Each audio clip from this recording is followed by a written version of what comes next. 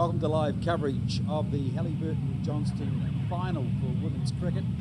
It is the Otago Sparks up against the Wellington Blaze, and the Otago team have won the toss and they have decided to bat first here in Queenstown on a chilly old day, but it's a lot warmer than what it was yesterday for the men's Ford Trophy final, which ended up being won by the Auckland Sparks. I'm Paul Ellison. With me is former Australian international Joe Broadbent. And Joe, got an exciting match today, and the Wellington team, the Blaze, looking to go where no team has gone before and win both this trophy and the Super Smash, and they get underway with a wide, and no team has gone unbeaten throughout the entire season previously, and a chance for the Wellington team to make history.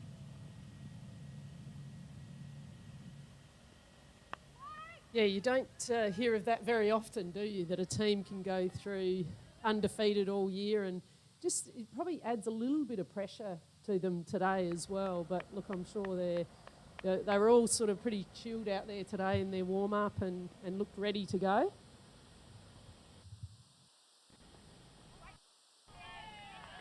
And the Wellington team opening up as Florence Marshall in the first over, with Kate Ibrahim, the captain of the Otago team, facing up, and she'll be absolutely critical to Otago's chances, and a nice cut shot away through point to get her innings underway. Yeah, just a little bit of width there, and I think Kate Ibrahim's not going to miss out on that. And as we saw yesterday in the men's Ford Trophy match, the outfield was pretty quick, so that one just held up a little bit. So maybe she's just sort of getting her placement right first before the power hitting comes into play. It's Jetley bowling the first over. Yeah, you see that quite often in the women's game where a spinner will come on. Sometimes you'll open with swing bowlers or pace bowlers, but quite often you do see the spinner open the bowling for a lot of teams in the HBJ. And Otago will be wanting to get away to a good start. Bella James, Ibrahim's partner at the other end. No wind here this morning. No wind where we are anyway. Well, there's none out on the ground either. We're just sitting basically at long off and the end of the first over. 3 without loss. Good start for Otago to get this championship final underway.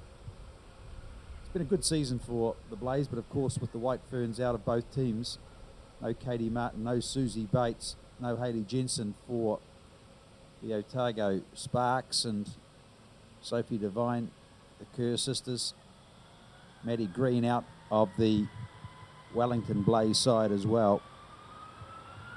It just gives an opportunity for some younger players to step up, doesn't it? Like for the majority of their season, they've got those White Ferns players around them, and they can be learning things off of them, and now they get the chance to play in a final, albeit without them, but it creates opportunity for these young players.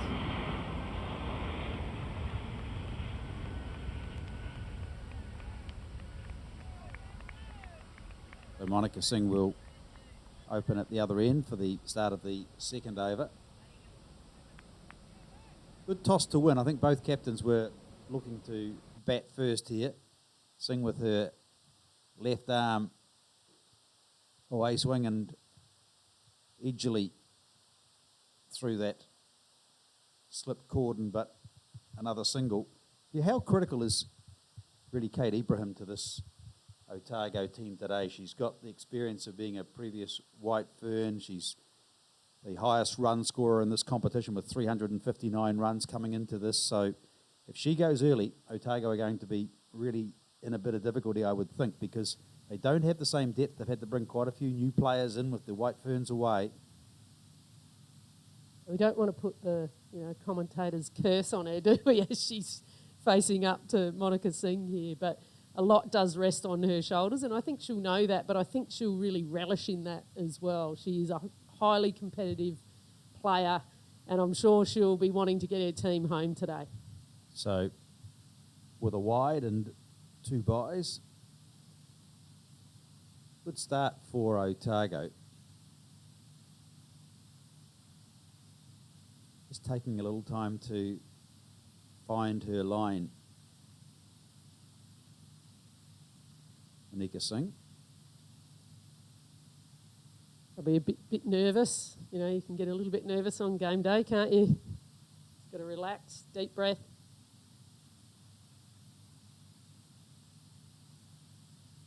Just trying to find that mark around the leg stump to basically cramp up Kate Ibrahim a little bit.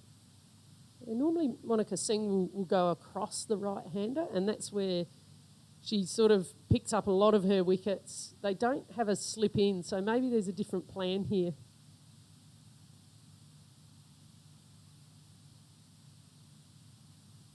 Very niggly length that she bowls, and when it goes across you, you feel like you have to play because it's in front of you, and then it sort of goes away from your body. So it brings Jess McFadgen into the game, behind the stumps there. We had a chance to look at the pitch earlier today. It's the same strip that was used yesterday for the Ford Trophy final for the men. It looks in good shape out there. It hasn't really roughed up too much at all.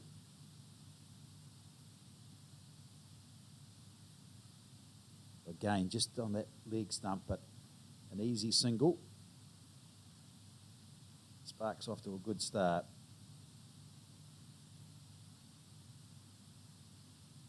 Yeah, she's bowling with a 5-4 field, so I'm assuming that the line's just not quite right for Monica Singh at the moment. I think she'll be looking for off-stump, fourth stump line with the field that she's got set today.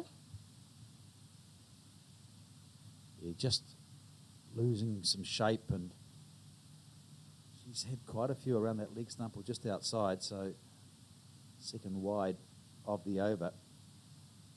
And of course with the power play, this is where teams, if they can get themselves set early, can really start to launch and increase the scoring rate. Just taking this one behind point, but no run. Well, that's the line and length she's after, and I suppose, you know, in any game of cricket, what you want to be able to do is create pressure, and the way you do that is by bowling dots, and a lot of times that's bowling your best ball, and her best ball is right in that spot there. She's got a fielder, it looks like backward point, third, and cover point, and those will be in operation here with the line that she's bowling, or wants to bowl. Here again, just on that leg stump. End of the over, and 2 overs gone. 9 without loss for the Otago Sparks, who have won the toss and batting first. Kate Ibrahim called tails. We asked her why she called tails. She said, "Oh, that's because that's the way the coin was going to roll. So why wouldn't you?" What did you have? Did you ever have a favourite, Joe, as a heads or tails if you were asked to call? I always used to say tails never fails, and then it did one day, and I thought, well, that's not true. So, look, it's just all luck, isn't it? However, I did practice how to toss and land it on the same side that was on my thumb. So I'm not sure whether you call that cheating, but I call it tactical play.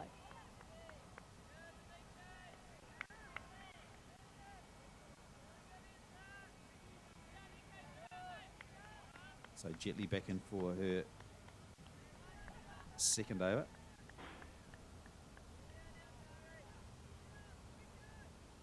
Yeah, she's been a great bowler for Wellington this season, but generally comes on in that middle order and or in the middle of the game, and generally has Amelie Kerr up the other end. And you know, what a partnership to have someone like Amelie Kerr up the other end and Jetley coming from the other end. It's teams found it very hard to score off both of them at times, and that's how they squeezed and created pressure and got their wickets through the middle. Unique action, and Bella Jane's just not able to hit her away at the moment. Jetley just 20 years of age, very bright future. Interestingly, Joe, the team that you coached, the Northern District side, could well have been in this final, apart from what they know as the Duckworth-Lewis system these days. Too soon.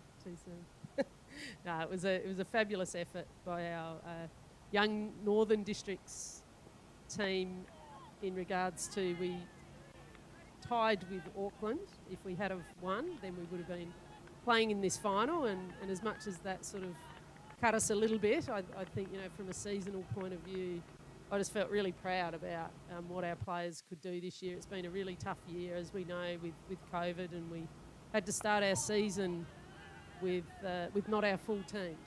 So to do what we did in the back half of the season, I was a pretty proud coach, to be honest. Put over from Jetley, finishing with just the one run of it. Yeah, interesting in that match, Auckland Hearts scored 167 for 4 off 34 overs, so it was a rain-shortened match. And then Northern Districts, 212 for 8, and you call that a tie. Talk me through that.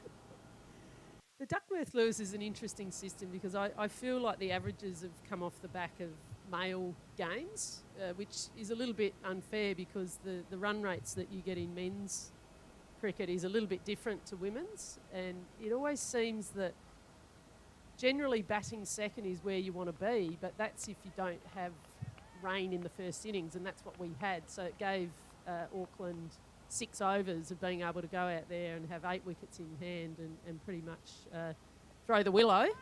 Nika Singh. And then obviously we had to then go in and bat, but what happens in the calculations is, and what's really important, is the wickets lost. So we didn't take enough wickets to potentially bring that total down, so 50 or 60 runs was added to their total. So we had to get 7 runs and over.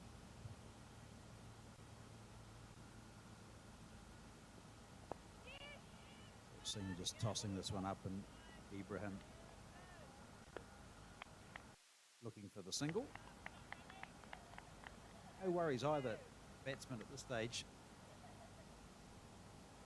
I know it's far too early to start talking about competitive totals, but I know Otago were desperately keen to bat first. They wanted to put the runs on the board. These two teams met in the Super Smash final, and the Wellington team, this one here, is just cut behind point, a little bit of a misfield, and they'll sneak their way through for a single. Yeah, this Wellington team looking to go where no team has gone before, and a chance for them to go through both the T20 competition and the domestic one day here at the Hallyburton Johnstone final in the season, unbeaten since it was introduced 2020 and 2017. So that'd be a pretty impressive achievement if they can pull that off today, because they haven't won the title, Wellington, of the Hallyburton Shield since way back in 2003, and they tied with Canterbury. They haven't won outright since back in 1989-90. So that's over 30 years ago since this Wellington team has won the Hallyburton Johnstone Shield outright. Long time between drinks.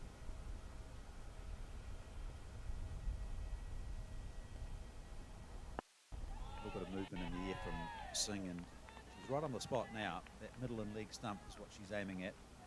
Yeah, she's sort of been on leg stump, then she's thrown a couple a little bit wide, and that's where the runs went through the point region, but it's there where she needs to be able to sort of build the pressure, and that's normally what she's able to do.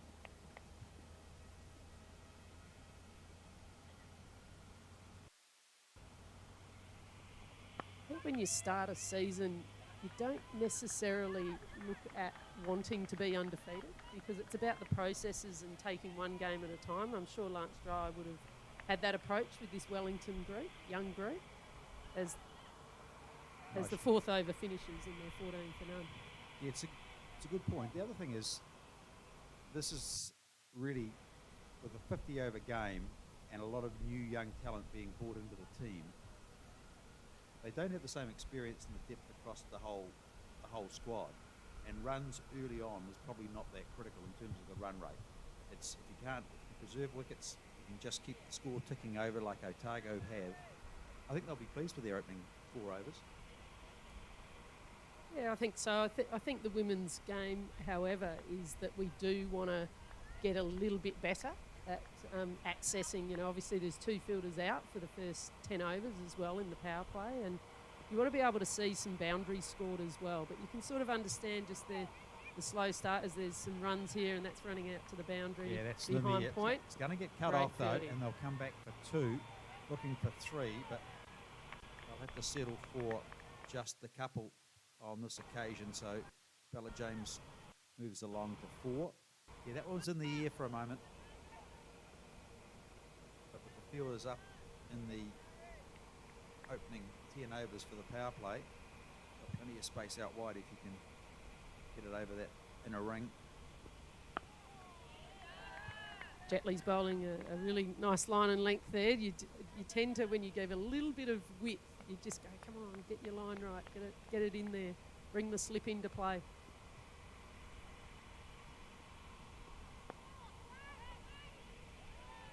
No run there, the ball just fielded out at short square leg. And even though she's an off-spinning bowler, she's got the 5 on the offside, and that's probably why she will go a little bit wide sometimes, as well as... Big appeal, and out! The wicket's gone. First wicket falls, Bella James is out. Big appeal from Zara Jetley, and Wellington strike. 16 for 1. Wow. Just as we were saying that the Otago Sparks were settling in nicely, we knew that Jetley was a dangerous bowler, the 20-year-old, born in Lower Hutt, and she strikes here.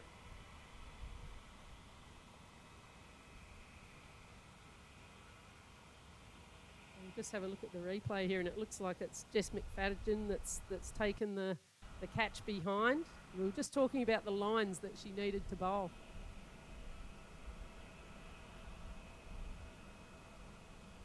So Bella James is gone.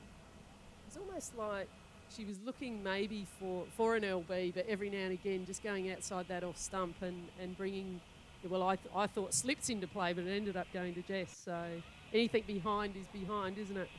Yep. Caitlin Blakely coming to the wicket. She's an experienced player, has been in the Otago Spark side for a few seasons now. Didn't play in the last match. And we'll just see that replay again here. Just coming forward, and a few technical difficulties here. We'll have another go at it. So Jetley continues.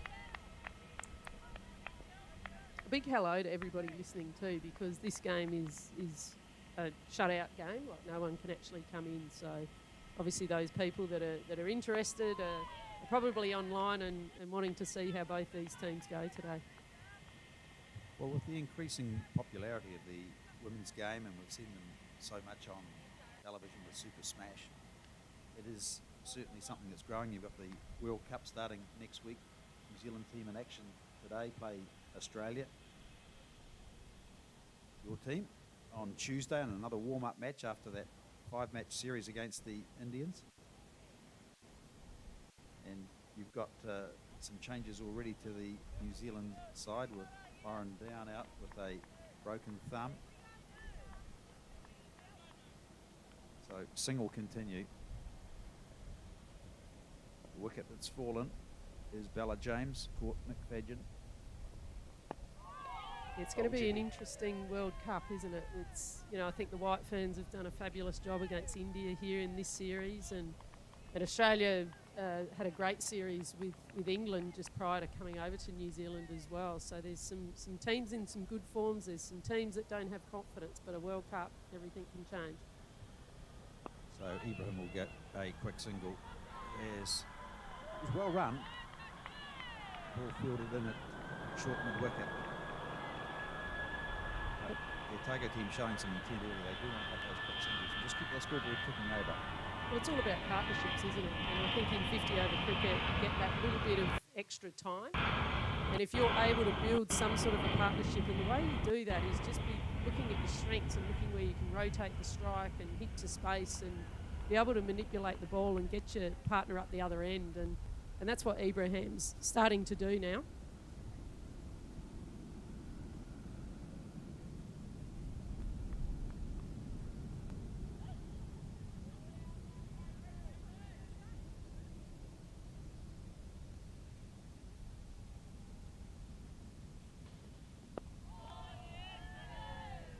That's a better line there from Monica Singh. She's on the money there.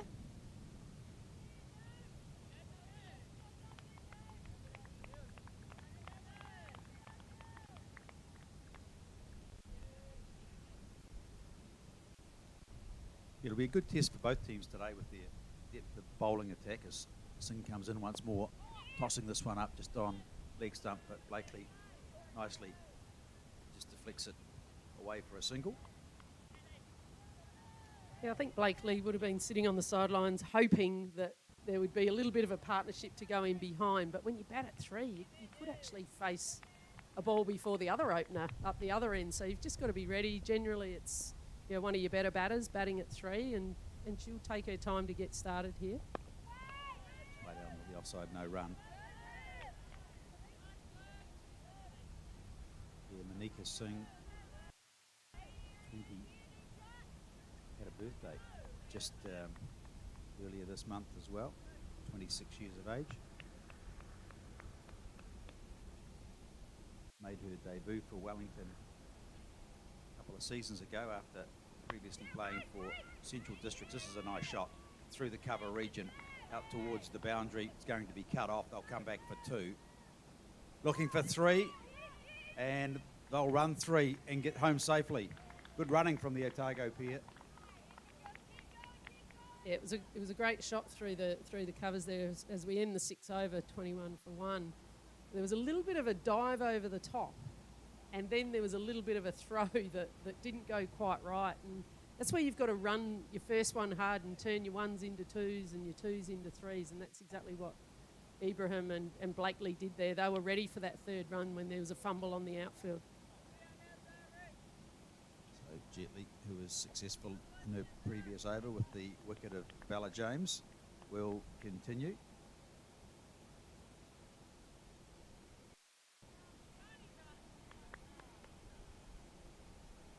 Into her 4th over now. There's a bit of a shy at the stumps just to make sure that the batter doesn't leave her ground. Kate Ibrahim. I've seen plenty of them in the time, Paul.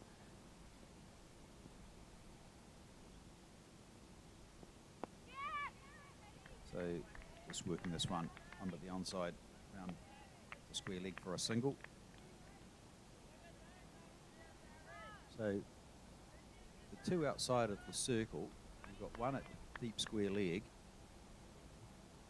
and the rest of the field all up inside the circle. So quite an attacking field. Lovely little dab down from Blakely for 2 behind point out towards the boundary, looking for 3, but they're not going to get it. And good throw coming in from the outfield.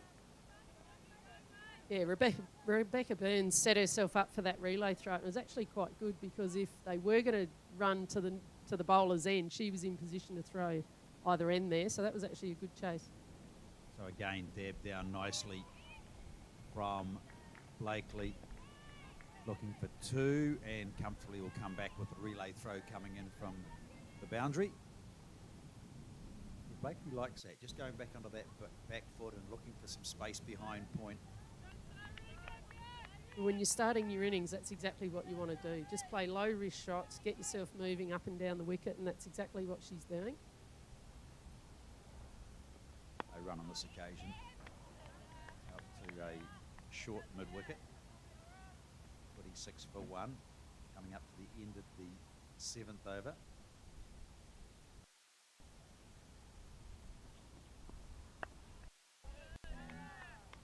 Blakely nice and safe to finish the 7th over.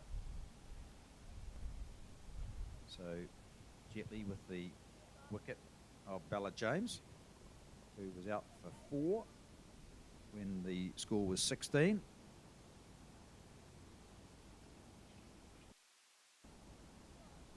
And Jetley now 1 for 11 off 4 overs.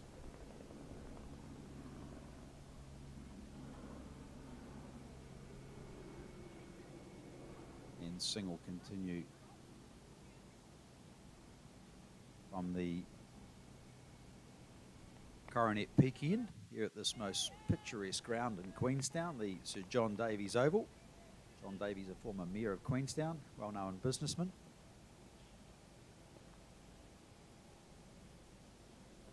Tossing this one up, Ibrahim driving to mid-off, no run. Yeah, and currently they've got behind square out and like a cover point. We've got 60-metre boundaries today, but you can see that those ones that are outside the inner circle, that's 23 metres, they're well and truly off that 60-metre boundary by about 10, 20 metres. Just dabbing this down, a little bit of hesitation, shy at the stumps, but the batters are home. Good quick run single by the Otago pair. Yep, they were off the minute that the ball hit the bat there, and it was good backing up. That person that we spoke about out at the covers there, or cover point area, was quick to come into the inner circle. They didn't have too far to travel, but there was no overthrow there. It was a good call. It was an early call. Big appeal. Unmoved umpire.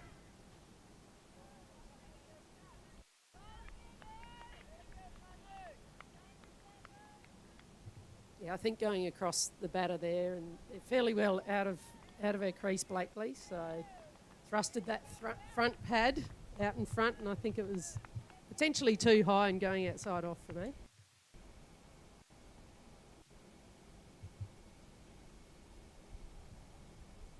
Nicely driven, but just down to mid-on. No run. Yeah, the field all up, so it's an attacking field set by the Wellington Blaze team. Just that one fielder outside of the inner ring, which is midway to the boundary on the leg side at square leg.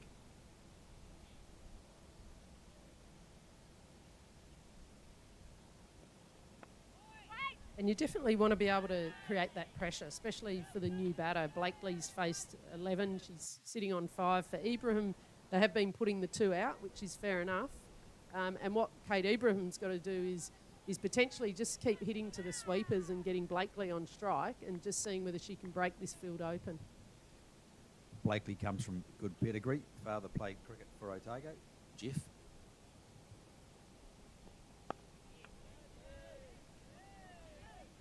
The Otago Sparks are missing Susie Bates and Katie Martin as the 8th over finishes, and it's 27 for 1. So there's a lot of pressure on these two to be able to.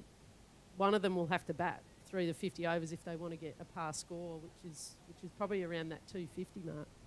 Yeah, Polly Ingalls will probably come in next, and she's a capable batter as well. But Blakely, who hails from the Mania Toto, went to school in Dunedin and been a regular member of this Otago team. I know she's rated very highly by the coach Craig Cumming.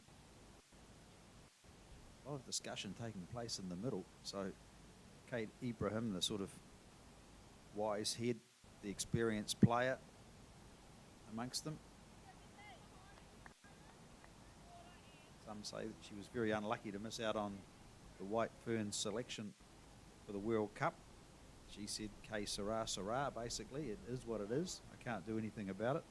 Have to rely on the selectors. She's got a chance to really make her mark here today in this championship final.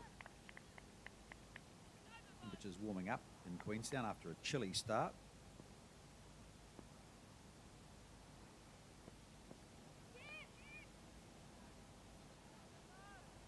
And a change in the bowling attack for the Wellington Blaze as well, with Maloney into the attack. Beth Maloney.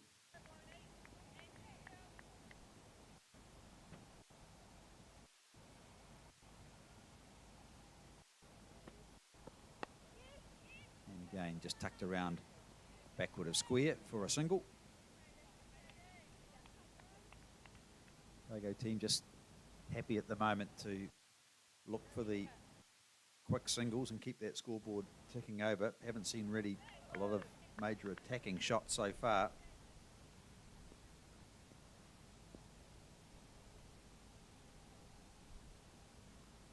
Ibrahim facing down the leg side, that'll be a wide. They're just struggling a little bit with the line here, aren't they, Wellington Blaze? Not much wind around, as we said before, but yesterday it was blowing an absolute gale. She would have had wind coming from behind her to be able to get the ball down there. But yeah, just struggling a little bit with the line here.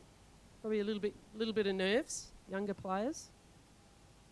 This one's pitched up and driven by Ibrahim, but just down to mid-off, no run. Yeah, nice bit of away shape, and when the ball is actually swinging, that's the length that you want to be able to get, and she's put that right up to make Kate Ibrahim actually play it. The slip's still in place, which I agree with at the moment. If the ball is moving around, you want your slips in play. Maloney well tossed up and just out onto the onside, fielded in by a short cover. And no run. Fielder out there was Olivia Hoyven. Maloney, the 21-year-old, born in Wellington, in once more. And a quick single, just dabbed down, and quick running from Ibrahim. These two got good calling, good communication at the moment going.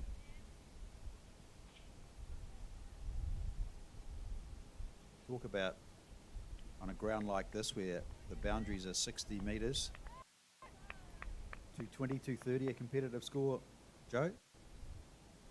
Yeah, I think they, 250 is the capabilities if you had your normal batting lineup of Susie Bates and Katie Martin and Hayley Jensen in it. But I think, anything over that 230 will be competitive. So Maloney over finishes. And the Otago team 31 for 1.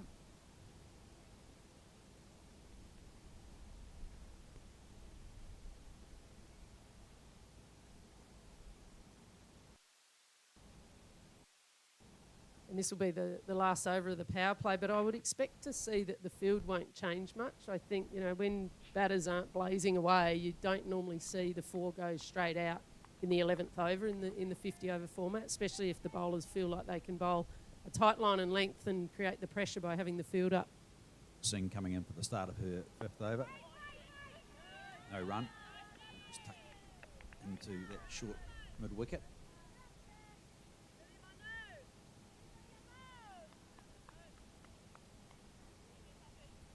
Not too many opportunities created early on for the Wellington Blaze.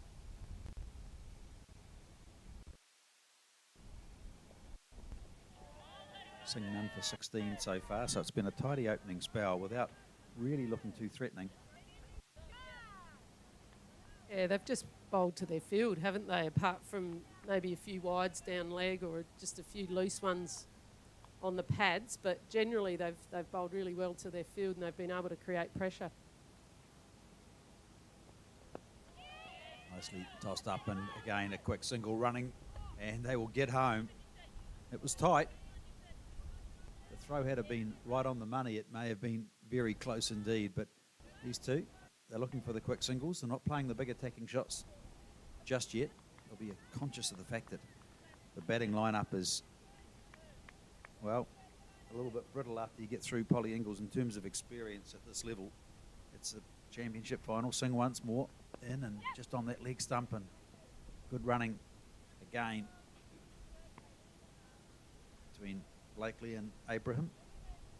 Yeah, it's a good little battle, isn't it? Wellington have the field up to create the pressure, and Ibrahim and Blakely are thinking, well, we're going to drop and run, even if it's just a little bit to the right or a little bit to the left of the fielders, and it's good running between wickets. Cutting away on the offside just for a single. Sweeper out there at cover point. Yeah, well, that's what they're doing. I mean, if you get the 1 run off 5 balls and an over, there's your 5 and over, there's your 250, and that's what they'll be sort of looking for, trying to get through that first 15, 20 overs without losing another wicket, and possibly around that 60 run mark would be very much a pass score.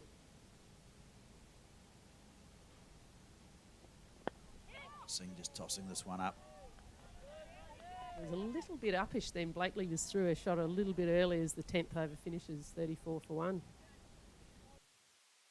Singh having bowled 4 wides so far, but finish as well. And none for 19, her figures. And that's the end of the power play as well. But I don't think you'll just necessarily see the field spread here. I actually think they They may start to do that with Ibrahim, but definitely not Blakely. But still a fairly attacking field, and at the moment they've only got the two out. Yeah, you've got one sort of backward of point, or almost a sort of a wide third man position, and that's where Blakely's got quite a few of her runs through that backward point position where she just dabs it down. Maloney back in for her second over. It's driven down to mid-off, no run.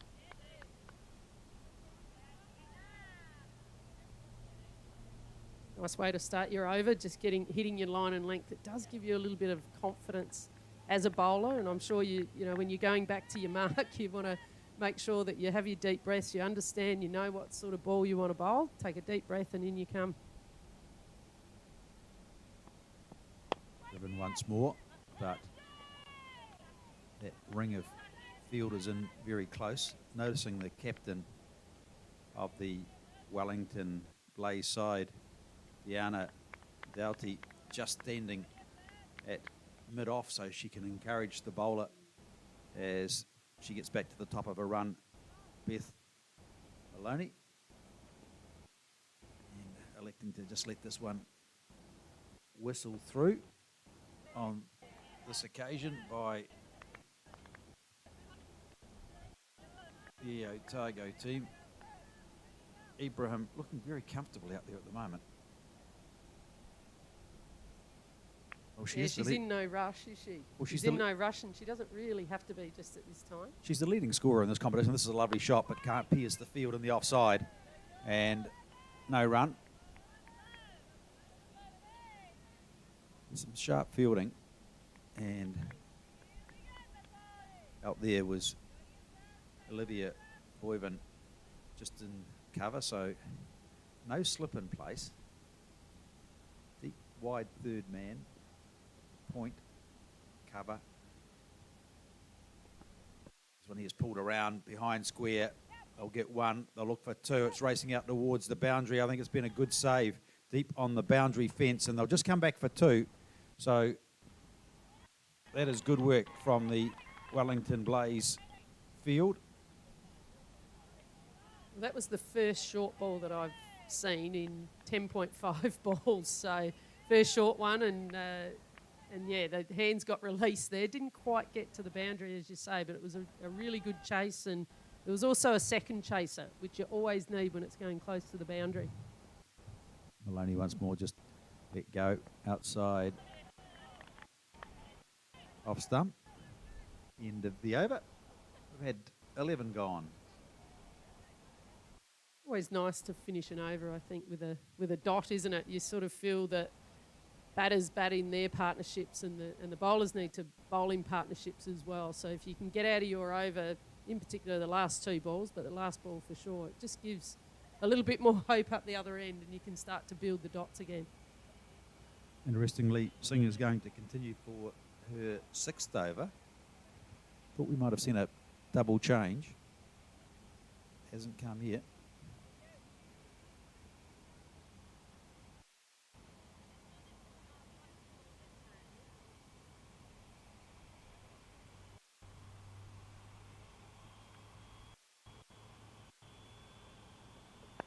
So just nicely pitched up, and Blakely content at the moment just to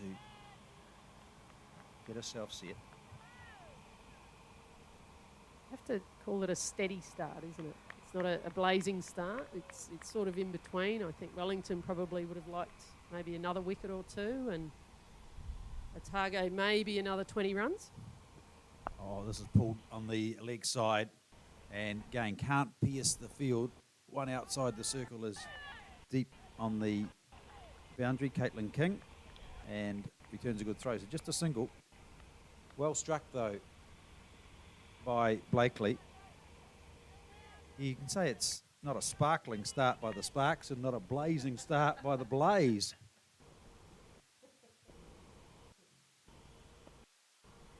Nicely turned around a fine leg. They'll go for one, looking for two, but they will get sent back as Maloney does the fielding with the long chase.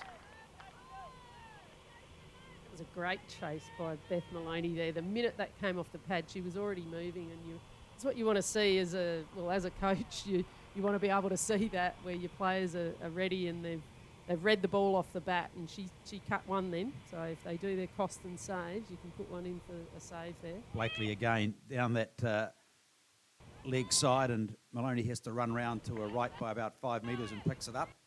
Sprawling save and gets the ball back to the keeper quickly for the single for the Otago Sparks.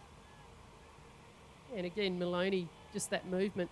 Probably potentially could have stayed on her feet if I was being really picky. You want to be on your feet so you can release the ball quickly.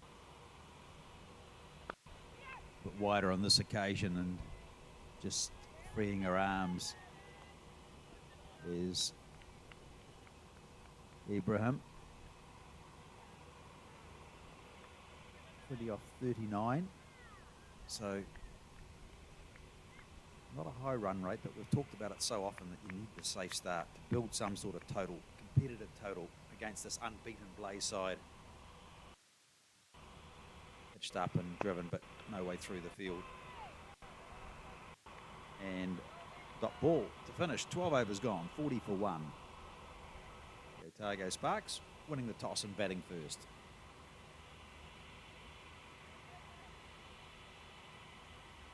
This Hallyburton trophy first played for way back in 1935-36. Not many people would probably know that women's cricket was even in existence back then, but that's when it was first played, and it was generated because of interest from an English tour of New Zealand back in 1934-35, and Hallyburton Johnstone, who was a politician for the National Party from Auckland, gave the trophy to Auckland, and any other team was allowed to challenge. So it was a challenged shield in the early days.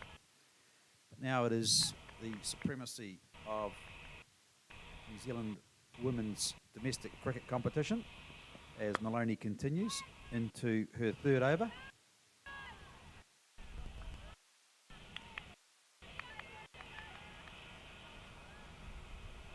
It was well struck by Ibrahim there, and she's trying to work. There's a gap either side of that, but she's just picking the fielder out at the moment. So this creates a little bit of pressure for the bowler. If you start to get 2 or 3 dots against Ibrahim.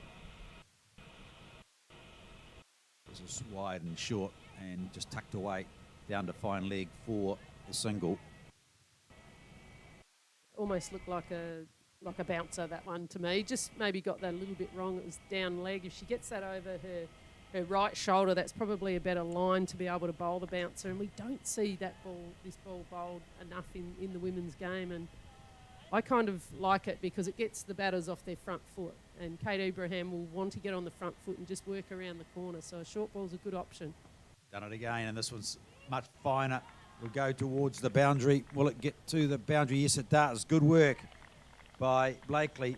Another, almost a tennis ball bounce out there at the moment, and Blakely just giving that the sweep down the leg side, getting in behind it. She almost moved her feet before the ball was bowled, and it was a lovely shot. She just helped it along its way, really, didn't she? There was enough pace on it for her to just get some bat on that. That's the first boundary we've seen so far in this match, and we are into the 13th over. Another single, and Blakely growing in confidence. Good partnership these two have put on after that early loss of Bella James when the score was 16. So a 30-run partnership.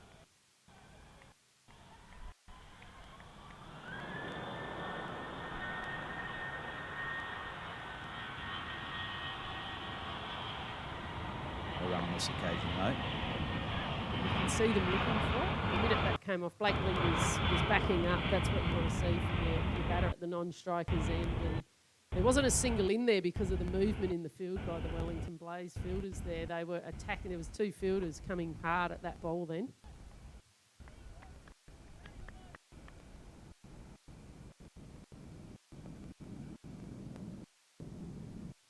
Trying to dab it down, not making contact on this occasion. It's the end of the 13th over and it's 46 for 1.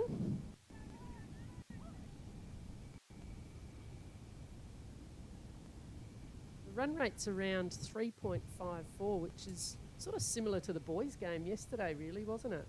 Except there was probably more wickets tumbling in the first sort of 20 overs of that game.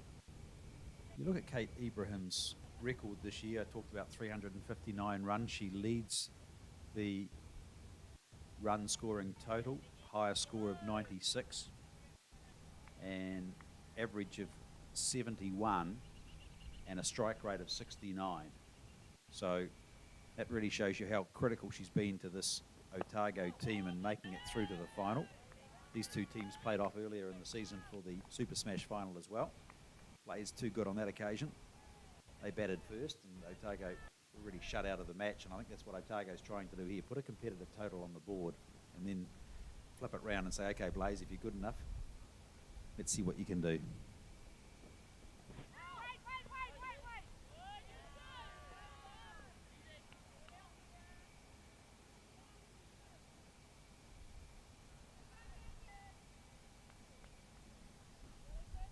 Yeah, I think most teams have used that tactic against Wellington. It hasn't always worked, but if you can get runs on the board and just creates another pressure for them to be able to win a game against them. But no team's been successful.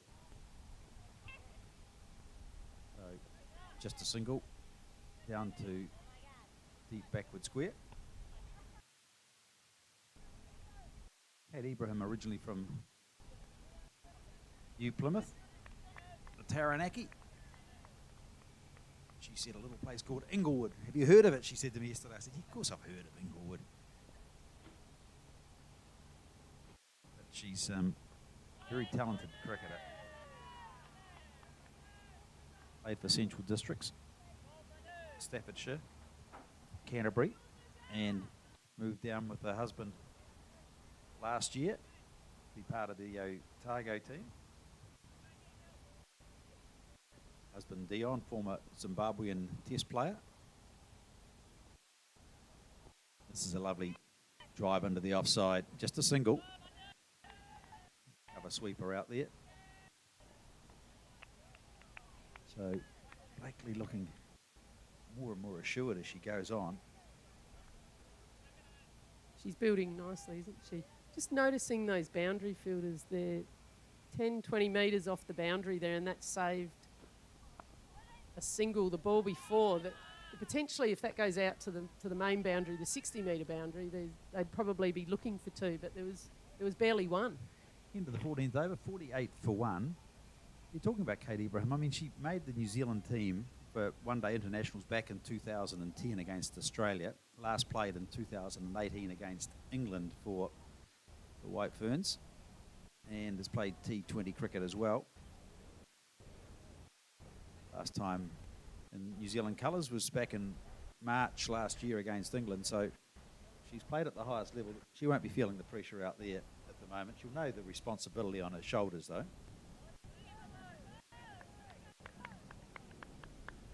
She's a class player. She's one that you want sitting back in the pavilion, not out in the middle if you're playing against her. Wide for Maloney.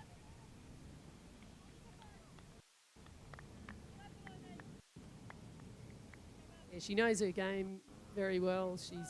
She's good off that hip. She tends to want the ball coming into her body. I think it's a ball going away that she struggles with. Nice shot on this occasion, but good stop at point as well, taking the pace off the ball. So just a single, and out at point, doing some really good fielding was Zara Jetley, diving away to her right.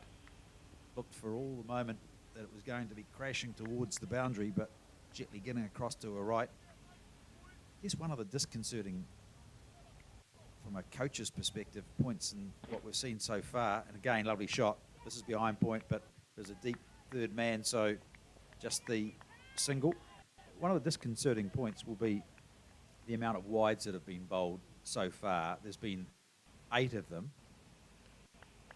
There's 8 extras, 1 leg by, and so you start to look at that and you say, that's something you need to tidy up. You just don't really want to see that from a coach's point of view, Joe, at this level into a final when you're having to field first. Good single, good work, good run. Questions asked, but no, home safely. And that was good running. And Blakely called quickly, and the communication between these two has been impressive. Yeah, they're really putting the fielders under pressure here. I think from a bowling and wides, there's a couple of things to look at. One is a bowler's action and their alignment, and the other one is whether they're swinging the ball and how far they're swinging it. And just clamping down on this occasion, Blakely, and she'll get another quick single. So the runs coming, they're not flowing quickly, but they're just ticking over nicely, mostly in singles at the moment. We've only seen the one boundary so far, and we're into the 15th over. I guess that's something that the Blaze will be pleased about. I think both teams will be reasonably satisfied with their starts. I know that sort of almost sounds like you're fence sitting, but you know, the fact that you've got only lost one wicket for an Otago team that have lost a fair degree of experience, just letting that one go outside off stump Ibrahim. I think Otago would be looking for around that 60-70 mark at drinks, which is generally around the 17th over. That's usually a pretty good target. I think the Wellington Blaze would be looking for, you know, maybe another couple of wickets if they had them two for. I think they would feel like the pendulum's swayed their way a bit. So another quick single just tucked into the onside, fielded at mid-wicket.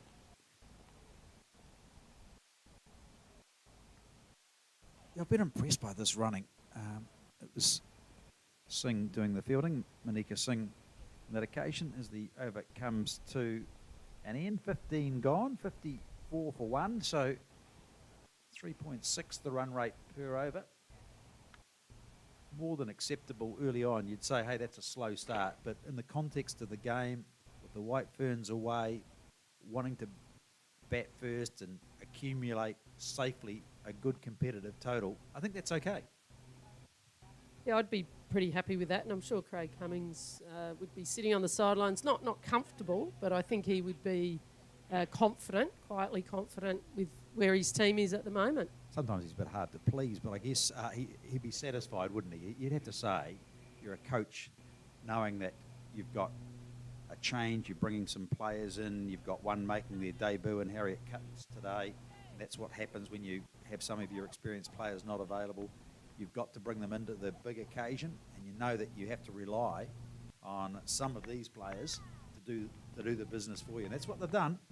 The early loss of the wicket to Bella James, who was caught behind by McFadden, bowled Jetley for 4. As we see a change in the bowling attack with Natasha Kodaya in to the attack.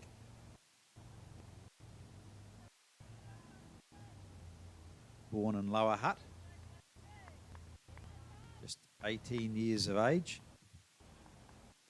New Zealand under-19 representative, so it's a chance to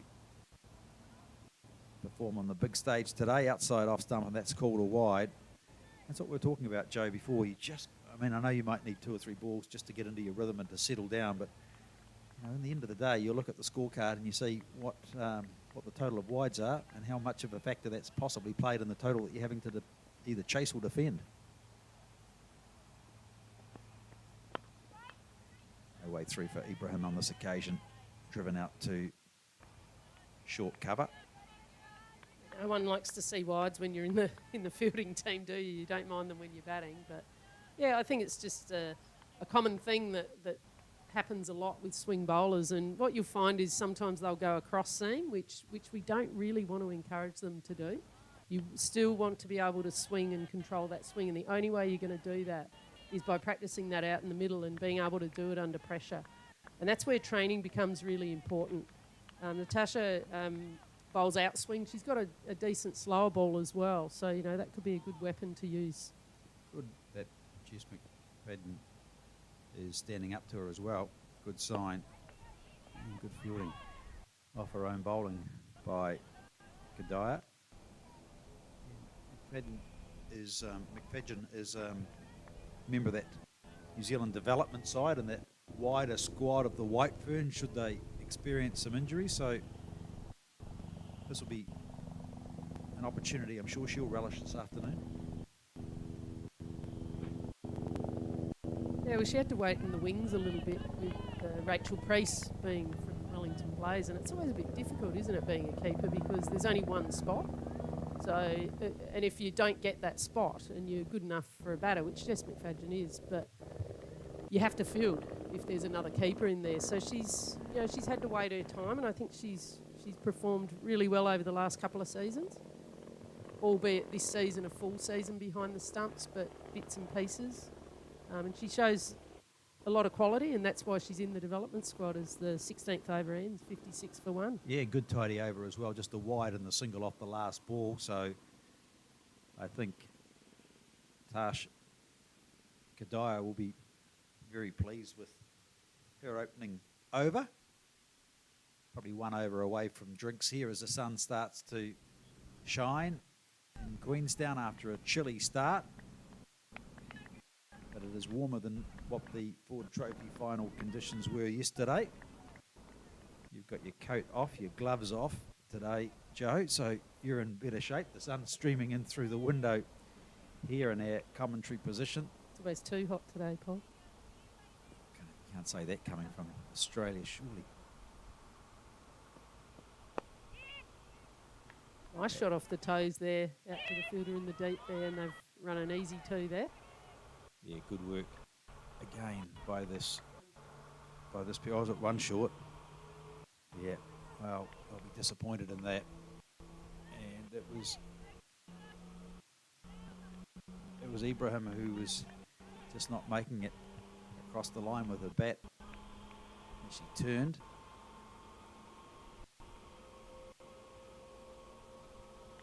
So Maloney once more, and for her second ball of the 5th over, and again Ibrahim just takes a single. She won't be 1 short on this occasion. It's one of those things, isn't it, running between wickets. You can steal runs, but you can lose runs by not leading off at the non-strikers end, by not turning and getting in hard and getting out quick and not getting the bat over the line. So it's quite a technique that a lot of teams don't practice, but it's so important. Blakely just going in the air through that slip cordon, but will be fielded down at 3rd man, just a single. A lot of the runs have come through that area of the ground. Have you read the script somehow, Joe Broadbent? Because you said 60 to 70 runs at drinks. Well, 59 for 1, and we're expecting drinks and maybe 3 more balls. You're just about bang on the money here. A nice shot through the offside and just evading point, but sort of cut off by the sweeper out there. Great little dive from Jet Li. I think there's a bit of a competition going on between her and Nancy Patel for the best fielder in point in the HBJ competition. Like Nancy Patel is also a great fielder in that position, but they've stopped a truckload of runs throughout the seasons for both teams. So not able to catch up with it on this occasion, Caitlin Blakely. Oh, not really carrying there to Jess McFadden. She almost took that round near her feet. It was a low carry, wasn't it? Jet Li, you've talked about. Good bowling figures for her in the opening spell. 4 overs, 1 for 11. As Maloney comes in again. Pulled on the leg side and, oh, lovely stop. Just in short, fine leg. And keeps the scoring down to a single. Now, that was... Rebecca Burns, yeah, what a save. I was going to say, she dived away to her right and cut that one off. Got the full face of the bat on it too. Yeah, they're the ones that you get a little bit annoyed with that you don't put away, because you don't always get them often, but when you get them, especially on the leg side, and I always talk about that with our girls too, with balls that are wide. Do you let the wide, they ask me all the time, do you let the wide go so it's a re-bowl, or do you put that ball away? And to me, you put that ball away. If you can hit it and there's no one down at fine leg and you can get a 4, I would prefer to see that than a ball get re-bowled.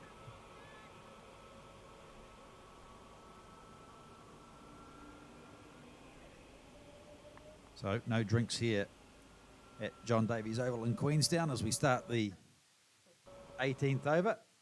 And Tash Kadaya back into the attack. Just 2 runs off her opening over. So Jetley 4 overs, 1 for 11. Singh 7 overs, none for 25. Maloney 5 overs, none for 22. They're ahead of time with their overs. That's why we sort of haven't had drinks quite yet. Normally drinks are about an hour and 5, so they're still 6 minutes away. So there's still a couple of overs away. Yeah, and the other thing is you started with the spinner as well, so the overs didn't take as long at the start of the innings. There's been some great fielding. This good drive, but cut off at short cover. Once more, you know, a lot of energy in that field of the Blaze, and that's been something they've been renowned for all season.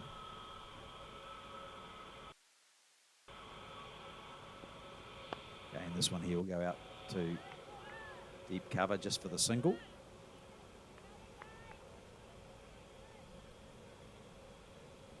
Yeah, they're a fantastic fielding side, and what really sort of sticks out with me, we didn't actually play them in the HBJ this year, just with COVID and the way the draw sort of fell, but in the Super Smash, their throws back to Jess McFadden. Blakely gets a good drive through. This will pierce the field, won't have enough on it to go to the boundary. It'll be cut off. The relay throw will come in, but they'll come back for 2. So, good shot from Ibrahim. So, getting close to that 50-run partnership now. 48 so far between these two.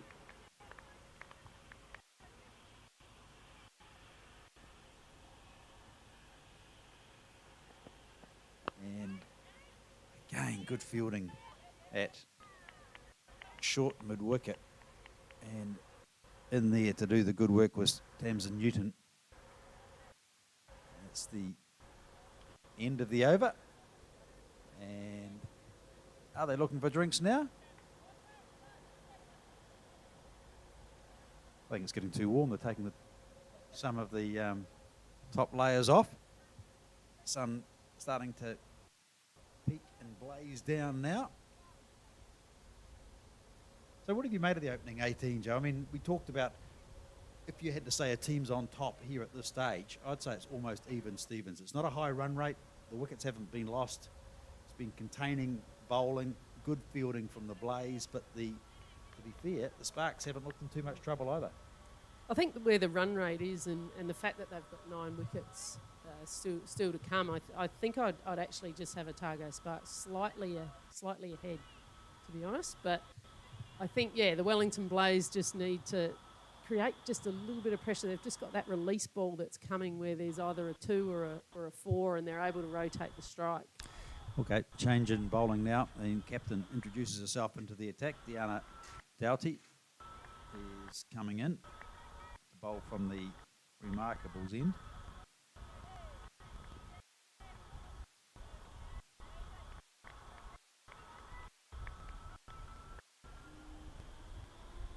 And facing up will be Blakely. The offside, just out to a short point. Yeah, and just every now and again, I think Otago have missed out that last ball of Kadaya's over.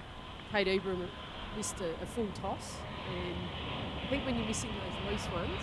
There's a full toss pulled away on the onside, just behind square, just a single. That's where the only fielder outside of the circle is positioned. About 10 metres in from the 60-metre boundary rope. Yeah, it's a little bit frustrating as a batter when you're not able to put a full toss away. And it is a practice thing. You've got to practice it. You've got to have balls that are full for you to be able to put away and know where you're going to put them.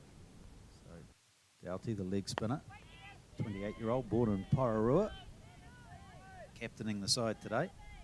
First made her debut way back in 2011-12.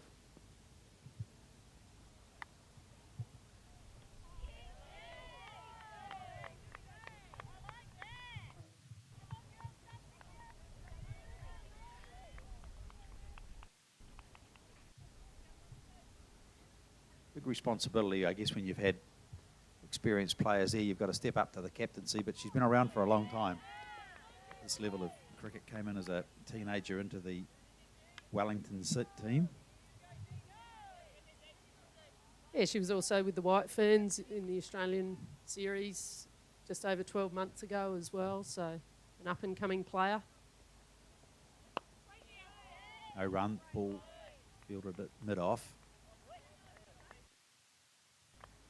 And that's the end of the over. Good over as well, just one run off it. We've had now 19 gone.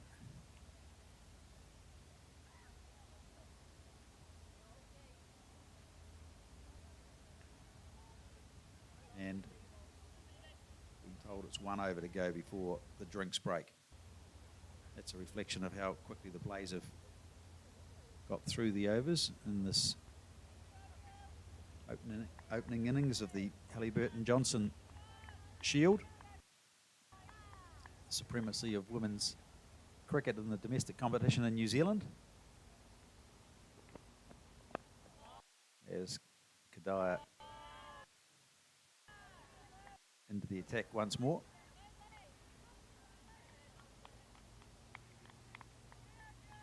Yeah, she's bowled really well, hasn't she? Only going for the 5 runs, and she's entering into her third over. They're looking for a single, not going to get it on that occasion. Is running in very quickly from short, fine leg. Down there was Beth Maloney. And Kadaya just keeping it simple here, isn't she? Just bowling full length straight.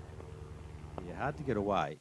And I think that's been the feature of the Blazers' bowling performance to date, is that they have been relatively tight. We talked about the wides, but apart from that, we haven't seen the boundaries come.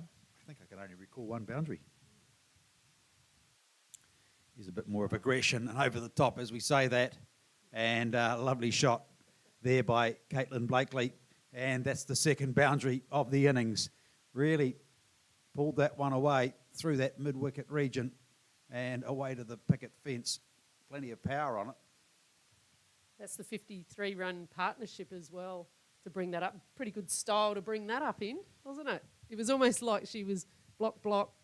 If there's going to be one that I'm able to swing, I think she comes from a hockey background, and that was a fair shot. If you come from the Maniatoto in central Otago and you haven't had a hockey stick in your hand, there's something wrong. There's been some fantastic women's players that have emerged from that part of the countryside.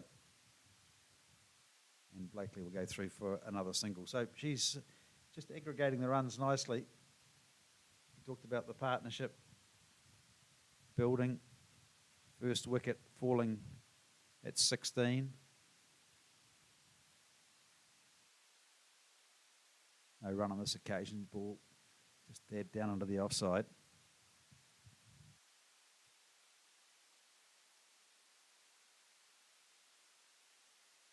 So that is drinks after the Otago team have won the toss and have elected to bat, just losing the one wicket in the opening session until drinks. It is 65 for 1.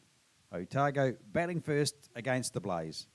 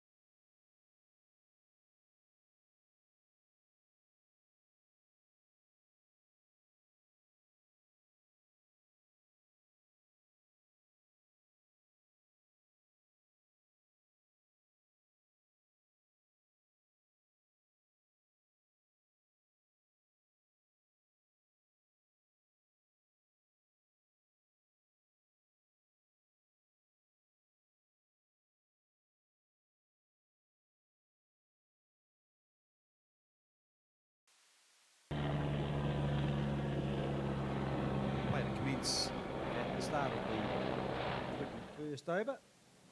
Otago team winning the toss and batting first, and Queenstown in the women's Hallyburton Johnstone Shield final against the Wellington Blaze, unbeaten so far in this season.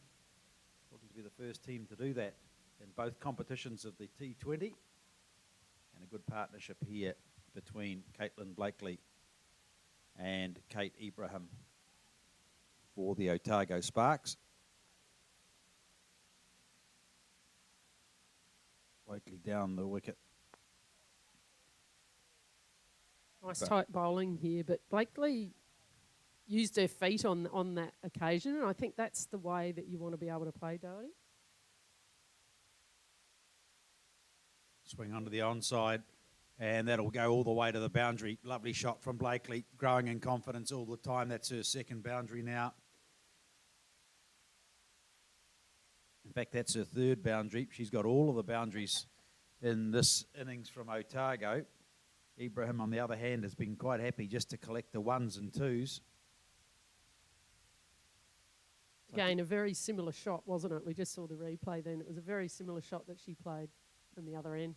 And again, driven down the ground nicely. This might run all the way to the boundary as well. It does. Good work from Blakely.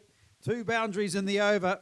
We saw 1 boundary in the opening 18 overs, and in the last 2 overs we've seen 3. So the scoring is certainly, rate has grown in the last couple of overs and starting to nudge over that 3.7 runs an over now. Just staying in a crease on this occasion. No run as she dabs it down on the offside to gully. End of the over.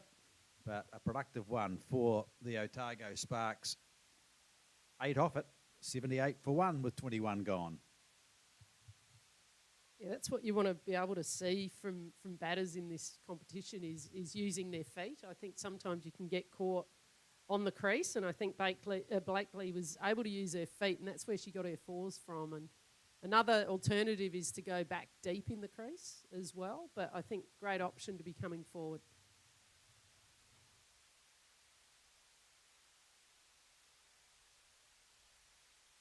She's only scored 113 runs in the competition with a high score of 63. She'd love to repeat that one today. An average of 28, scoring rate of 79 in this year's competition.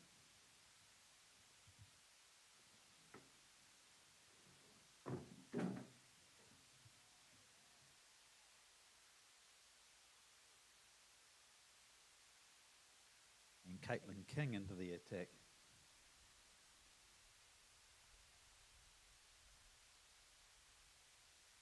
Ibrahim getting this one away with an edge down to third man, just a single.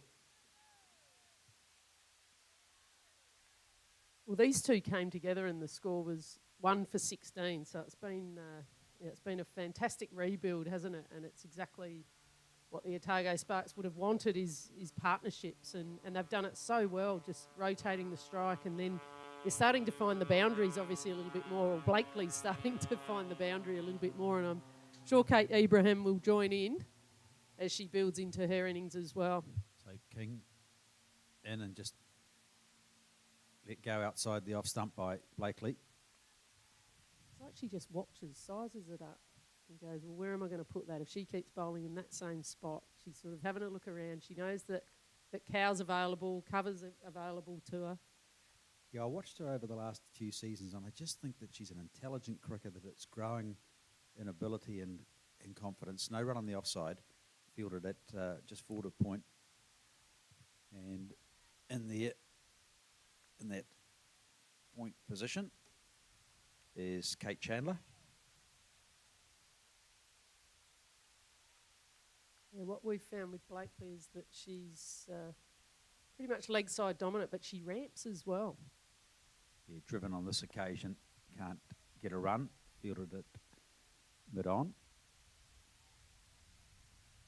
She's definitely a player that you just don't want to give any width whatsoever. You just don't want her able to free her hands up. It's almost like that full and straight ball's going to be the one that's could undo her. Talked before about Doughty just fielding it mid-on or mid-off so she can encourage her bowlers. Kings once more into, Again, fielded there by Doughty.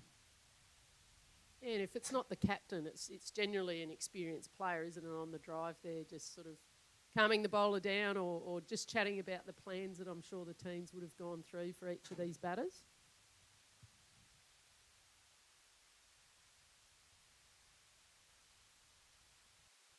In the air, but not going to carry on the bounce to Gully.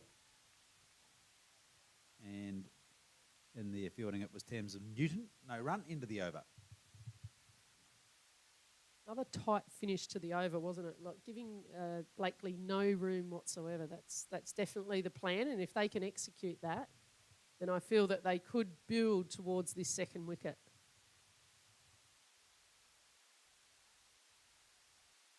Yeah, so Caitlin King finishing that over. Originally from Hastings, of all places, in the Hawke's Bay.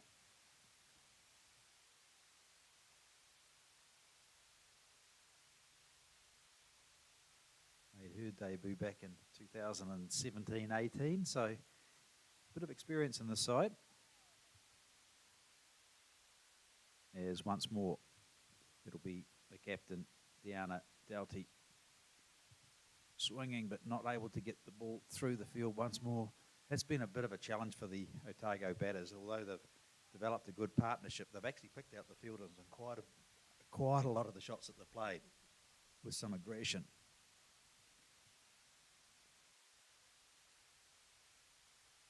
Ibrahim, no run on this occasion, as just ball squirting out to short mid-wicket. Well, I know Craig Cummings is a big one on sweep shots, and I know a lot of his players sweep and rant, but we haven't seen a lot of that today, have we? And we have seen there's been two spinners on.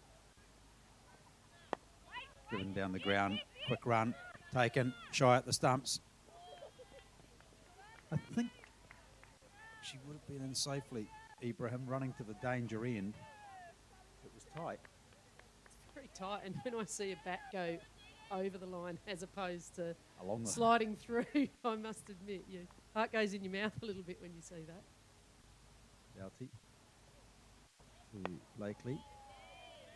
No run, fielded it that sort of short mid-on. I feel like we could see another one go over the boundary here. Well, it's a big swing in the air, and well predicted. And a broad bent. It is through the boundary rope for 4, and you just got a sense that Blakely doesn't want to sort of be contained for too long a period. Takes a couple of balls, and then the third one goes. And that's exactly what you want to be able to do. Yeah, I just had that feeling she was just sort of sizing her up, and the drives are both up, and that cow area is open, which is her area. This is driven through the offside, but again, good stop at point. Ibrahim down the wicket, but having to turn and go back, and good fielding there by Zara Jetley once more into the over. And we've had 5 off that, 84 for 1. 23 overs gone. You talked about what they wanted to do at that 17 over mark, which was to get to 60 to 70. So what do they need to do at the 25 over mark? Is it getting around that 100?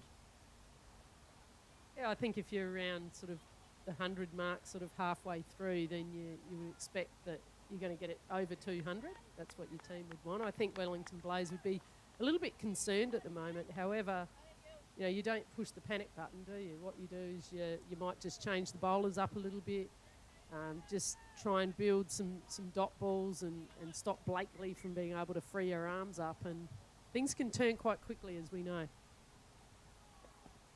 Lovely drive from Ibrahim into the offside. Stopped at that cover sweeper. Just a single. Yeah, I guess the Blaze will be comfortable in the knowledge that the run rate hasn't got away on them. And while it doesn't, they're fine. And they know that if they can pick up a couple of the experienced batters for the Otago team, that they are back on top.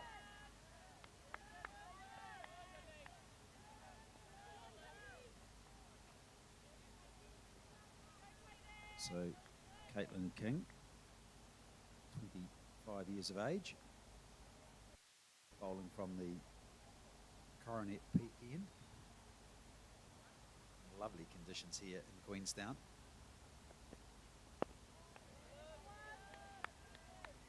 I think Kate Ibrahim's strike rate's around that 48 mark, and I'm sure that she won't be bothered with that.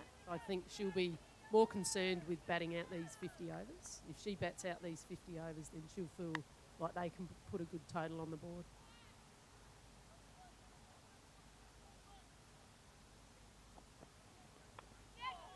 Edge through that vacant slip position and fielded on the boundary down there by Manika Singh. So just a single.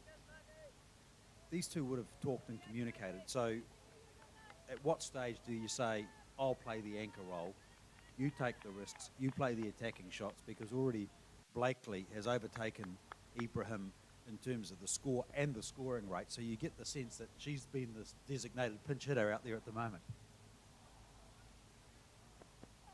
And I think, you know what, I think that was from ball one. Kate Abraham would have been thinking, I'm going to be the one. Every team needs that person where you want to bat around, and I think she's the perfect one in this team and the makeup of this team with Susie Bates and Jensen and Martin out. I think Kate Abraham has got that on her shoulders, and she needs to do that. She needs to do that role, and I think, you know, Blakely's done extremely well in this partnership, and as she nudges another one just to the onside. So what I'm liking here from her is that she's either picking up the single or picking up the boundary, and that's the end of the 24th over. They're 88 for 1. Yeah, it's a good partnership that has been building. Now worth 72 runs.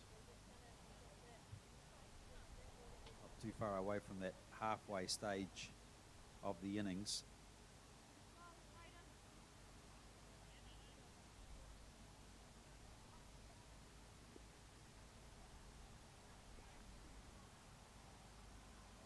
And Doughty will remain in the attack. Bowled 3 overs, none for 14. Successful. Sarah Jett 1 for 11. James was the victim. Good drive down the ground. Just going to be a single though, as the ball is fielded by Tamsin Newton, coming across from long on, and the single taken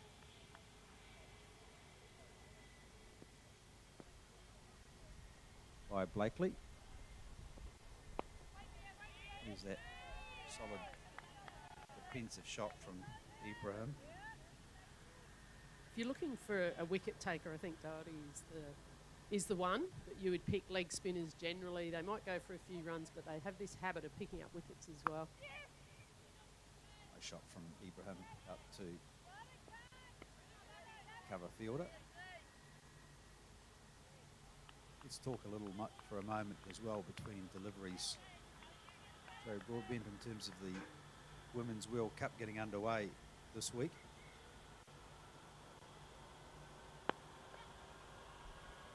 We've seen Australia in action against England, New Zealand in action against India.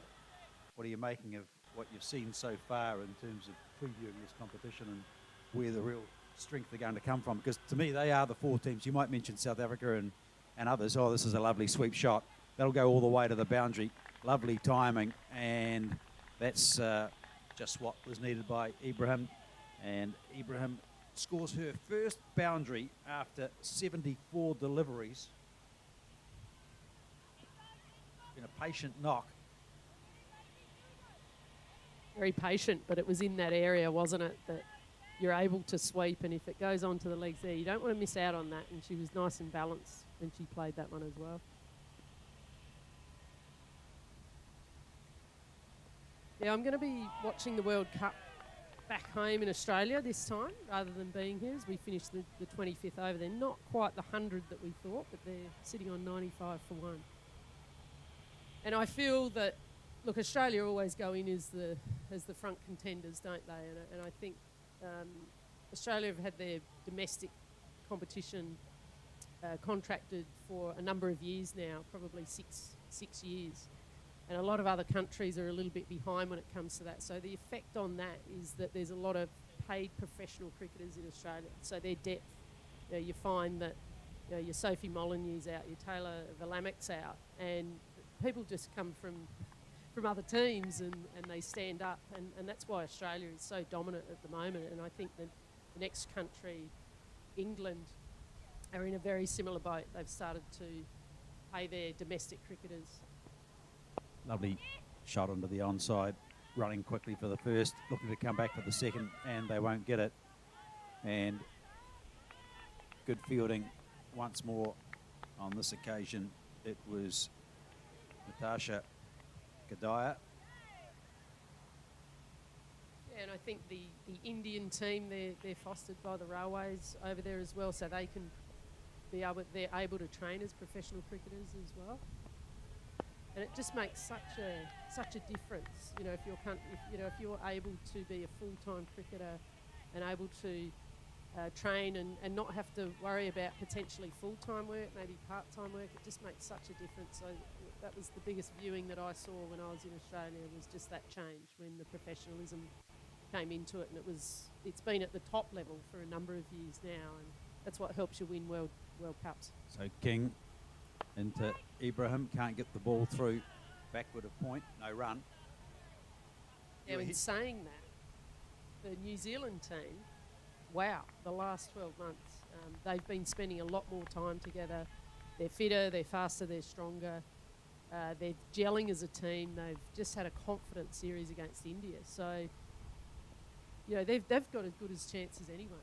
Come back to that in a moment after this delivery.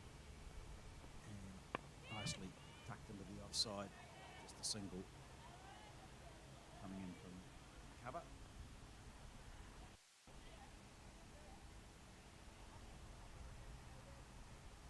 Restricting the scoring just to the one. You look at New Zealand, how much does history play? Last time the World Cup was in New Zealand, 2000. What do you remember of that, Joe? I remember sitting along the sidelines with a hamstring injury and not able to play in that. Drive into the offside. No timing on this occasion from Blakely. No run. So, personally not good, and also from a team point of view, New Zealand played an exceptional game and it went right down to the wire, and unfortunately we were on the wrong end of it, but New Zealand won their first and only World Cup, so a lot of pressure on them being a home final, and they came through in 2000. Tucks this one into the leg side. It's a forward square leg, so just a single. We were talking to Debbie Hocker and we were part of that victorious New Zealand side. In fact, I think that's when many of them pulled up stumps, and that was their last game of international cricket. When did you finish? Yeah, I pretty much finished then too. Hamstring. Yeah. It's a loaded question, to be fair. I had to think about it. It was 22 years ago. Yeah, unfortunately there was another tour to England, but I felt like bowing out earlier was the way to go, so that Australia could prepare for the next World Cup, because potentially that's what each of the countries are doing. You do want to have a look at it, and you do want to look at the depth that you've got. You want experience in there, but you also want younger players coming through and having them ready for World Cups as well. In terms of the wickets, because I heard Kyle Mills say yesterday he played in the very first ODI here in Queenstown in 2003 against India, which the New Zealand team won. The Indians were so much in an uproar because it was such a green wicket. They said, we're not coming back to New Zealand unless you prepare more batter-friendly wickets. In terms of the World Cup, how much hometown advantage is there for a New Zealand side, apart from the crowds and the hometown support, in terms of the conditions in which they play in? Or are these players now, like of England, Australia, India, they're playing all around the world, so it doesn't matter, they adapt anyhow? I don't think it matters as much now. I think what does matter is the quarantine and being in bubbles and away from family. Chandler into the attack now for her first spell at the bowling crease. And I think in Australia in particular, like we have so many different, as the 100 runs comes up for the Sparks, so it's a fair effort. That's a good milestone. Only one wicket down, because at times this year they have struggled to chase big totals. They'll be wanting to accumulate a big one today. And Blakely and Ibrahim into the 40s now.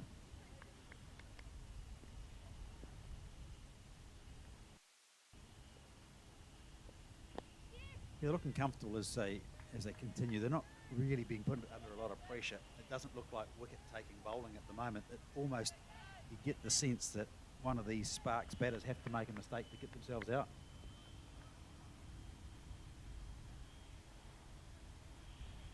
Just down on leg stump on that occasion. Well, we're just over the halfway mark, and I think they would have had a little bit of a chat here to say, well, look, we might have to get and start to accelerate this so that we can get that 250 that we're after. But they don't need to. It's not panic mode. Like as you just saw there was a ball there, just push for one, just off the legs, as the 27th over finishes, and they're 103. You almost play your back 20 overs, and we're not quite there just yet. We've got 3 more to go, almost like a T20.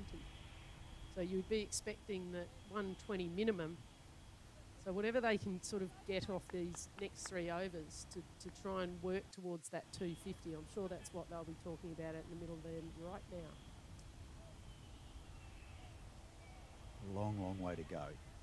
And I don't want to sound negative, but the batting depth isn't there that you'd normally have when you've got your White Ferns in the team and you've got people making their debut in their first season having to be brought in. I mean, that's just the nature of the competition, but this is an opportunity as well. This is what you've got to think about, saying, hey, here's a chance to really cement a future in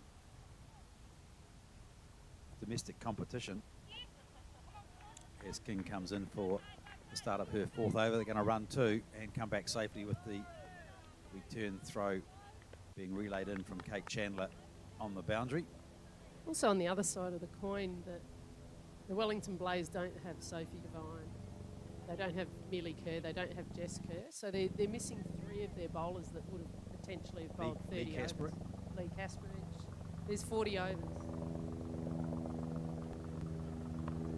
So I suppose the point there is some of these young bowlers haven't had the experience, so this is where Otago Sparks can actually capitalise on it, just with the lack of experience with this bowling attack. It's almost like an even Stevens for me. About momentum swings at the moment. I've got this pendulum right in the middle. As Blakely can't get this one through, just backward a point. On 49, really love another half century. And the wicket hasn't showed too many demons today either. This was the same pitch that the men played on yesterday. We had a look earlier and it's in good condition out there. Although you did see a little bit of a foot mark if you're a left-hander. He said, I wouldn't want to be facing at or batting at the Coronet Peak end. There's a little bit of a foot mark just in front of where Caitlin Blakey's standing. In fact, she's just about just to her left. I'd be well and truly batting out of my crease so that no bowler could enter into that area. But yeah, it's the first thing that you look at. But it's, the ground staff here have done a fabulous job, haven't they? They've had so much cricket here over the last couple of weeks, and we're so fortunate to have a lot of great people working in cricket. Blakely gets this one through. This will go all the way to the boundary, I think. It's racing out behind point. It goes for 4. Blakely gets this half century. Kate Ibrahim will come down and congratulate her. Wonderful knock from the Maniatoto girl, Caitlin Blakely. That's a good effort. Nice shot too behind point, running away for 4. Blakely 53. And she's done that in good time as well. Those 6 boundaries off 74 deliveries, run rate of 71.6, or the strike rate of 71.6. That's more than acceptable in these conditions. Well, it was a wide full toss, and when you get a wide full toss and you're sitting on 49, it's a little bit of a gift, isn't it? But you've still got to put it away, and she kept her eyes down on that ball and was able to hit it away as we finished the 28th over, 109 for 1. End of the over for King. She finishes her fourth, under 14 for her. So 7 bowlers used so far by the Blaze. You said before this match, Joe, that you were predicting they'll probably use 7 bowlers and then work out which ones have performed well and who will bowl the whole 10, if any of them do. But I imagine Zara Jetley definitely will, and I'd also imagine that Monika Singh will. She's already bowled 7. Jetley's only bowled 4, and into the attack, Kate Chandler for her second over. You do see this a lot in the women's game, and in probably most teams across HBJ where you're using 8 or 9 bowlers, and I think it just comes down to experience, it comes down to the situation of the game or the matchups that need to be looked at. I'll tell you what, it makes it very tough for captains. You know, I know we've had 3 captains through the season with Brooke Halliday coming and going. We've had Emma Richardson, obviously representing Ireland, and she's been coming and going as well, and Kate Anderson stepped in as well. So we've had the 3 captains, so it's very difficult for captains to be able to use so many bowlers, whereas I noticed yesterday in the Ford Trophy it was pretty much 5 bowlers per team, and that was their role for the day, and sometimes roles can get a bit clouded when you have a lot of bowlers. It's wide down the leg side. Chandler will be just disappointed with that. I think what you've got to do as a bowler is just make the most of the opportunities that you get. If you get 6 balls for the game, make it your best 6 balls. This one right on the spot. Chandler. Quite often, when you're bowling well, the captain's going to keep you on, aren't they? Partnership now 96, so if you're inside that Sparks camp, I think your pulse rate will be relatively low at the moment.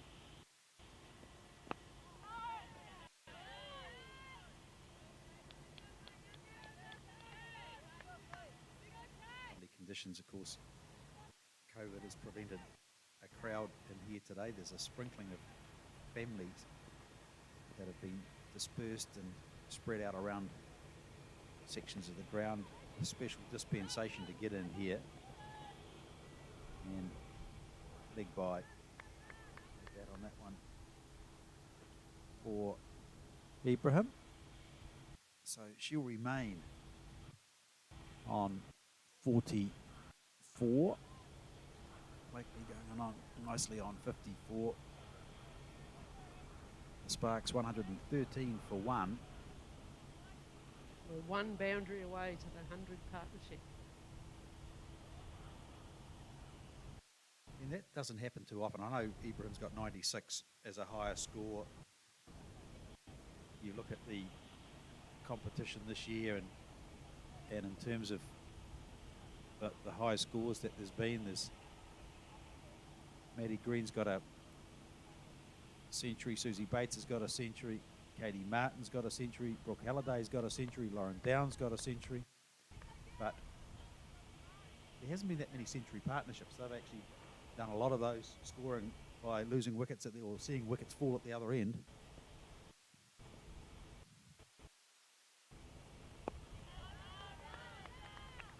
So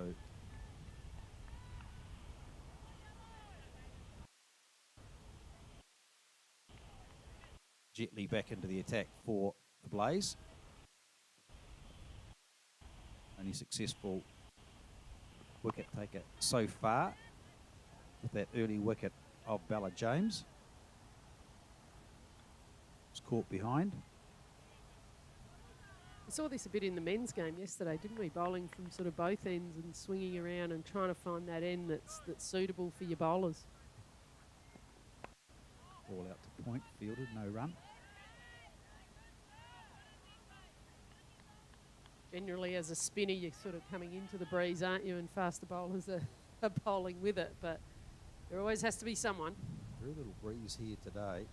or the sort of reverse sweep, the appeal. Umpire Corey Black unmoved. First bit of innovation that we've seen, though, haven't we, from Blakely? She has been hitting out to cow and straight, and it was the first time she's tried to pull that out. Just tucks this one under the inside for a quick single. She'll have to hurry, but she gets home safely. Well, they haven't had to take risks. That's been the critical aspect of this match. Maybe if they're looking for 250, they're going to have to do that. But at the moment, you'd say 200 plus will be achievable if they don't lose more wickets. But at what stage? At what stage, when you know that you've got 3 or 4 regular members of your team still to come, and 3 or 4 that are absolutely new to this environment in the mix, and at what stage do you say will increase the risks? That's what Kate Ibrahim and Caitlin Blakey will be talking about now. The 1 run off a 100-run partnership. Well, I don't think they have to do anything different than what they're actually doing, really. Just rotating the strike. There's lots of space out there. They're able to put the loose one away, which I think is really important, and that will just naturally accelerate their run rate for them.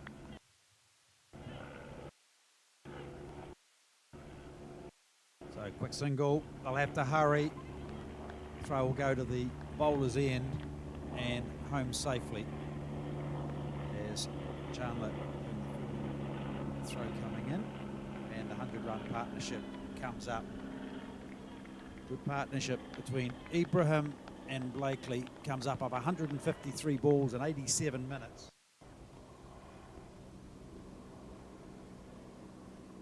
And another quick single taken. Good running between the wickets.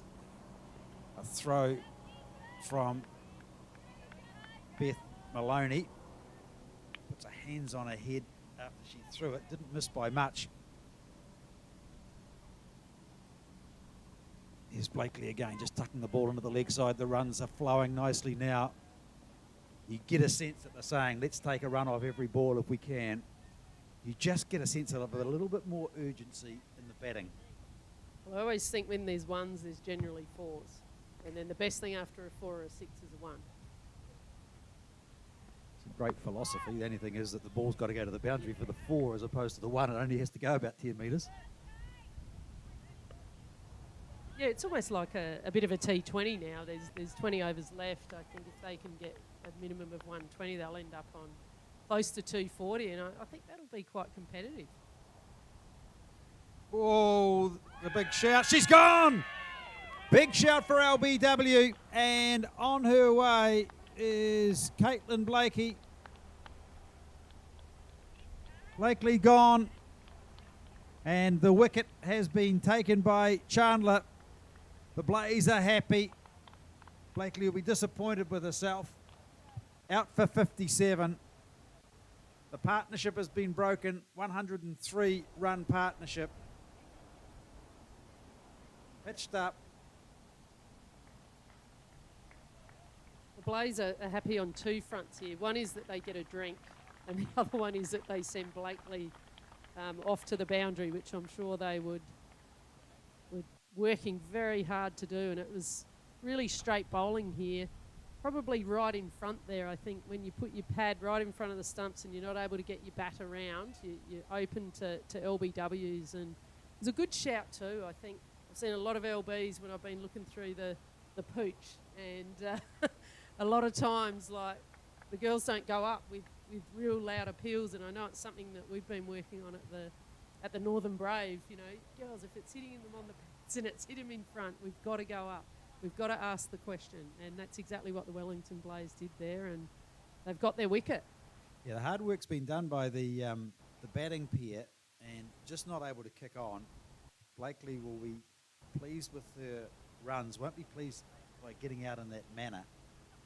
And Polly Ingles comes to the crease. Often she's been asked to open the batting. Highest score this year of 68.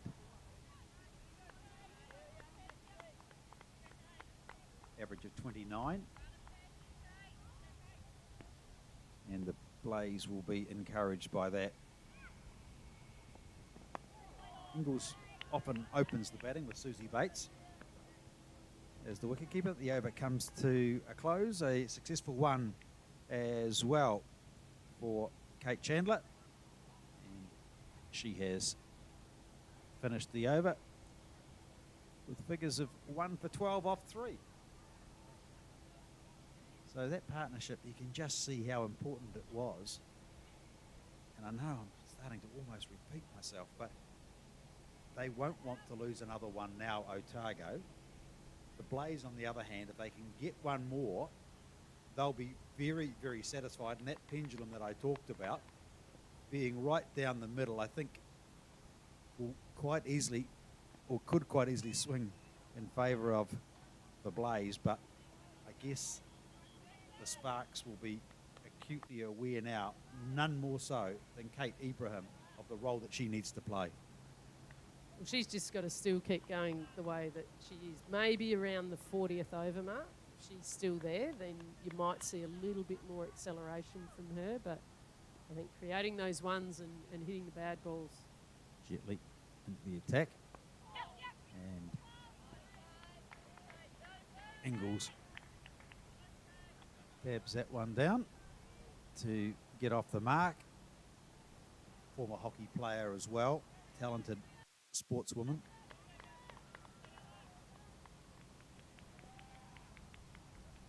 Loaded up. No run. Short mid wicket doing the fielding. When you're first building that partnership, it's a matter of trying to get your partner up the other end, and generally that's by hitting to the sweepers or hitting to the inner circle, just to the left or the right, and just, I think Kate Ibrahim here needs to try and get Holly Inglis on strike as much as she can. So a quick single. Ingles has a dive home safely. Throw wasn't quite as accurate as they would have liked from Olivia Boyven. And Ingles does the big dive but gets home safely. Gently into her 6th over. Loose on the leg side, but Ingles can't really put this one away. Just dabs it down behind square. And doing the fielding in there is Monika Singh. And Ingles would have just sat on the sideline for 30 overs, padded up, ready, just about to come in. Down the track, driving, can't get the ball through, fielded at mid-off, end of the over. Gently's over finishes, 1 for 16 off 6. This is an impressive bowling effort from the youngster, as you would expect though. She is highly talented, highly rated. She's probably the one that bowls the majority of the overs with the likes of Devine and the Kerrs and Kasperwich. So she's probably someone that they'll be expecting 10 overs out of today, and she's started off beautifully. What do? Do you keep her in the attack now and just try and get another wicket? You know then that let the other ones mop up the tail. I think that would be the strategy that I would go towards, the way she's bowling at the moment. Ibrahim just getting a single, fielded out at cover by Rebecca Burns.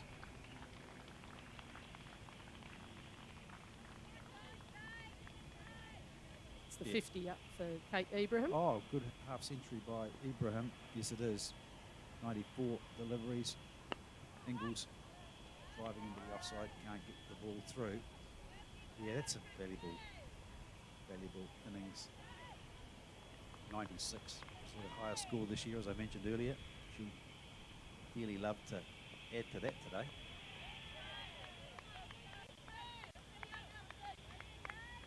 So what have you seen in the evolution of the women's game since you finished playing international cricket 20 years ago, Joe? Oh, a big appeal. Gone! Ingles gone. Chandler gets a second. And the Blaze are getting on top here at John Davies Oval. 123 for 3, 32 overs. And Ingles departs. LBW, bowled Chandler. And 2 wickets in the space of 2 overs has the Blaze on top. The Sparks rocked onto their heels, and how things can change so quickly. This is great work by Chandler. I was just thinking, you know, she's bowled some really well in partnership here, and Ingles just wasn't quite set, was she, just yet? And when you get those straight ones, you've either got to keep them out or try and work them square of the wicket, and unfortunately she wasn't able to get bat on that. And she's gone. So, umpire Dempsey in the action in the last couple of overs. 2 LBWs. Ingles gone for 1. Following the departure of Caitlin Blakely for 57. And Chandler doing well, has the impressive figures now of 2 for 13.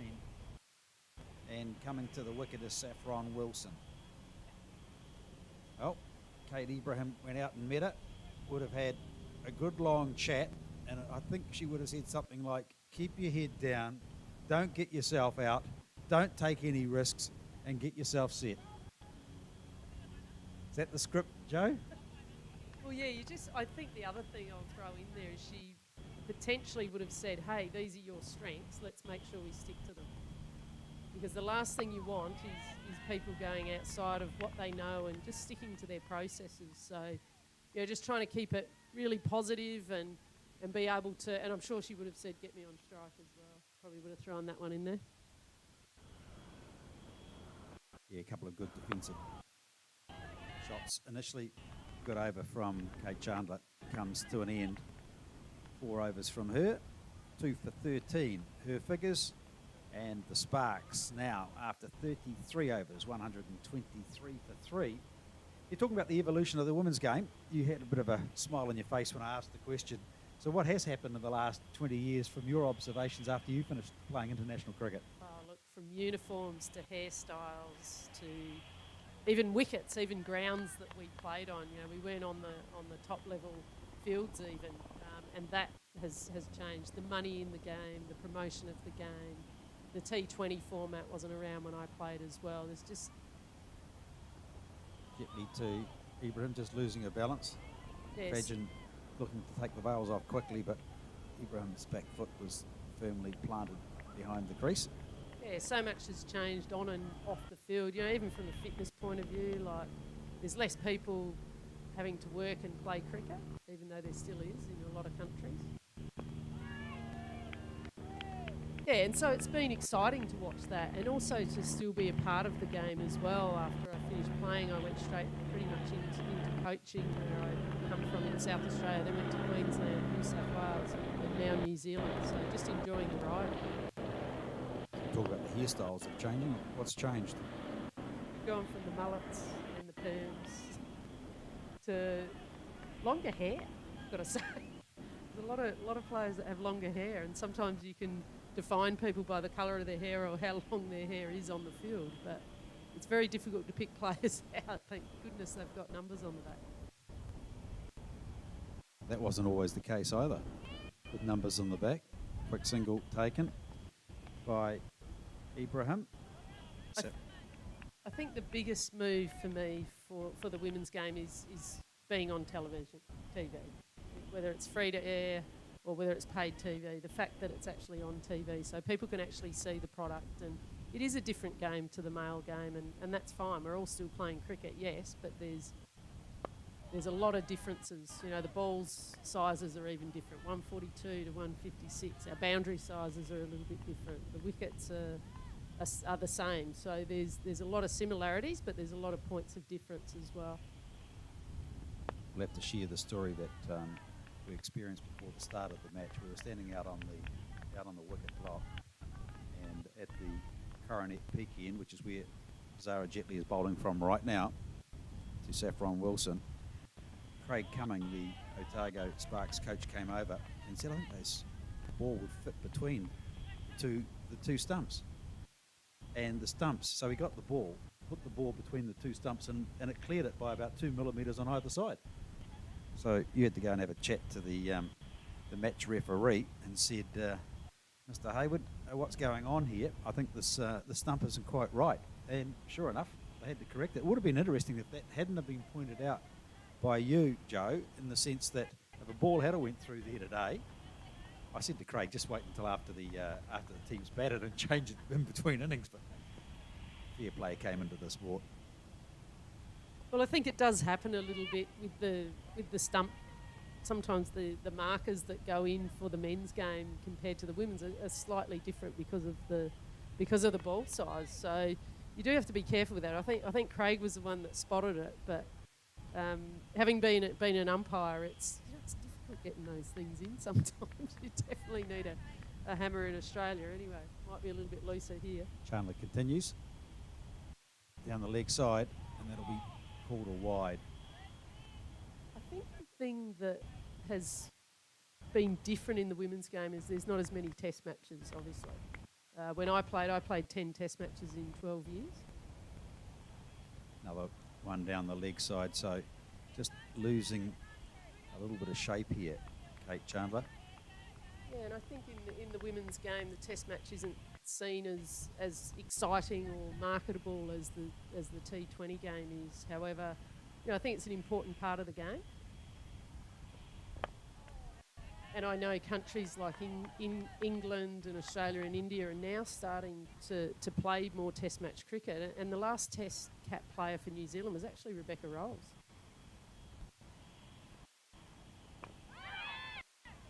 And that was back in 2003, was it? Around about then.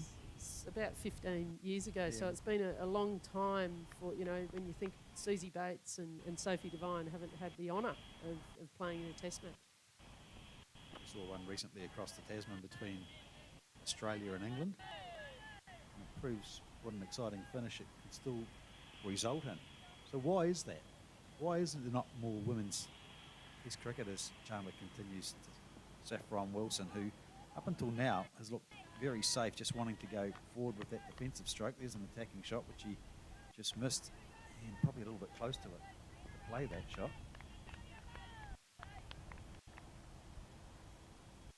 Yeah, I think there's a number of reasons why the test matches sort of seem to have gone off the radar a little bit. I think T20 cricket became this marketable product that you could put on TV, so you can kind of understand it. I think, well done on Australia and England, who played multi-formats, which I really love. Like, you don't see that in the men's game, and that multi-format is 3 T20s, 3 ODIs and a test match, and there's a point system that goes across those 3 formats, and that's how you need to be able to win the series. Now, Australia and England don't play longer forms of the game, so they play this one-off test match on the back of just games that they'll be playing internally at their camps when they come together.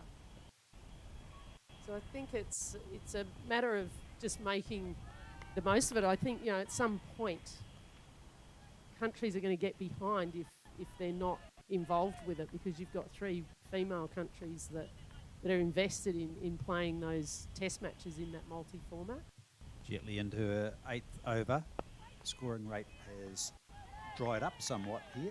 Only 15 runs off the last 6 overs. That's what the loss of a couple of quick wickets does to the scoring rate.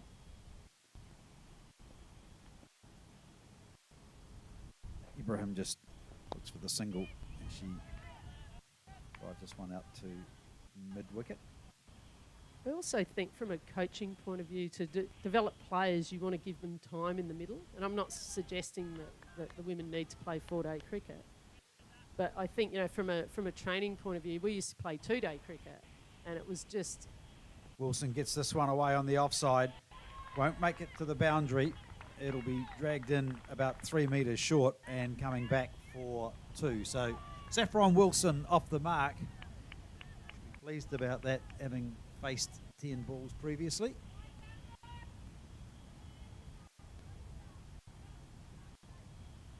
A little bit eerily. This time looks to just flick this one on the leg side. I'll race through for a quick single. And umpire back signals a wide. Yeah, from a coaching point of view, you want your players out there for lengths of time. That's where you learn how to play the game.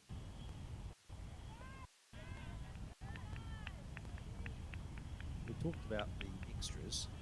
14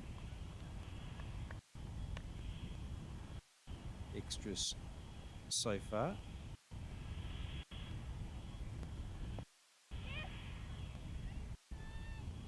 And Jetley finishes her 8th over. So you talked about her being potentially bowled out by her captain, Diana Doughty. It's a call to make, and I think that's probably the right one with the Otago Sparks just faltering in their run rate a little here now. And that's what wickets can do, can't they? And we saw Blakely able to find the boundary, and it's been a long time between boundaries, and this partnership's slowly building. It's 11 off 20 at the moment, but they'll want to get a little bit of a wriggle on with only 14 overs left in the game. Doughty coming back into the attack. None for 21 off 4 overs for her so far. What was your favourite cricketing experience? The double century against England? I think it was the World Cup win in front of 70,000 people at Eden Gardens. Well, it was actually women and girls only. Males were not allowed into the ground. The venue, yeah. And it was just an amazing experience. Down the leg side, and good shot by Ibrahim. Ball goes all the way to the boundary. Thought it was not going to get there. Hard to know how quick this outfield is because we haven't seen too many shots go towards the boundary today, and the ones that have really been hit with some force, mostly by Caitlin Blakely, who got 6. That's only the 8th boundary of the innings. Well, every time we talk about a 4, a 4 comes. So I think we're controlling it here, Paul. We were just talking about boundaries not flourishing, and all of a sudden a loose ball comes and there's one. Doughty floats this one up, and onto the back foot goes Ibrahim out to the deep cover and fielded by Rebecca Burns. And I think that's the tactic there. If she bowled, that was quite a full ball, and Ibrahim felt comfortable going back. But take the one run, where the sweeper's at. You can either come down to it, which is a little bit risky, for fear of potentially stumpings, but to go deep in your crease and be able to get the one, smart cricket. Oh, big shout. The appeal. Umpire Dempsey unmoved. Well, it's been a big appeal.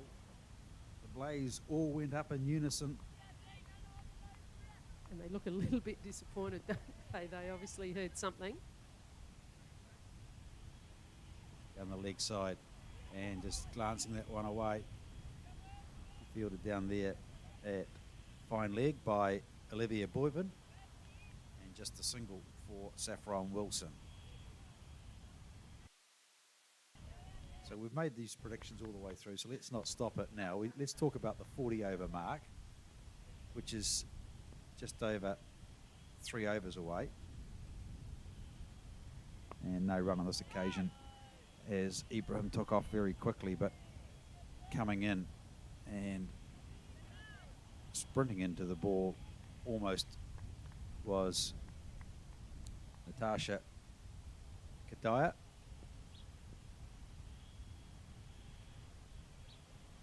Just onto the back foot, cutting away to point, fielded out there by Rebecca Burns, so just a single.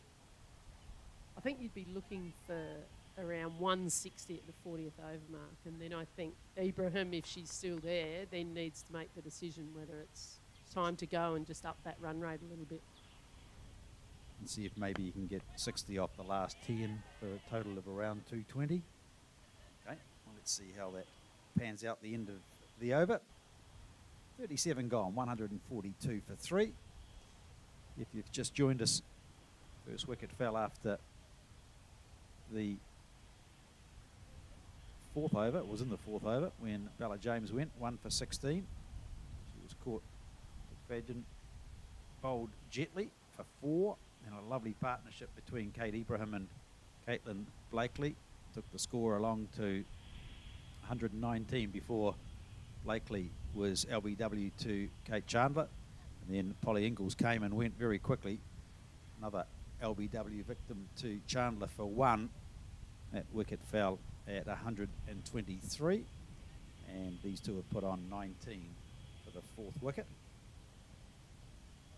Interesting to know who comes out next for the Sparks. Possibly Eden Carson.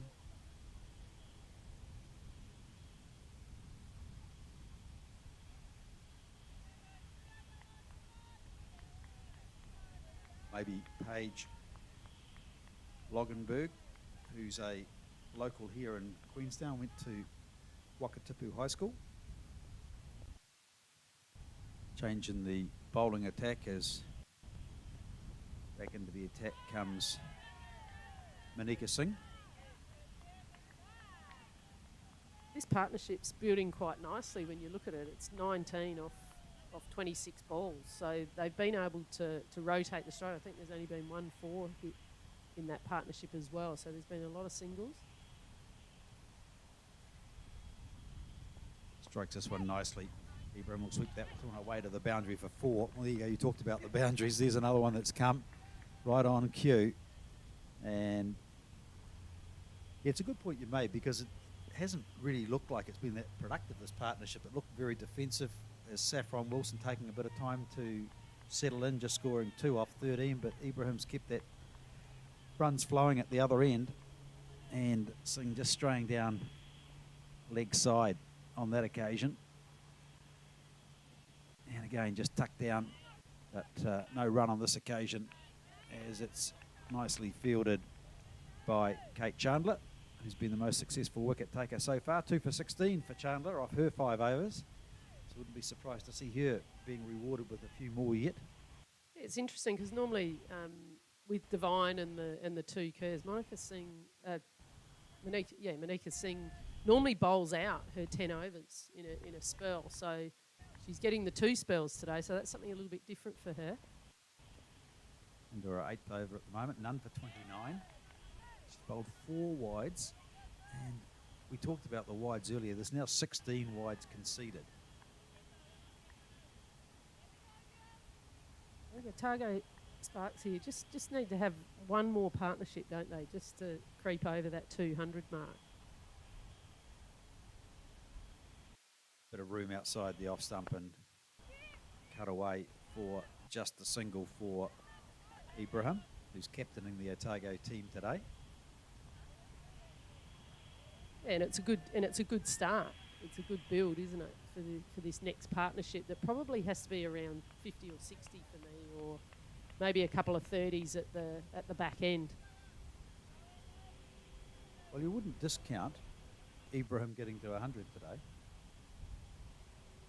think that last time I made that prediction here, it was about Amelia Kerr, saying whether she'll get to 100, and I asked you that same question, and you said that's a bold prediction to make when she was on about 30. Well, she ended up getting to the 3 figures.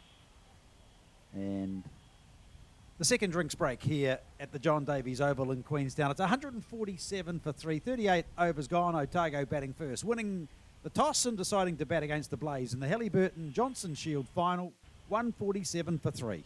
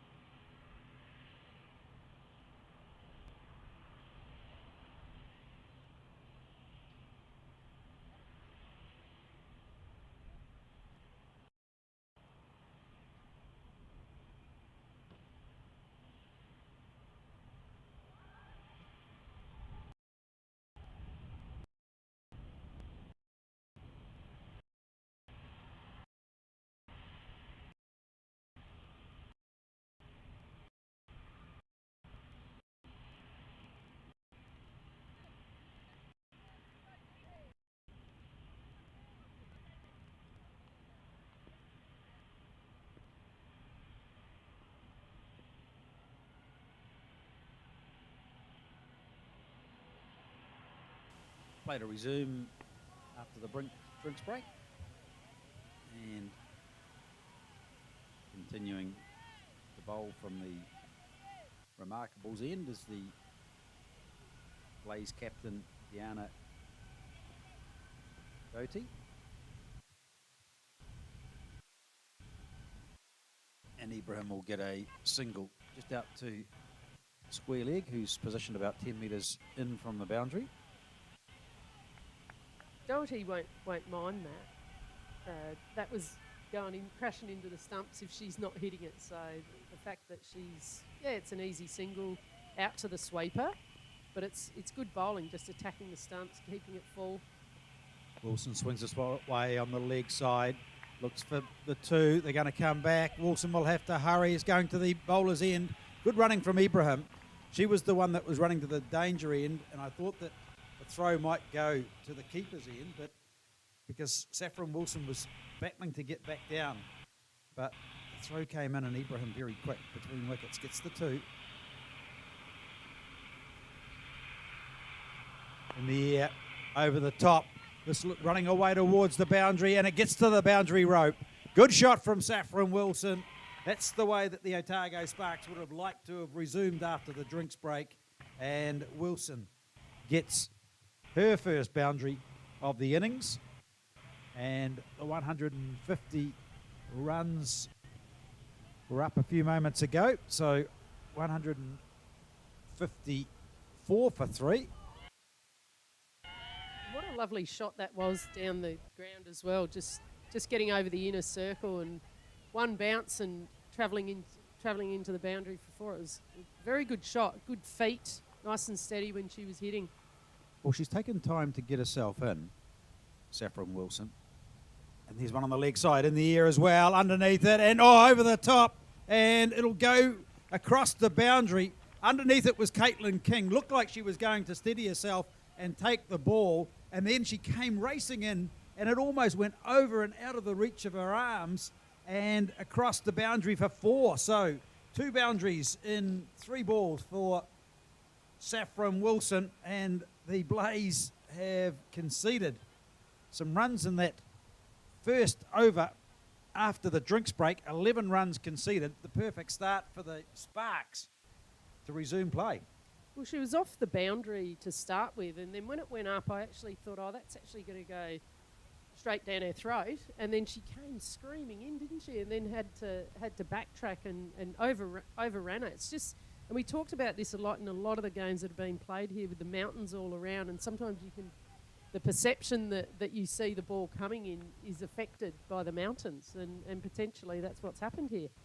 Well, as soon as the ball went in the air, it looked like it was going to be taken safely, just back for the square, and just misjudged from Caitlin King. But this is a good move from Wilson. So obviously, they realise that they need to get at least 200, 220 on the board. So, she's making a stance a little bit. Well, I'm going to swing. So, Anika Singh now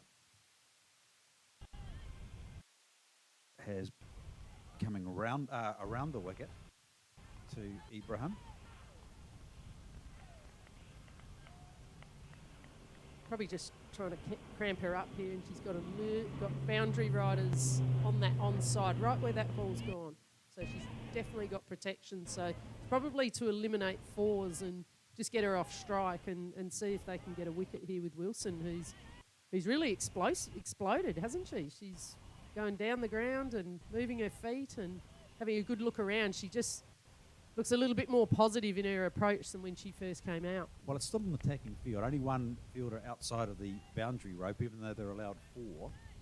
So, and now you're getting the fine leg just moving back, and Kate Chandler going back from her position in fine leg almost within 10 metres of the boundary.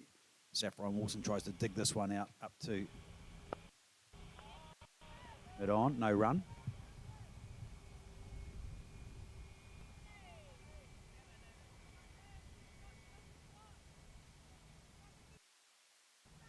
I think Kate Ibrahim there was just pointing out the fielder's gone down, take the one. No, she's decided to go through backward point. Well, it was in the air, and going out towards the boundary, looked like it may have been a good save. They're going to try and run 3 here, and they have. Good running from the Otago Sparks, and a desperate save on the boundary behind point. I just get this feeling, like you said before, Paul, they're just throwing to the wrong end. They're throwing Ibrahim's end, and I think if they had have had a relay set up there, they potentially could have gone to the bowler's end, because Kate Ibrahim was almost lapping Wilson then. Now you've got long on, move back to the boundary. You've got deep point on the boundary and a deepish fine leg. So Ibrahim pulls this one on the leg side out to square, and having to scramble around and do some very good fielding is Kate Chandler. Surprised a little bit to see the fielders so far off the boundary. They're sort of in between the 23-metre circle and the 60-metre boundary there, and that one almost went past her then. Saffron Wilson drives into the offside, but nice stop at short cover by Olivia Boyven, and the over comes to an end. 40 overs gone, 163 for 3, and Joe Broadbent said at 40 overs I'm predicting a score of around 160. So let's do the maths from here. A runner ball takes them to 223. I think that's the target they need to aim for. I think that's the minimum target, isn't it, that they need to aim for. And there's a few little Manhattans there, isn't there? One that went over 10. Well, the good thing about this is that this partnership is built quite nicely. 123 was when the last wicket fell. They've added 40 runs in this partnership, and they've done it in reasonably good time. The last wicket falling 32.4 overs. So 7 overs and 2 balls, as Ibrahim gets another one behind square, and they'll look for an overthrow as well. Untidy stuff from the Blaze, and they'll come back for 2. So Ibrahim will move along into the 70s. Yeah, normally you see a little bit of movement off the ball, and there was a lot of Wellington Blaze players just standing there then when that throw came in, and there was at least 3 that could have been the backup for that throw, so it's a little bit untidy. Quick run here. Saffron will have to go. That'll be quick. Looked like she's gone. She has. She's been run out. It was a quick short single that was asked for, and Saffron Wilson, running down to the danger end, was not able to make it in time, and she has been run out for 15. The 4th wicket fall, and it is 165 for 4. Just when the Sparks were getting some momentum, disaster strikes, and Wilson out from good fielding out at just in front of point. Ibrahim asked for the quick single, and Wilson not able to get down to the other end in time. Well, we talked about it before, didn't we, that they needed to go Wilson's end, and that particular time they didn't. She fell short of her ground and had to put the umpire under pressure, because, of course, we don't have any TV reviews today. So it's always a little bit scarier for umpires having to make that decision. But I think clearly, to me, that looked out, and it was a good throw to Jess McFadden, and unfortunately Wilson's on her way.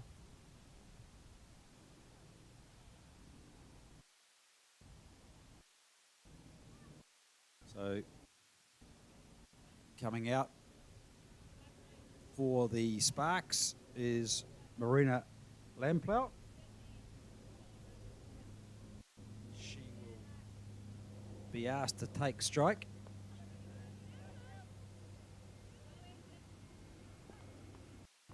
Bowling is Doughty. So the running between the wickets up until now has been very good. Oh, reverse sweep on the first ball. Doesn't really make as clean a contact as she would like. She'll come back for 2. Again, this will be close. They'll go up again. Umpire says they're home safely. Oh, tell you what, Corey Black's getting some work to do at the square leg umpire. And opening shot the reverse sweep, and then coming back to the danger end for 2. Live in the dangerous lane, why not? I think everyone was shocked with that, even the fielder, and just that spin that happened sort of behind point there. It almost got the fielder. She's done it again, and bowled. Well, she won't die wondering. Oh, the second ball. And Lamplow has gone. I don't know whether she came out with the deliberate instructions to reverse sweep and take every shot on, but that's what she's done. And she has gone. Bowled by Doherty for 2. And the Sparks are crumbling now. 167 for 5. I think not a bad shot considering that the field were up on that side. So if she gets a hold of that, it was probably going to the boundary for 4. And I suppose, in the last 10 overs of a game, that's exactly what you want your lower order to be able to do, back themselves. It's obviously a strength. You don't do that twice in a row if it's something that you haven't practiced. So I'm sure she's practiced that shot a lot. It just didn't execute it on both occasions. And unfortunately, her innings was short-lived. You do it on your first ball and then your second ball, though. I mean, you might have practiced it in the nets regularly, but wouldn't you take a sighter? Some players don't need the sighter, and I suppose they're doing the team thing, aren't they, those types of players? They're not using up too many balls, and they're trying to get as many runs for the team as opposed to potentially thinking about themselves when they do. When I see things like that, I just think team. That orientates around team player. Paige Loganberg, member of the new Otago under-19 team, in to face up to the first ball, and the Blaze will have their tails in the air now because they've got some quick wickets. That was the complete opposite then, Paul. That was more back to Test match cricket with a block. Well, she's familiar with these grounds. She grew up in this area, and as Paige Loganberg, first-year university student at the moment. End of the 41st over, 167 for 5. How often have we talked about the important role that Kate Ibrahim now needs to play? We've said it after the first wicket, we said it after the second, we've said it after the third. She keeps on remaining out there in the middle, the experienced head, the player that's had international experience, and it stands out like a beacon, the 70 runs along with the 57 that Caitlin Blakely scored. Yeah, with Kate Ibrahim, she'll want to face as many of these balls as possible, and that's a hard thing to do. She's got 9 overs to do that, and she needs to get the strike as much as she can. Not saying anything about Loganberg at the other end, but the more Kate Ibrahim faces, the more runs the Otago Sparks are going to get. Sing into a final over now, none for 35 off her opening 9. Jetley still got 2 overs remaining, 1 for 24 for Zara Jetley. Bowling figures of the innings so far, Kate Chandler, 5 overs, 2 for 16. And gets this one past backward point, goes to field it on the boundary for a single for Ibrahim.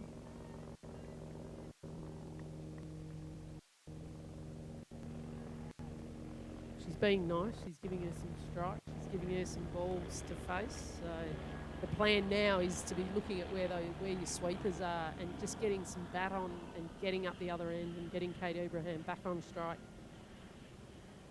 Singh in once more, and an edge from Loganberg gets her off the mark. A little bit of a misfield behind point by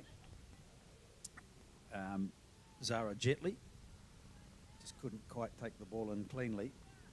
Well, I think you've got to rely on your partner at the other end. You can't just say, look, I'm going to face 5 balls in an over. You know, at this stage of the innings with less than 9 overs to go, you've got to say, look, I'll take the single if it's on offer, and can't get the ball through on this occasion. So I think this is where Kate Ibrahim needs to be looking for space and potentially getting 2s out to a sweeper as opposed to the 1, and trying to manufacture that so that she does face as much as she can. you've got a square leg that's outside of the circle, you've got a deep point outside of the circle, and you've got a long on outside of the circle, and then a fine leg about 15 metres in from the boundary rope of the four fielders out at the moment. Only just outside that inner circle, aren't they? Loganberg faces up. Strikes us out to point gently there. No run. You got the 40 over prediction. 42 overs gone, 170 for 5. It's that big partnership between Blakely and Ibrahim that set a wonderful platform.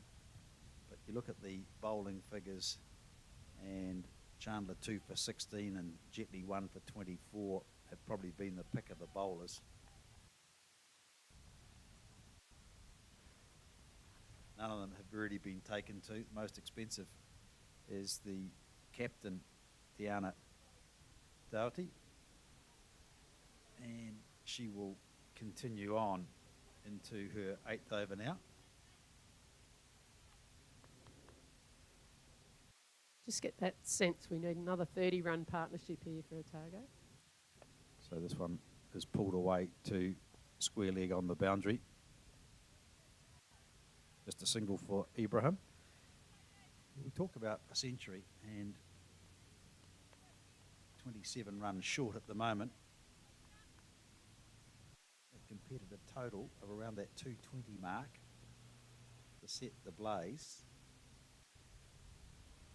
She just about need to do that. This is a good pull shot from Loganberg, and she's pulled it all the way over the boundary. Lovely shot from Paige Loganberg. She gets her first boundary, and that will give her enormous confidence. This is the downside of having the fielders probably a fair way off the boundary here, and that's just travelled past those fielders. Had they have been on the boundary, that probably would have been 1, maybe 2. They're still about 10 metres in from the boundary rope on the leg side. It's square leg, mid wicket, and deep cover. And you've got a fielder at short cover as well, in the form of Tash Kadaya, who fielded the ball on that occasion. I just think dots and ones are what they need. So put those people back on the boundary, especially the ones on the onside. Loganberg sweeps again, and this one here just bobbles into the offside. Quick single, and gets home safely. She had to scamper though. What an interesting shot. At first I thought that had gone to the onside, and it ended up spraying out there to the point. I think she almost had to go around in a circle to see where that actually went, but they snuck through for a single.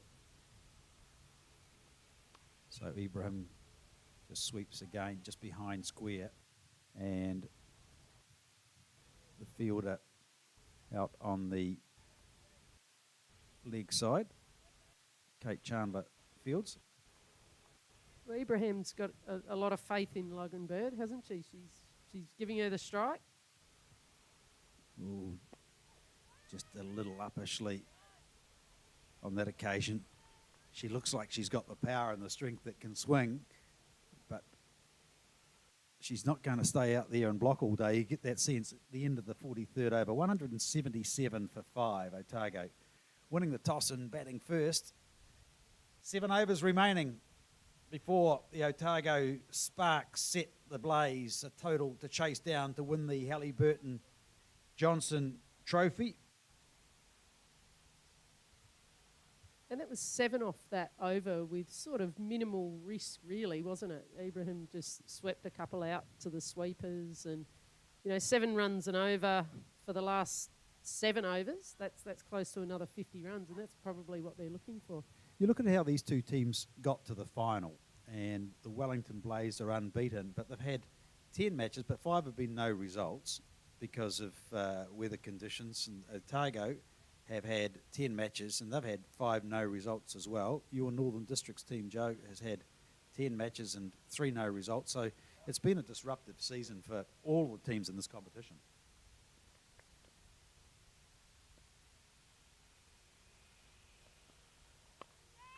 Ibrahim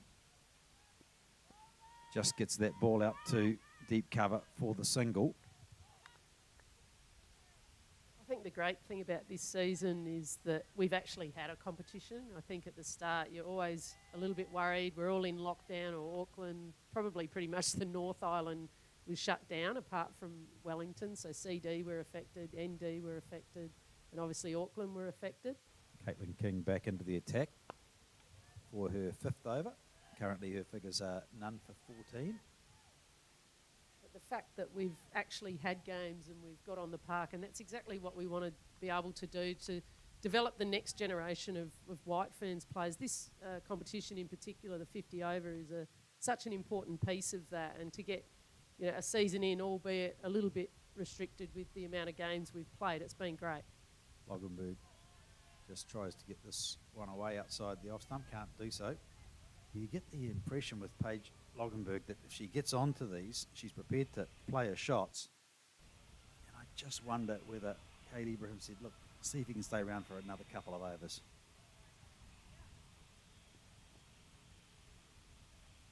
Wellington looking for their first win of the Hallyburton Johnstone since the 2003-2004 season. This is a good strike from Loganberg, but she's going to have to scamper.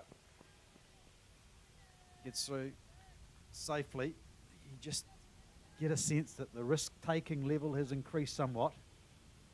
Well, you see that a lot in the women's game, where you hit to the drive and run, and you actually put that fielder under pressure. You're quick between the wickets. Loganberg, she's quite tall, so maybe less steps to get down the other end, and she made it reasonably comfortable. Rebecca Burns at the mid-on position, fielded the previous one. This one just squirts out on the offside, and just a single.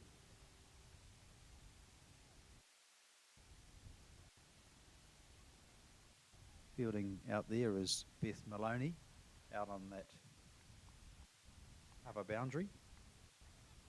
So you've got deep third man, deep cover, and a square leg that's about 15 metres in from the boundary. As in comes King once more. Driven this time by Loganberg, and again the shy at the stumps, and it's gone. Loganberg has been run out. The throw accurate from Rebecca Burns, the second run out in the Sparks innings, and the next wicket falls. It is Loganberg who has been run out, and the Otago team, well, they'll be disappointed with that. We just talked about these quick runs, and it was a direct hit. Wasn't much in it, but again, the umpire at the far end of the ground, in the form of Corey Black, had no hesitation in raising his finger, and Eden Carson will come to the wicket with the demise of Paige Loganberg.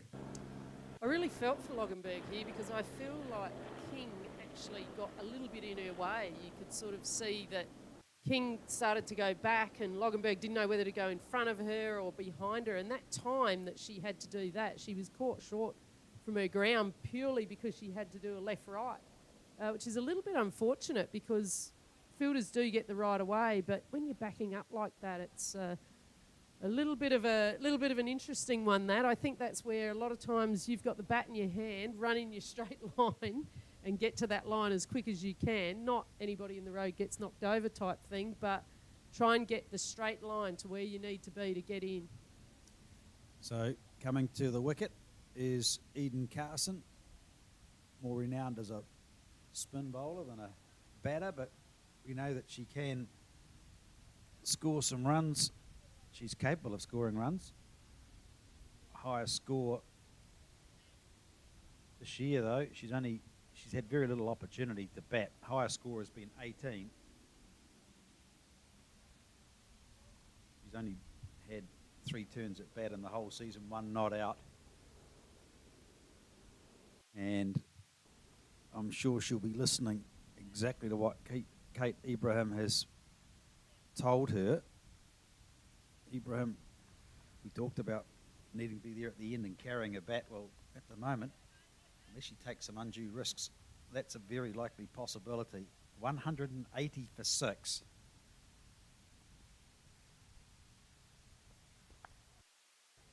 Well, safe to say, if she gets her highest score of 18, say around 20, then they will end up on 220. So Kate Chandler back into the attack. Been impressive so far in her previous 5 overs, 2 for 16. Swing from Carson, but can't connect. So it doesn't look like she's been told to take the defensive anchor role and go for singles, which I thought she might have said, look, just get me on strike. Well, those sweepers are out on the onside, so she cleared the front leg there, so we know where she's going. Oh, well, explain that one to me, Joe. That was sort of like, oh, let's do the splits and see if I can get the bat on it somehow. I think her legs actually got in the way of that shot, to be fair, and she couldn't quite get the bat in the position because that's where her legs were. Charlotte in once more. Yeah, I was going to say, I can't find the textbook with that shot in it. Eden Carson and now Kate Ibrahim will come down the wicket and just have a chat. Natalie Siver is the master of that shot because she normally slams down on the ball and it goes out to square leg. Carson not really moving her feet, disappointed with herself, not able to catch up on the ball either. Yeah, she just looks all at sea at the moment. It's almost like bouncing too much for her. She's not able to get it in the sweet spot at the bat at the moment and just struggling with her feet. Yeah, not much footwork on that occasion down the leg side. That'll be a wide. It's the one thing, isn't it, when you come out to bat, you quite often see, I know Elise Perry was big on this, she would always get up when she was next in to bat and be moving her feet and getting her feet ready and just a little bit of, I suppose your hand-eye coordination, get your feet going. So when you go out there, your feet are ready. So she gets this one into the offside for a single, and doing the fielding is Rebecca Burns. Carson off the mark, the end of the 45th over, 182 for 6. And good figures for Chandler, finishing her 6th over, 2 for 17. Wellington won't mind that single then because it brings Eden Carson on strike, and I think they'll want to bowl as many of these balls to her as they possibly can. Well, Monika Singh is bowled out, none for 38 off her 10. Jetley's got 2 to go, 1 for 24. So we know that's 2 of the 5 overs that are going to be bowled. And you'd almost think that Chandler, if she keeps going like she is, she might bowl out at the other end, so you'll have... But here's King, continuing, and Carson gets this one away nicely, just in front of square for the single. That's exactly what she has to do. And brings Ibrahim onto strike.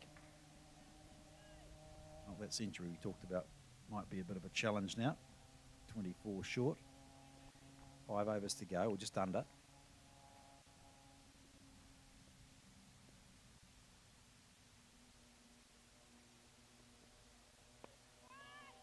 No way through, quickly in. Doing the fielding is Chandler.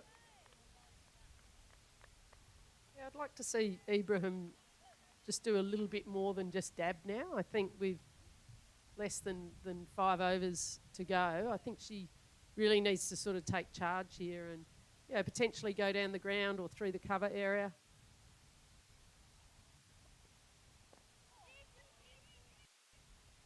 No way through. In fact, it was Jetley out there at the backward point. Well, Jetley's got 2. I mentioned Maloney's got 5 if they need to bring her back. Kadaya's got 3, who's been very economical. King, once more. Now a big swing. Lovely shot from Ibrahim. This will go all the way to the boundary. Well, you talked about it, Joe. You said that she... Oh, sorry, Carson, the big swing from Carson. Yeah, you talked about they've got to take the shots, and Carson, on this occasion, the big swing out through cow corner, through mid-wicket, and got hold of it. Well, that's what they have to do now.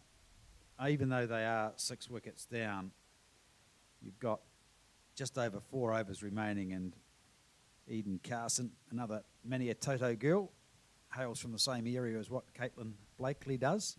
in central Otago. Another swing, this time behind point, running away. It'll be cut off though because that's an area that's been well patrolled. Coming back for two, Carson scoots back safely for the double. Yeah, this is great by Carson. I'm sure Craig Cummins will be clapping madly with this little effort already with 8 runs off 5 balls. I just really feel that Ibrahim needs, if they're both going at the same time, then... Carson has another big swing, just pulls this one behind square, and only the single on this occasion. And coming in to do the fielding was Kate Chandler. Just a single taken. Carson will retain the strike.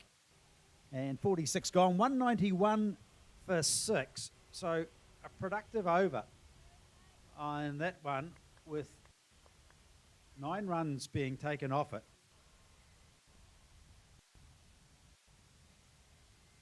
Maybe it's Eden Carson they need on strike.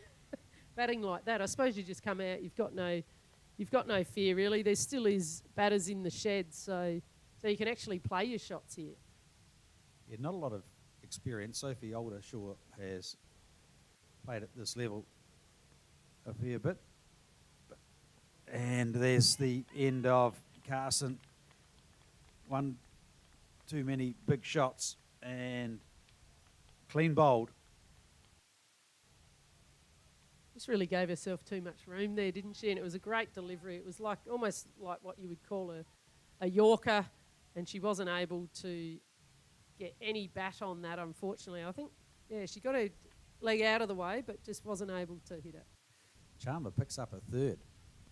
This is an outstanding bowling effort from her this afternoon. And Carson departs for 9, bowled by Kate Chandler. And the 7th wicket falls for the Otago Sparks. 191 for 7. Less than 4 overs to go. And coming out to bat now is Emma Black. 4th highest wicket taker in this competition with 10 wickets. What does Kate Ibrahim say to her? Get a single, get me on strike. Or potentially just hit it for yourself. You don't really want to not bat out your 50 overs. That's the one thing that is almost like saying we haven't maximised the opportunity. Black not able to get this one away. Fielded in there by Jetley once more. You certainly have to come out with an intent to score, though, don't you? No matter where you bat in the game, you want to be looking to search for singles. Loose down the leg side. Yeah, well, the 3rd highest score now is extras. 77 from Ibrahim, 57 from Blakely, and the extras now up to 19. Of those, 17 have been wides. It's almost an extra 3 overs you have to bowl as well.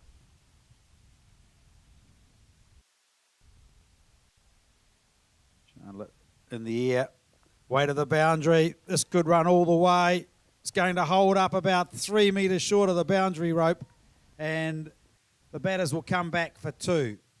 So Black off the mark.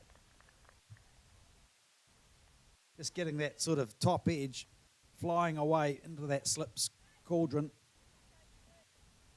Well, that's what she needs to do. Like, you want to be able to show some intent. So the way to do that is swing the bat.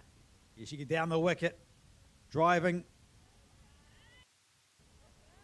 Chandler off her own fielding, doing some good work. Saying, just stay back in your crease, please, Emma Black.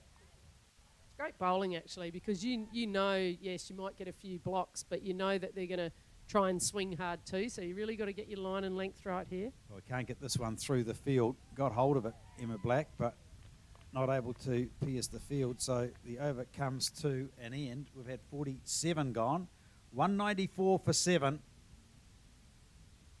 Ibrahim will take strike, so I'd imagine we'll see Jetley back into the attack.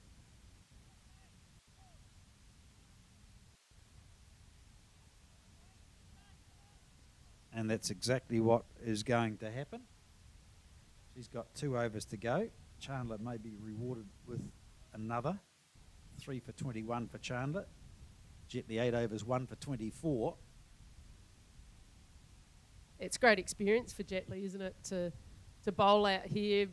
Obviously a Jess Kerr or a Sophie Devine would normally be coming in and closing their innings off, but I think this is really good experience for her, especially to Kate Ibrahim, who's in the 70s and she's been out there for almost 130 balls.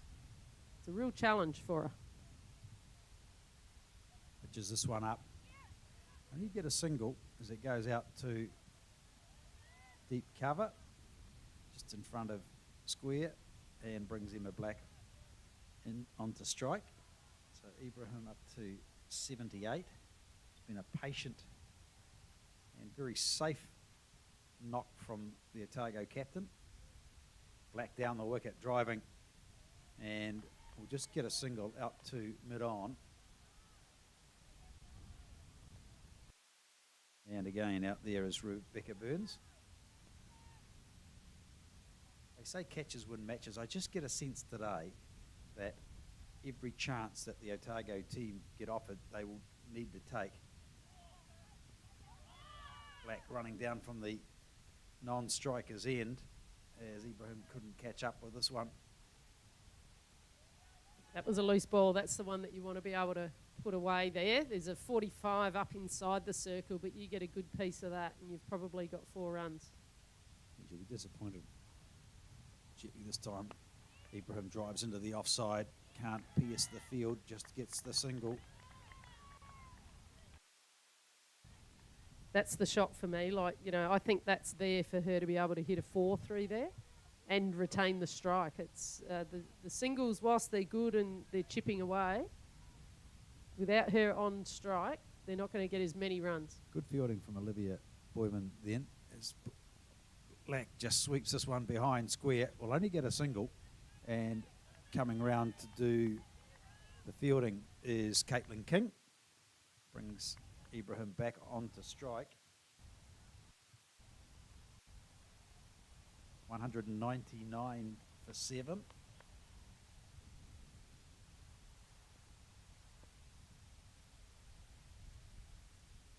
This is swung high and over long off, and that'll go all the way to the boundary. Lovely shot on this occasion, and that's just what the Otago Sparks needed from Ibrahim. She came down the wicket, swung through the line of the ball and hit a beautiful clean shot over mid-off, and it takes her score now to 83. That's her fourth boundary only of the innings. Pulls this one on the leg side. Will run quickly, looking for 2. Coming round, trying to get the ball in very quickly is Caitlin King, and prevents the second run. But the strike will be retained by Ibrahim on 84 now. 204 for 7. The 200 up. And I think Otago will be, I'd say, satisfied. I wouldn't say happy, certainly not delighted, but satisfied that they've got to the 200 mark. They've still got wickets in hand if they need them to sort of wildly swing at the ball in the last 2. And Ibrahim now will be just talking through the tactics, saying, leave it to me, look for the runs when they're on offer, and we'll see if we can get up around that 220 mark. Well, Ibrahim did exactly what I would have wanted her to do in that last over, and that was to hit a boundary and then get a single off the last ball to retain the strike, and that's exactly what she did, and that's what she's got to do. Just move her feet, play her shots. The down the ground is on. Both drives are up, and she played that shot beautifully. Well, it was 10 runs off that over. It's Chandler in. Ibrahim stands and strikes and whacks this one down the ground for 4. Well, this is what the Sparks needed for the flourish to finish. Ibrahim moves to 88. We talked about her doing this at the 40th over, but she's decided to do it late in the game in the 47th. And you can kind of understand with the wickets that are tumbling at the other end, but this is exactly what a top-level batter can actually do is be able to manipulate the field now, and she's pushed that fielder back, so she's going to have to look for somewhere else to get her boundary here. You've got a deep mid-wicket on the boundary, or 5 metres in, long on, square leg on the boundary, and deep cover. The other 4 fielders outside of the mandatory ring. Chandler to Ibrahim, who tucks this one down to long on just for the single. Now, she'll be saying to Emma Black, get me back on strike. Well, the fact that she's got 5 off 2, it releases a little bit of pressure for Black. But you're exactly right. Like, Black just needs to get her back on strike, and then it's 6 off 3, and Ibrahim has 3 more deliveries to get score off. Down the wicket, big strike from Black, but again, she's going to pick out the fielder at long on, and that is Beth Maloney. Just a single, but she's done her work. That's what was needed. 6 off the opening 3 deliveries. I think they've just decided this tactic a little bit too late for me. I feel this could have come maybe in the 44th even. I did say 40, but... Did they have the wickets in hand at that stage? And did you want to risk your captain? I guess that's the big question mark, as Ibrahim takes another one out to Burns. Cover boundary. Maybe she's seen the 100 in Here's Black down the wicket once more, swinging over the top, in the air, going to bounce and drop safely. Will get the single. Maloney comes in but couldn't get the ball in time at the long on boundary, so another single. Runs flowing in this over, 8 so far off the opening 5 balls, 10 off the last over. 7 balls remaining in the innings. Ibrahim cuts and again fielded in the covers, just the single to finish. So good over for Otago, 9 off that, 10 off the previous one, 213 for 7, 1 over remaining. Well, if Kate Ibrahim gets her 100 here, they'll get their minimum, which is around the 220 mark, just over. So I think that'll be a good result for the Otago Sparks. I think they'll be happy to go in at lunchtime with 220 on the board. Well, Ibrahim's highest score so far in this competition is 96 not out. So she could well be stranded in the 90s once more, as it will be Jetley to bowl the final over of the Blaze innings.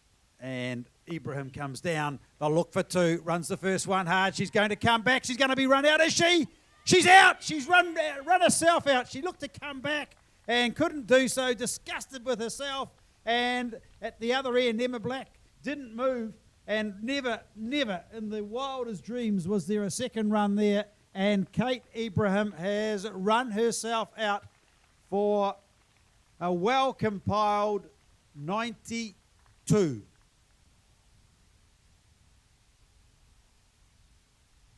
Oh, all the drama. She's so disappointed with herself. She's hardly walking off. You could call that ambling off at best. She's absolutely disgusted with herself. It was a lovely throw in from the outfield. Yeah, I'm not sure what the call was. We can't hear the communication that's happening with the batters there, but it was almost like she was on for the 2, but I just don't think there was 2 runs in that. And, yeah, she was very disappointed. You know when a batter's disappointed when they hit their leg, hit their pad. I suppose it'd be worse without a pad on, but she gave herself a good belt. Or as in Devon Conway's case, hit your hand. Okay.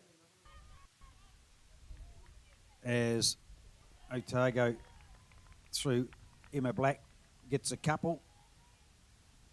And again, the Otago team having to scramble back, as coming out to bat is Sophie Oldershaw at the other end, as Black is now gone, stumped as well. Coming down the wicket, so all happening. We talked about Otago needing to bat their 50 overs. Well, Black now departs, stumped by McFadden, bowled by Jetley. And Otago have now lost their 9th wicket, and the last batter out for Otago is the debutante, Harriet Cuttins. And she'll be having to face probably the pick of the Blaze bowlers, Jetley and Chandler, the two that have done the damage today.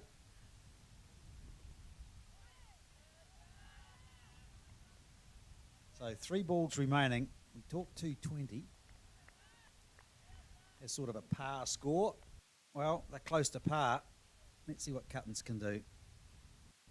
Jetley bowls, big swing, and she tries to, now there's communication problems all around the place, and they're going to scramble their way through for a single.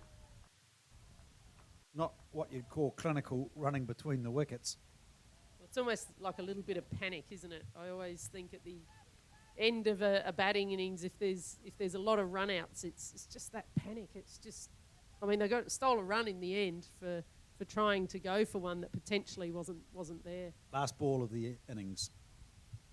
Zara Jetley bowls down the wicket and just a single. Oh no, in fact it's gone through the field and may go all the way to, they're going to run 3. Even if there's a run out here, they're going to have to come back for the 3rd, and they're going to make it safely. And good running, 219 the Otago Sparks will end up with after their 50 overs.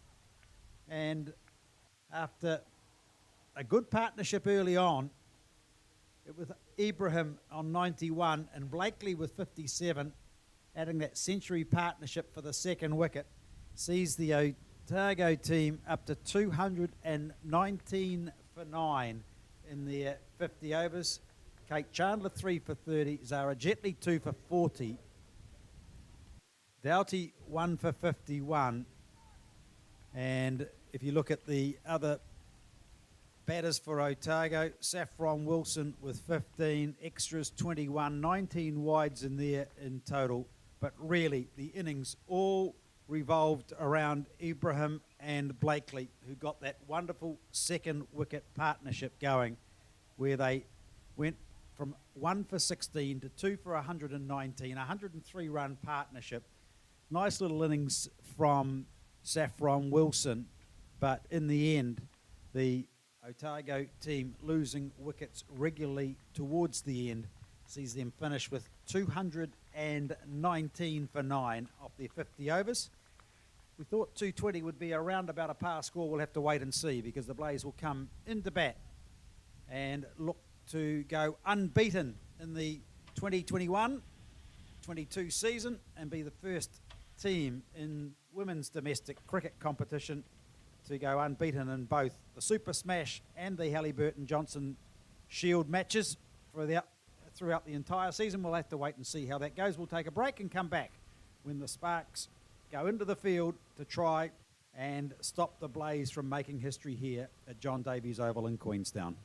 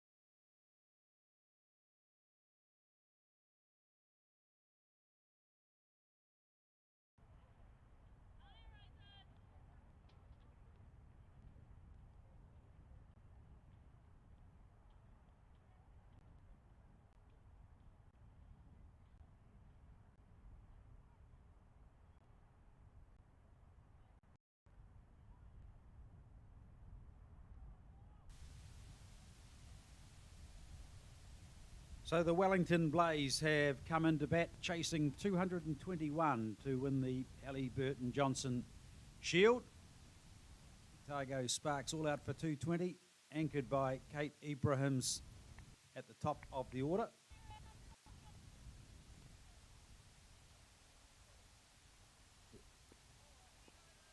It will be Emma Black to open the bowling for Otago.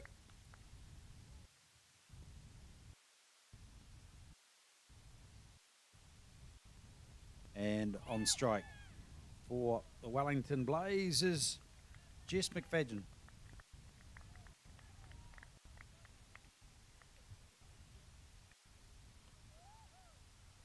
So first ball just down the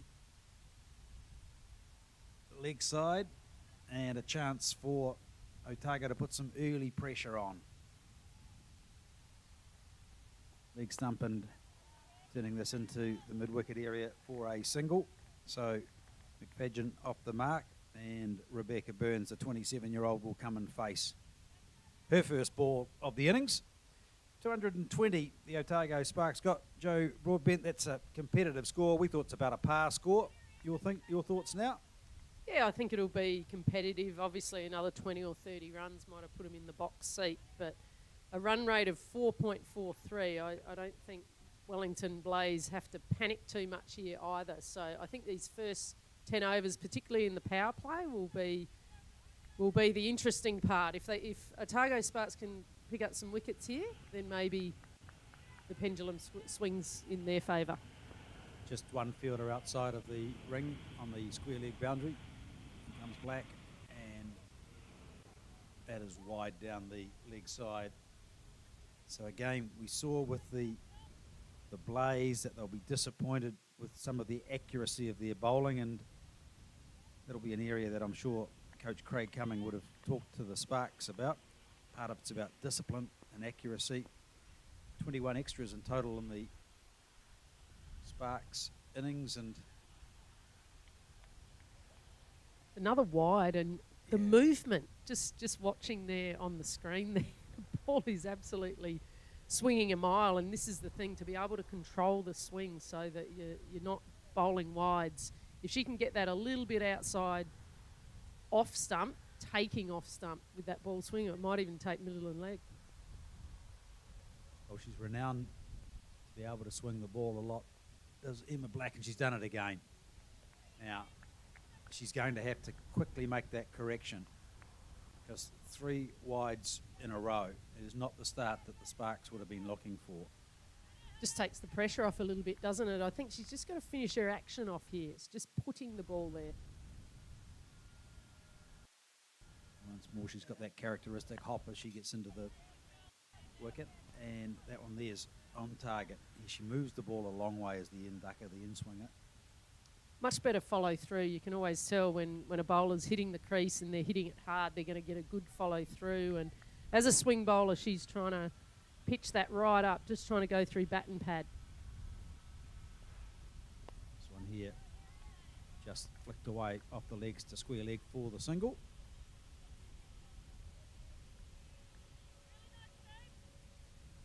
Nicely played. Low risk shot, hitting out to the sweepers. There's always a one there, and you want to be able to get into your innings and build your innings, get the other person up the other end. Burns to face her first ball.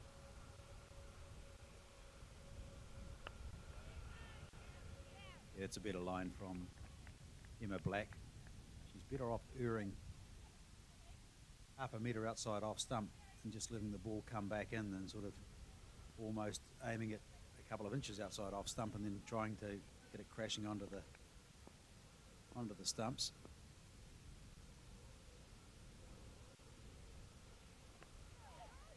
This one here, again, just tucking into that middle and leg position, end of the over. It's a long one, 9 balls in total, and the Blaze off to a safe start, 6 without loss. You just get the impression, we talked about it, that catches win matches, and we've seen the Otago team this year a little bit patchy in the field with some of their fielding performances. If they can nail it today and the opportunities that come their way early, they can knock the top of this Blaze batting lineup over, you'd have to say that they're going to expose some players that haven't been used to this sort of pressure, that haven't had much batting experience at all in this competition, because their top order of Maddie Green and Sophie Devine and the Kerrs have basically done the work for them. Well, the one that's taken the most catches for Otago Sparks is Susie Bates, so she's currently away with the White Ferns. So they'll be looking for some other fielders to step up, I suppose, and take over that mantle for today, because I think you're right. I think they've just got to take their chances here today, and if they can pick up a couple of early wickets here in the power play, they'll be in this game. So McFadgen will face up, and coming in to open the bowling at the other end is the debutante, Harriet Cuttance.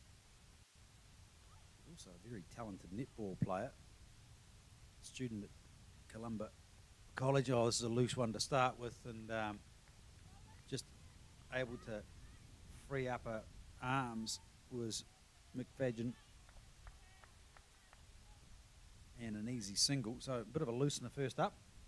Yeah, probably not the start that she was looking for, but I'm sure there'd be a few nerves in there for Cuttance, and I'm sure that she'll be able to settle herself in here. And it's just about bowling your best ball here and looking at your stock delivery, which is the one that you feel you can get most of the time, and potentially just hold your variations back for now. What's in her favour is that the batters haven't seen her in action before.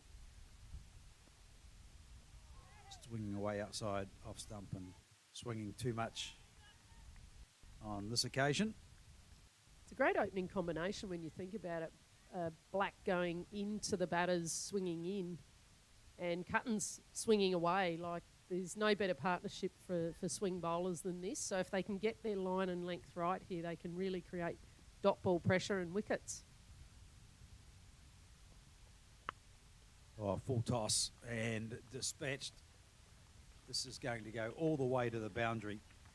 Just a loose ball, and she'll be disappointed with that. I mean, it's understandable. It's a big occasion, making your debut in a Hallyburton Johnstone final. But good shot.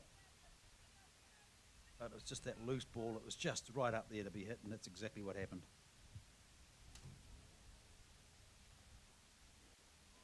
Yeah, Burns could have really put that full toss anywhere, but sometimes you overhit those full tosses early in your innings as well. So, she held her shot quite nicely, and that was a little bit of a better line and length there from Cuttance. She probably wants it a little bit closer to off stump here and just make Rebecca Burns play, maybe get the edge.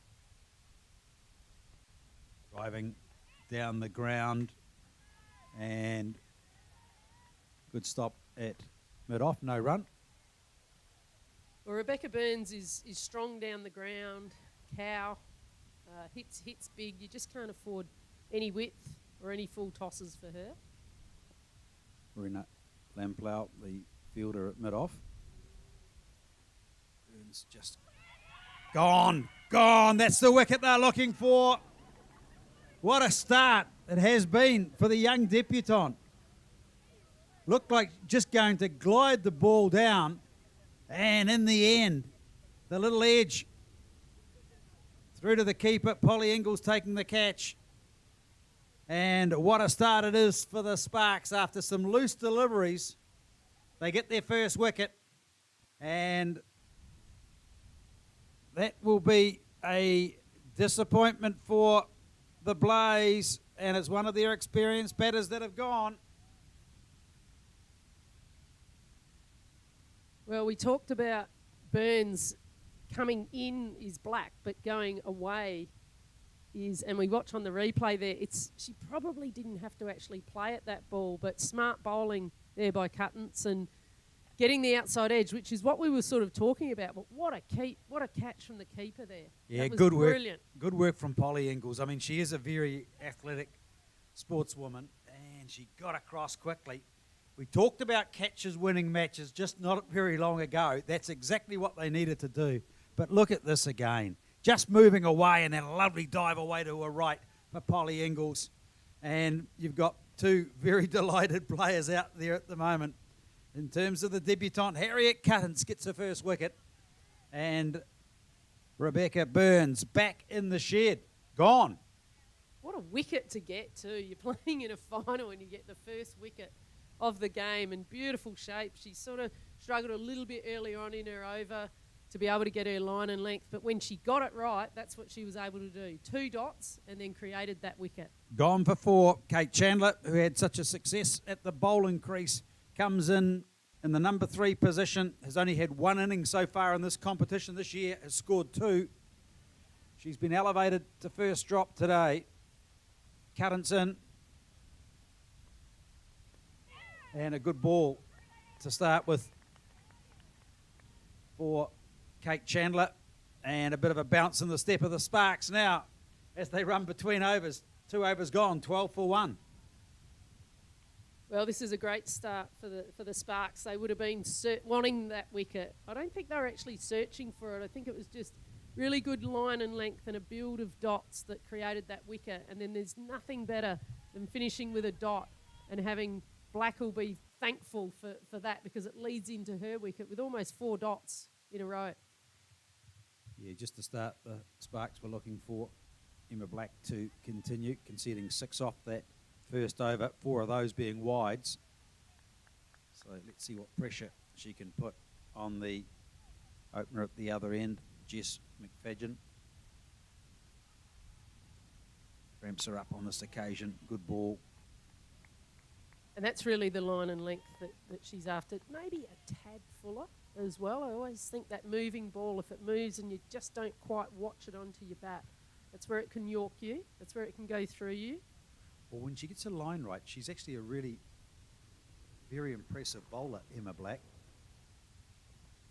And again, pitching it up and no way through, driven to mid-off, no run. She's got 10 wickets in this competition. That's the 4th equal highest. Her best bowling this season is 5 for 28, which is the 2nd best figures in the competition of anyone. And she's got an economy rate where she's the 6th best. So, you know, she's a talented bowler. And again, right on the money. Yeah, and she does, as you said before, she does lose a little bit of momentum at the crease with that jump, but sometimes you have to have that point of difference, and I suppose her point of difference is the fact that she can swing the ball.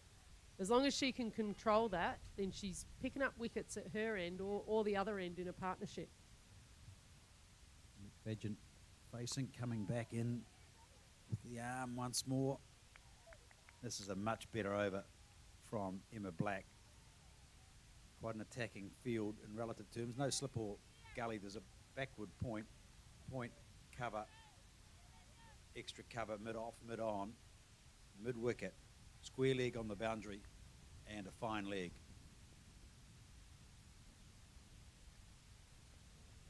Again, can't pierce the field.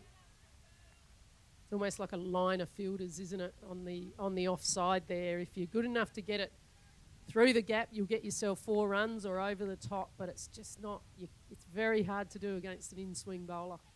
Bella James fielding at extra cover on that occasion.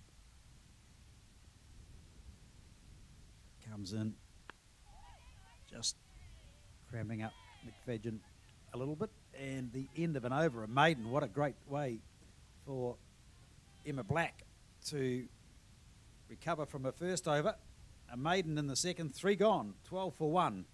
The Blaze chasing 221 for victory against the Sparks to win the Hallyburton Johnstone Trophy and remain unbeaten in both competitions this year. Otago will look to see if they can capitalise on that early wicket. Terrific start and just a lot of pressure now, isn't it? Leading into this over, I think there's been about 9-10 dot balls in a row. Bit of a false start from Currents, and I think it was also just a matter of possibly Kate Chandler not quite ready at the other end. She's not very tall, but she had some impressive bowling figures, did Chandler today. 3 for 30 off 8. Just tucks this one in behind square for a single to get off the mark. Coming back for the second. That'll be close. I think she's home safely. Good running between the wickets, but she had to fly because the ball was thrown in quite quickly from the boundary by Emma Black, fielding it fine leg, and there wasn't much in it, home by about a metre. I'd have to call this one a little bit of a cheeky two. I think the one was there, but they ran quite hard for that second one, so there was no hesitation. In the air, just falling short of cover, no run. And quite often when you hesitate, when you're running and coming back for that two, that's what actually allows the fielding team to run you out. And I think there was not much hesitation, and the fact that they just said there's two there and they ran hard. It's great to see aggressive running between wickets. Cuttins once more, just let the ball through to the keeper by Chandler. See the Wasp saying 55% success chance ratio for the Blaze. How that quickly that'll change if there's another wicket. Pitched up on this occasion and no run. Yeah, another useful start to the over from the youngster. It's also great to see a slip in. I think, with the ball moving around, the last two probably haven't swung as much as the Burns wicket, but to see a slip in there, it's great to see that, because that creates pressure. Not a lot of pace, but pitching it well up is Harriet Cuttins, and at this stage, Kate Chandler just really happy to keep her out, seeing if she can get herself set. She's had very little batting this year, just one previous innings at the crease.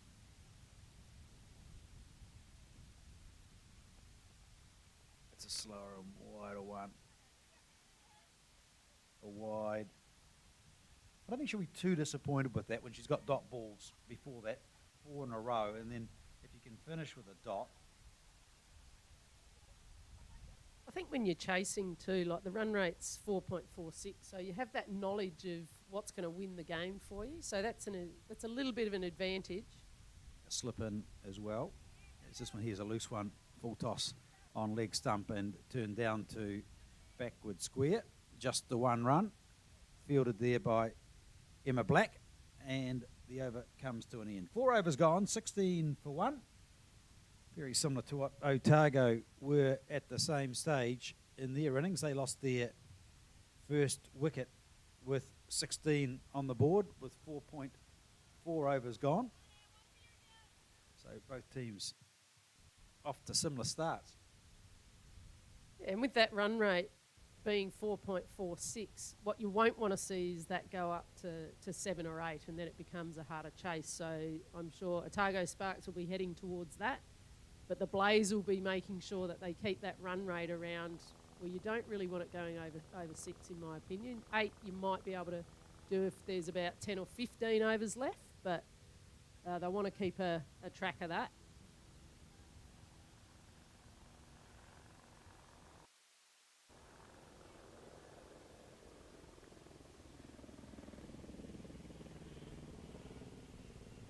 Nice in swing once more from Emma Black as Kate Chandler faces up to her first ball from Black. Can't afford to let that one go, can you, Paul? They're the ones that I've seen where batters shoulder arms and it goes through and hits you on the pad, and of course you can be out LB not playing a shot, so you must play at these. Another one pitched up, but we'll get a quick single as the ball goes across to square leg, and plenty of activity in the Sparks field as well. Usually up and about when you get that early wicket, aren't you? You're searching for that second one, and everyone's in there chatting, talking, moving. Well, they're changing the field for the different batters as well, so they've obviously done a lot of homework on the strengths of the opposition. Big strike on this occasion, and gone! Second wicket gone. Emma Black strikes again, and the Blaze have lost their second wicket And that is a big blow for the Wellington Blaze, and that is not what they were looking for at all. Good work from Emma Black, and McFadden gone. And that was Kate Ibrahim, the captain, taking a catch there, and they made sure that they got their field right. We were just talking about it, weren't we? They took their time. They had a couple of fielders coming in, but Kate Ibrahim just went back slightly, and she made no mistake in taking that catch. And that's Jess McFadden, and they're 2 for 17. They're on fire. Now the openers have gone, and this will be a real test for the Wellington Blaze in their batting depth. And the Otago Sparks, well, they're firing. That is the perfect start. And Emma Black, well, she is probably the most senior bowler in the side. Cutten's getting the first one. Emma Black striking for the second. And what a great start it is for, you could almost say, the home team on this neutral ground here in Queenstown. Yeah, I think they'll be happy with the fact that they won the toss and batted, and they've put a respectable, competitive total on the board. But the second part of that is taking early wickets, and that's what they've been able to do to get them 2 for 17. Everything just seems to be going to plan for the Otago Sparks. Ken, Wellington Blaze. I don't think we've seen the last of them. Tamsin Newton is quite a good batter, probably not batted as much this season because of the others like Sophie Devine and Mealy Kerr doing most of the batting for them, but I'm sure she'll want to relish in this. Here comes Emma Black. Tamsin Newton just onto the front foot. Yeah, she's coming with limited opportunities. Only 55 runs this season, average of 13.7. 26 years of age, born in Paraparaumu, and part of that New Zealand Development White Fern squad. Big appeal from behind the stumps from Polly Ingalls.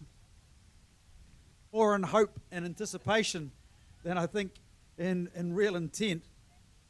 Well, I feel sorry for swing bowlers sometimes because it swings that much that when you go up for an LB, it's so easy for an umpire to say, oh, going down leg or missing off stump. But if you really need to get them caught on the crease to be able to get your LB for a swing bowler, especially in swing. Driven back, partially stopped by Emma Black. And a successful over comes to a close. 5 overs gone, 17 for 2. And just look at the energy in the Sparks in the field now. They have really lifted their mood. You talked about catches winning matches. You talked about Kate Ibrahim being successful with that catch. Polly Ingalls, they won earlier on to get rid of Rebecca Burns. The opener's back in the shed. 3 for McFadden, 4 for Burns, 17 for 2. The Sparks on top. Ingalls just showing Katie Martin how to do it. She might have learned a bit from Katie Martin as well. She's quieter behind the wicket than Katie Martin. That's the one thing I'll say about it. Cutten's back in for her start of her third over. Nice line and length. It's a great opportunity, isn't it, for Inglis to actually get in there and have a keep. Normally with Katie Martin there, and depending on how long Katie Martin's career goes on for, Polly's sort of got, with the start that she's had here today, she's a great replacement when Katie ends up exiting. So Tamsin Newton at the non-striker's end at the moment will be one that the Blaze will be looking forward to try and see if she can anchor something here, because she's been a member of the New Zealand 20 team. Played for Canterbury previously, per Scorchers as well. This is a bit loose on the leg side. They'll only come for one. They won't take on the arm of Emma Black, fielding just behind square. Running around from that 45-degree angle position. Tamsin Newton will need to have an innings, I think, similar to Kate Ibrahim. Just someone that they can actually bat around. and be able to, just give her a little bit of time to get into her innings. She's only faced the 3 deliveries, so I'm sure she'll take just a little bit longer. She just needs to be really patient here, and if she can bat all the way through, then Wellington Blaze are still in with a chance. Well, she won't have seen currents before.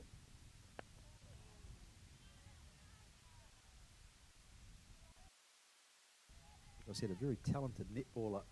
She's tall and lean. It's got the right build for a opening bowler.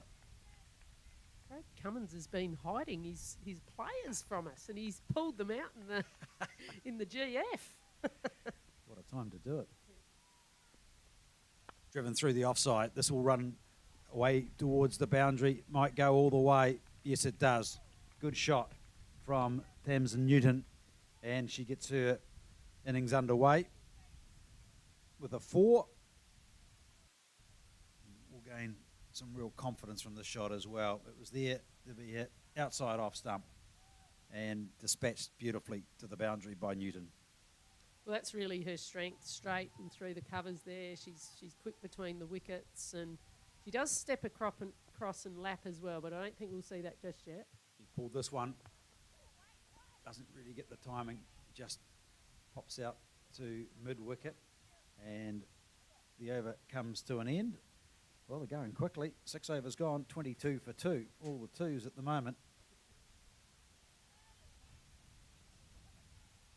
What will they do with Emma Black? They have to probably bowl 4, maybe 5 overs out of her. She's one of your key strike bowlers, but you can't afford to bowl too many and not have her there at the death if the Wellington team was able to build partnerships and, get into that 150, 160 with 10 overs to go, you really want to bring Emma Black back towards that end of the innings. I'd probably keep her on while the ball's swinging around and get as many overs as you can, because I think with her there bowling, there's opportunities of wickets happening at both ends. They've still got Kate Ibrahim who bowls, and Marina Lamplow as well, and then throw in your spinners Oldenshaw and Carson. It's a pretty well-rounded bowling attack. Start of the 4th over for Black, and just cramping up Chandler somewhat. I think you'll get 5 out of her in the opening spell. Nice conditions here. Oh, and there's that swing again, just too much down the leg side. Judged wide once more by umpire Dempsey. Just falling away at the crease there, and what generally happens there is the ball goes with the arm as well as the swing that's around, so just needs to stay nice and tall and get through the crease. That's better. So, fielding side well up inside the circle. Fine leg, deep square leg. Short forward square, mid-wicket, mid-on, mid-off, extra cover, and point. And clamping down on bowled! Oh, what's happening here? The Blaze are falling apart. The Sparks are firing. Clamping down on it, not able to do so. Chandler, beaten by the swing. She's gone for 5. 23 for 3.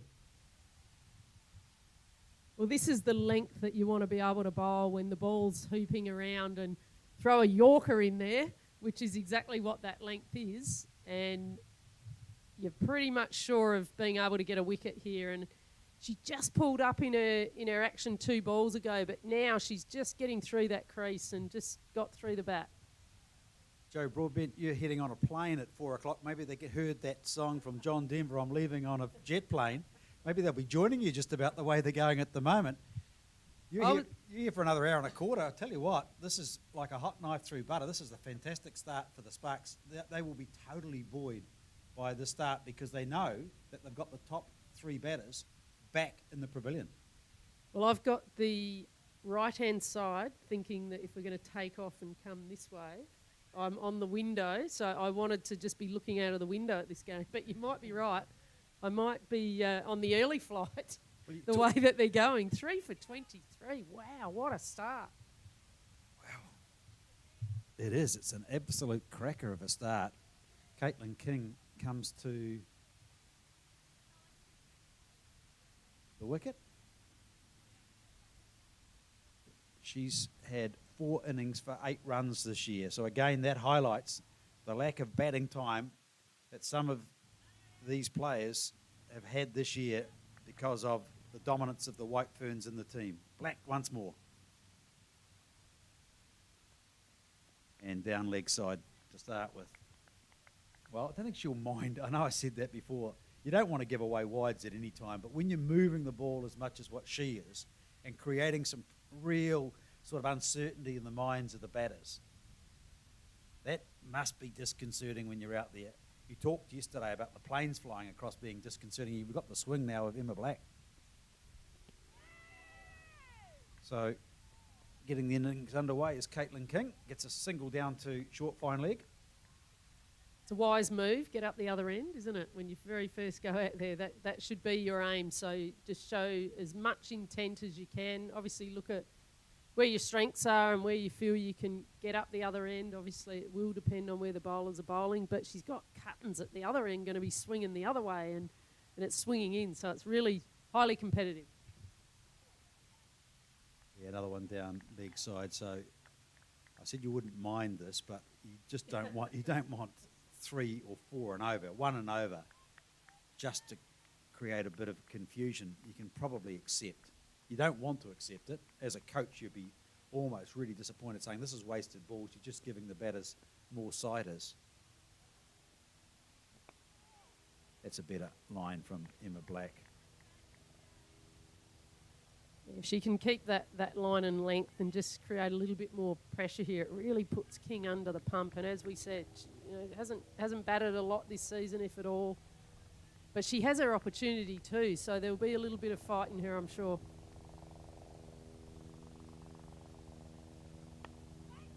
Nice ball from Black, and to finish with a dot at the end of the 7th over, 26 for 3. What do the Sparks do here? They look for a change, because we saw Kate Ibrahim anchoring the Sparks innings. You've talked about Tamsin Newton being the batter that's going to probably need to do that for the Blaze, but Cuttance is going to continue. I guess while the ball is moving around and the wickets are falling, you reward your bowlers for that. Yeah, definitely. And I think, we're not seeing the opening fast bowlers that are going to come in and bowl bouncers. We're seeing 2 opening bowlers swinging the ball around. So I think this is a fair point for Kate Ibrahim to keep Cuttance on just for another over at least. And let's see, it'll probably maybe time for the spinners coming on. I think Tamsin Newton, just with a little bit of pace off, might be a good option. Caitlin King is generally strong, square off the back foot, and strong on the offside. So King facing Cuttance. Letting this one go.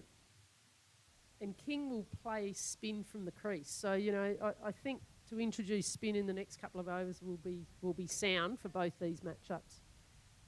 Yeah, I think Eden Carson might have a role to play in this match as well. She's been effective in the last couple of seasons. She's already taken 9 wickets. Emma Black's the highest wicket taker in the Sparks team with 10. Cuttance just running back, the enthusiasm from the youngster. We get a sense the whole team's up, and rightly so. 23 for 3 at the end of that last period, and have moved along to 26 for 3 now. That's a bit loose. And that's a good shot, running round towards the boundary. Don't think it's going to get all the way. Emma Black comes across and fields. She's got a good arm on it, and they're not going to take her on. She gets the ball in quickly to the bowler's end. Just the 2 runs. Well, that's a relief for King as well. She's just faced the 4 balls, and she cleared her front leg there and kept her eyes down low. So you always lots of space to hit out there. So well run. I pretty much think they probably may have been able to get one on the arm there. Change in the field with the sort of deep cover going back to the boundary. This is one well pitched up and just It's driven but can't get the ball through the field. And out there at mid-off for Otago is Marina Lamplow. Well, it's all about partnerships, isn't it, for Wellington Blaze now? This one needs to be a partnership and a big one. Yeah, that one's a good ball from Cuttance. You talk about Susie Bates before, and she's the leading... she's got the most catches in this competition. She's led that statistic all the way through. And she's done most of that fielding at mid-on. Well, Caitlin Blakely, who's also got some fantastic set of hands, is at mid-on for the Sparks in this match. This one here's pulled around to the leg side, just behind square, just for the single. Fielding down there is Emma Black. She gets the ball in. The end of the over. We've had 8 gone, 29 for 3. Blakely will be annoyed if she doesn't get a catch today. If Susie's taken all those catches during the season and she goes in there for the one game and doesn't get one, she'd be pretty ripped off, wouldn't she? Yeah, although what we've seen one wicket fall being bowled, one being sort of hooked to mid-wicket, and one being caught behind. So I don't think she'll mind when she sees the wickets wherever they're falling. If they don't go her way, I don't think she'll mind, but she is a very, very good fielder. So it's been a fabulous partnership, this one, hasn't it? And, you know, when I said it before, with Black bowling in swing and Cuttance bowling away swing, it's so difficult for the batters to get settled and get your head in the right position, get your feet moving. It's such a big difference. So Newton at the non-striker's end. It'll be King facing up to Emma Black coming in for the start of her 5th over.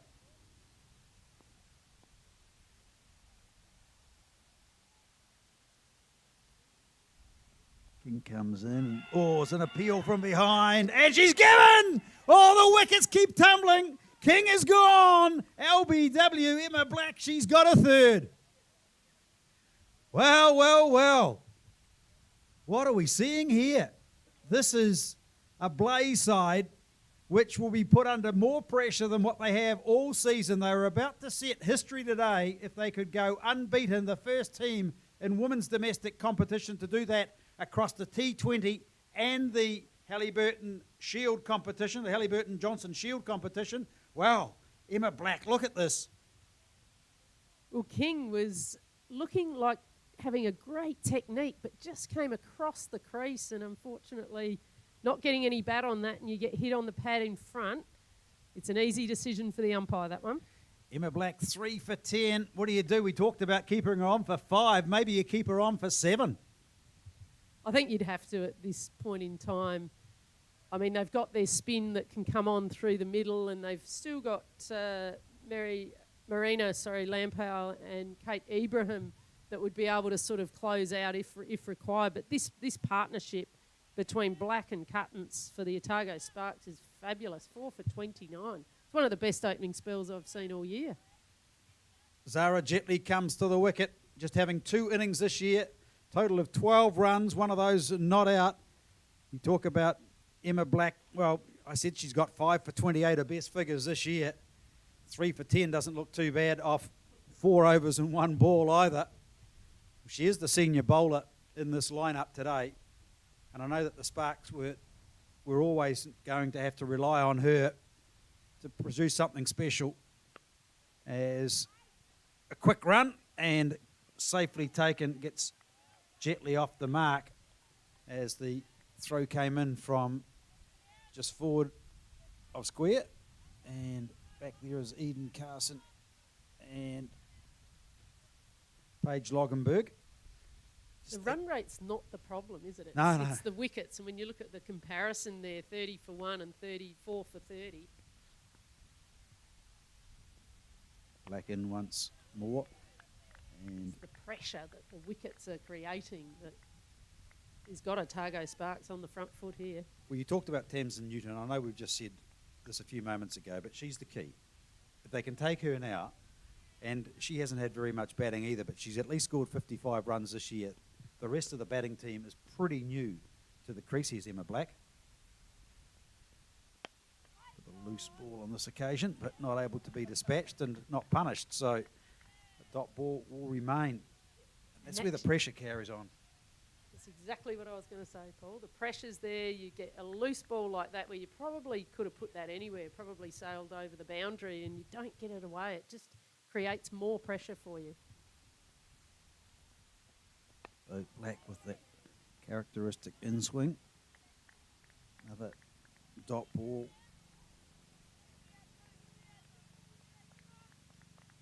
Yeah, the fielding side, they really are sort of clapping and encouraging each other on every ball at the moment. You can see them almost stalking in like a hunter in the forest.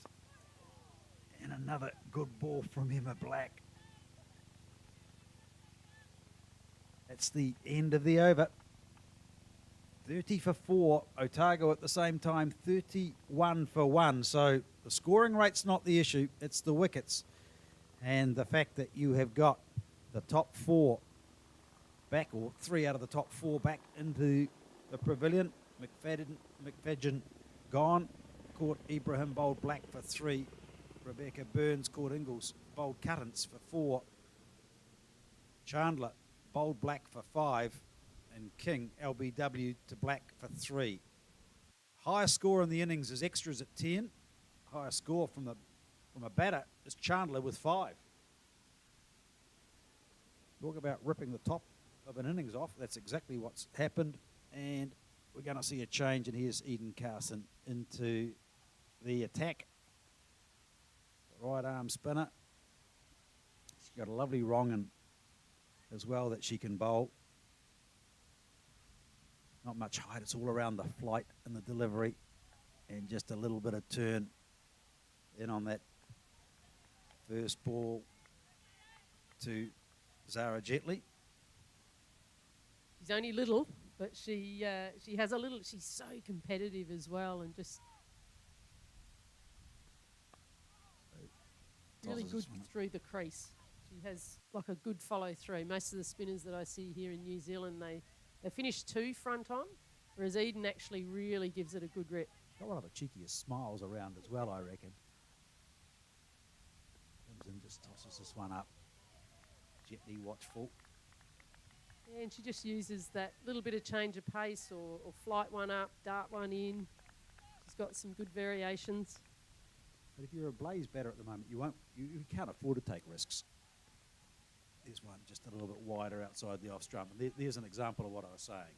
You know, you're not going to go and have a flashing shot outside the off stump at the moment. You've got a backward point, deep gully.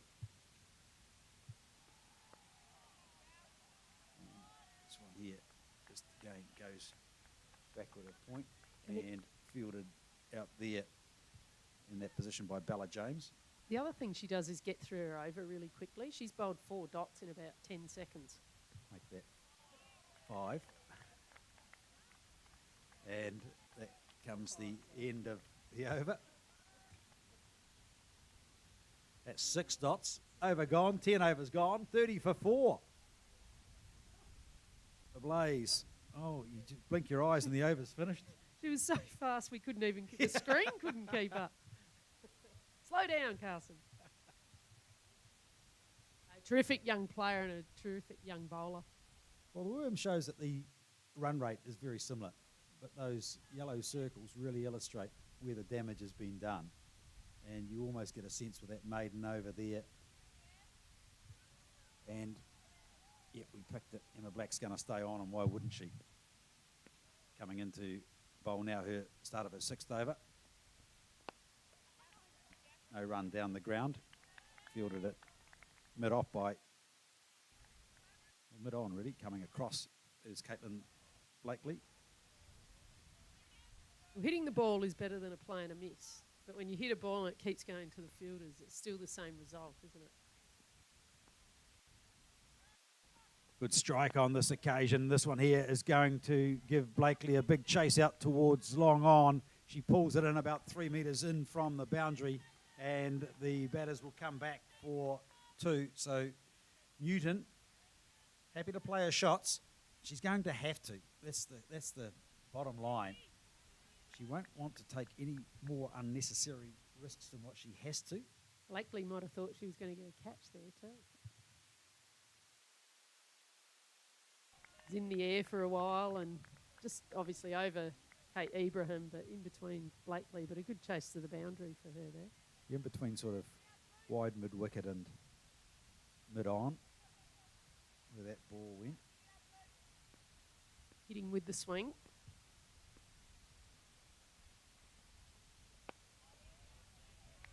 A good line again from Emma Black. So often you see batters trying to, probably more so for outswing bowlers, trying to hit on the onside when it's not quite there. And to play safe, hit with the swing and you'll help it along its way. Another good ball from Emma Black. We saw just a few moments ago the Wasp, the predicted percentage winning score being 55%. In the space of a few quick wickets, it reduces very quickly down to just 12%. That's the chance, the predicted chance the Blaze have of winning, but as we know, cricket's a funny old game. Well, Emma Black again, right on the money. This is good bowling. The other important thing is just that run rate. Now it's 4.85, so it's starting to head towards 5. It's still not out of control as the 11th over finishes, and 4 for 32 or 32 for 4. Australians do it the other way round. So it's been hard. No, 32 for 4. You reckon do. you do 4 for 32? Yeah, you like taking wickets. We like scoring runs. That's how that works. I've never thought of that actually. Yeah, we're always fielding when we say it. Yeah, but the fact that 4.75 isn't a ridiculous run rate. It would have started at 4.4. But the reality is, as Carson comes in, a little bit uppishly on this occasion by Jetley, but the fact that you haven't got experienced batters in there that have been accustomed to scoring at that rate. So if it gets over 5, that's where I think you say the challenge has just lifted another level again. Yeah, definitely. And like the current run rate at the moment is 2.82. And they're building dots. And if that keeps going for another 3 or 4 overs around that, then the run rate just shoots up. We better keep up with this as well because she's bowled 2 dots already. Has Emma Carson. There's 3. So there's 9 in a row. Keep count of these, Joe. We're scoring, eh? Yeah, we This is a big job today, big job. Well, it is when they go through so quickly. Just look at a race through this, and this is what the Otago Sparks want to do. Put some overs quickly through, and I wouldn't be surprised if there'll be a spinner at the other end. If you get double spinners going and you race through 5 or 6 overs and you only get 7 or 8 runs conceded. I'd almost be doing my shoelaces up if I was the batter, just to slow it down a little bit. Your pad has just sort of come off, and you need a bit of spray on your arm. Oh, what's that like? She's gone! Another one's gone! Eden Carson gets the wicket, and the Otago Sparks go further into the batting lineup of the Wellington Blaze. 32 for 5. Carson strikes. Well, it's not a dot on this occasion. It is a dot, but it's got a W beside it. It's a wicket. Carson strikes. Black's got 3. Cuttance has got 1. Well, as Bill Laurie would say in Australian terms, it's all happening here. Absolutely plumb there. And that was actually the quicker ball then from each. She got through her over that quick that she wanted to finish it even quicker, and that was the quicker ball, and it went on trying to play square to a ball that potentially she should have been playing straight to. And Eden Carson, she's still got another ball left, would you believe? Yep. And Olivia Boyven comes to the wicket, and this is a tough ask now. Forget about the run rate.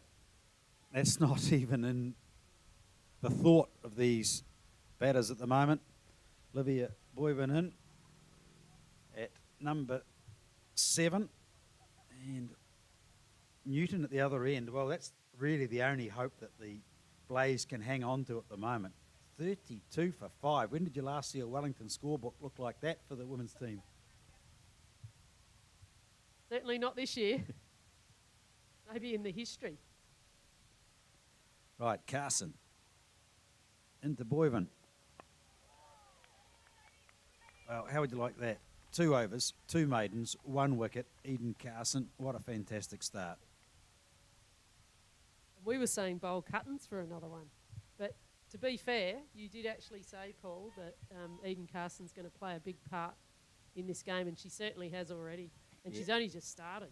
Yeah, this is the time that she'll come in with the batting team under pressure. She can turn the ball both ways, her flight in the air. She changes her pace well.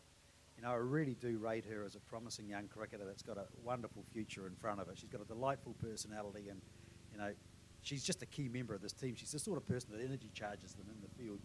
As they, you know, you've got your Caitlin Blakely and your Kate Ibrahim that are out there as well, the experienced heads, but this team will be absolutely buoyed by this 32 for 5, and it's survival time at the best for the Blaze.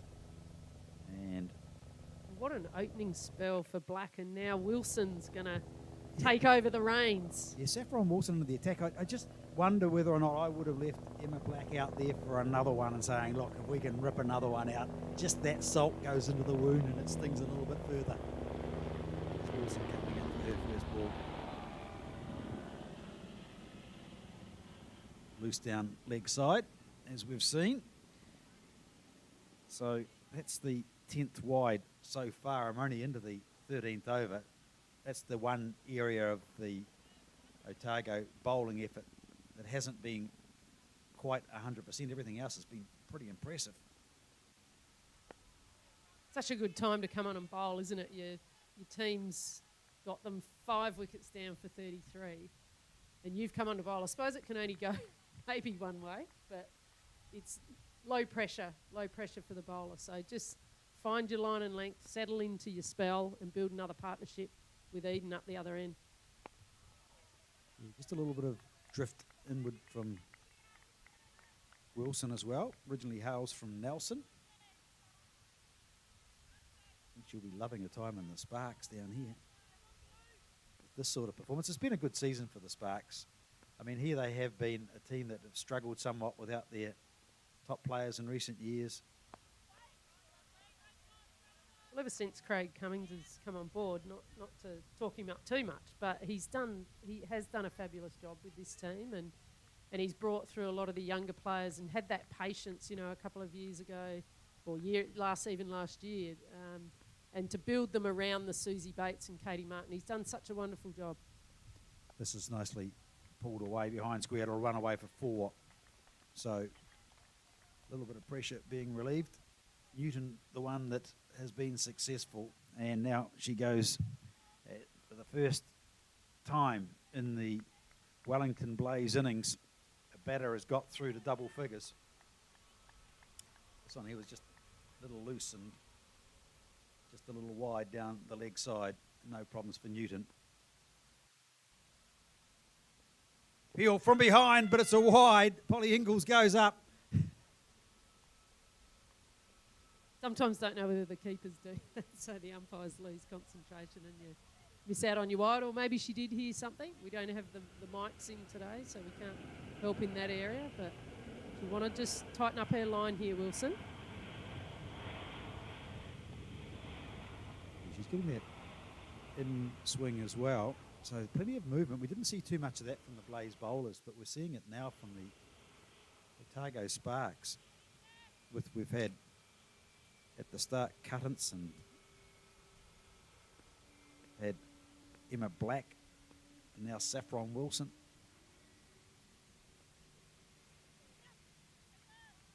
And a single out to cover.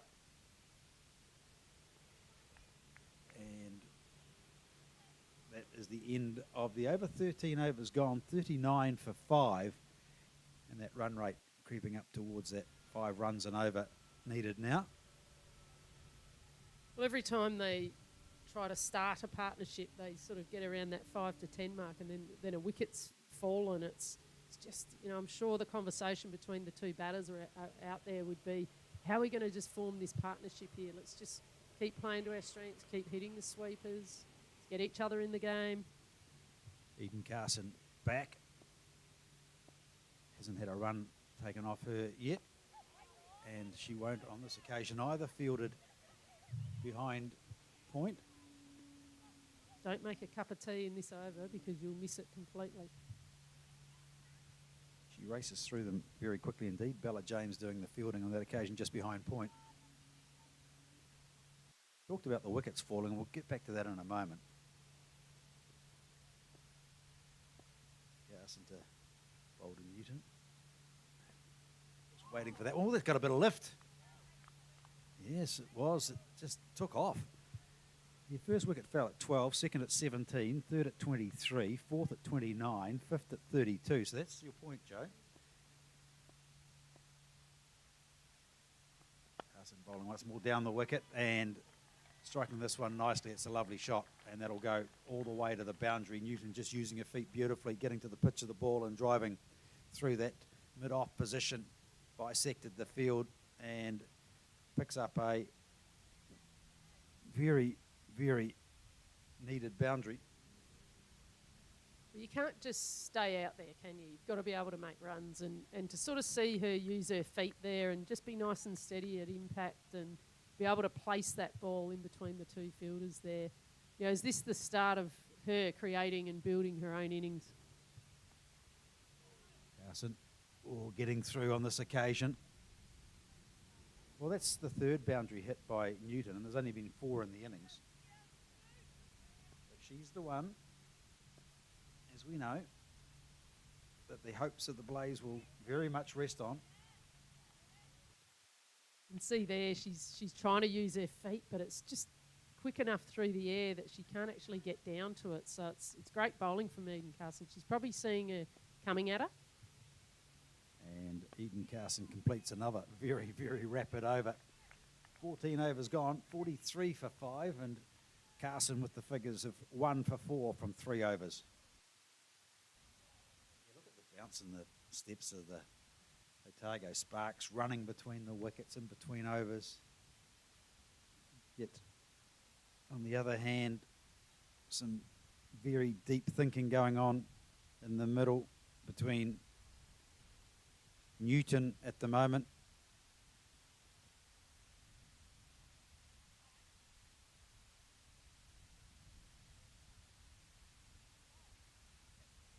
Chance now for Wilson to have her second over.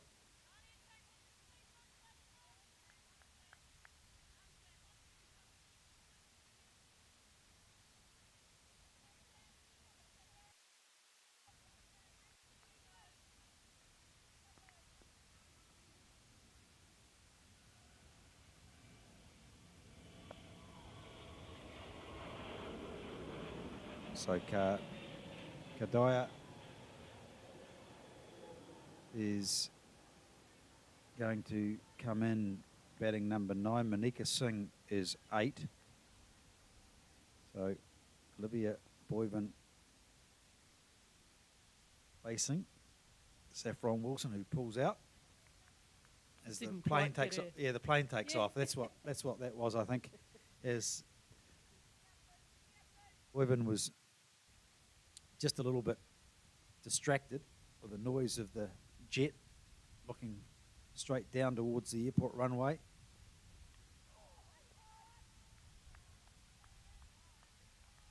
This is what Wilson's got to do. Just keep it nice and simple. Try and maybe just shift her line over to off stump.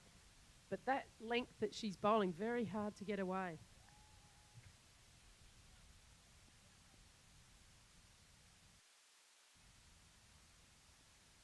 Pulling this one away to mid-wicket, no run. That'll bring the run rate up to over 5 and over now. They started at 4.4. Look at that wicket tally, 5 wickets gone.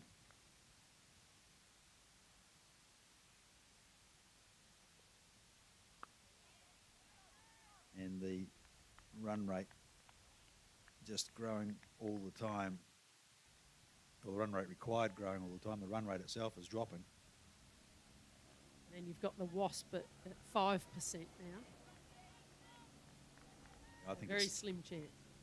I think it's gone and stung the Blaze, to be fair. Yeah, it'll take a miracle for the Blaze to get out of this match. Sillier things have happened. And if they keep bowling this many wides, certainly not doing themselves any favours, the Sparks. But, you know, even saying that, the 4 dot balls before that has done the damage so far. And Boyman, having faced 5 balls, still hasn't got off the mark and won't on this one either.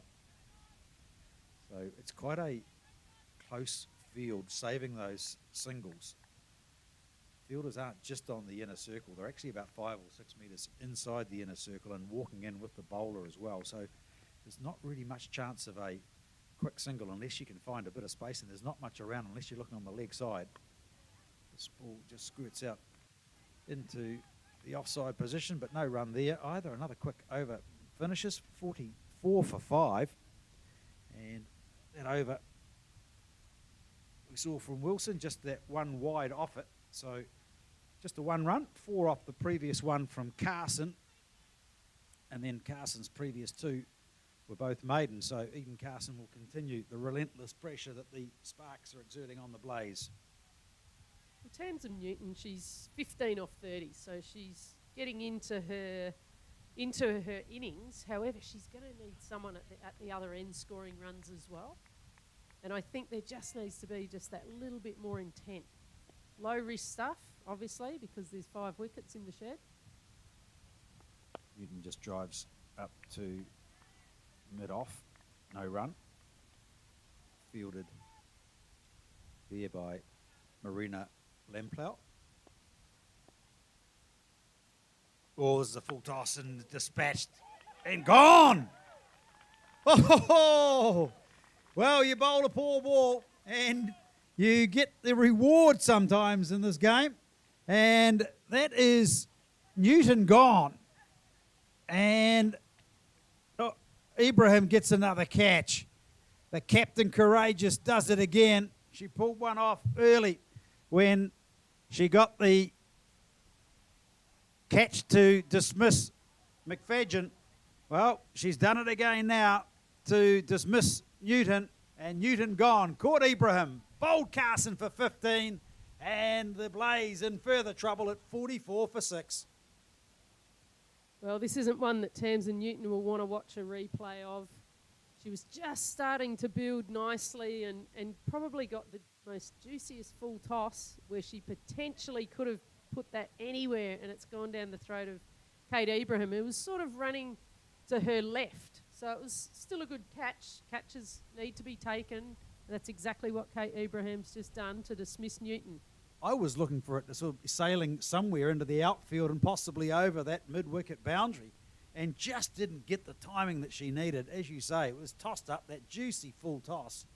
And, well, the Sparks have got a well-deserved rest. It's drinks here with the Blaze in all sorts of trouble. 44 for 6, 15 overs gone, chasing 221 for victory.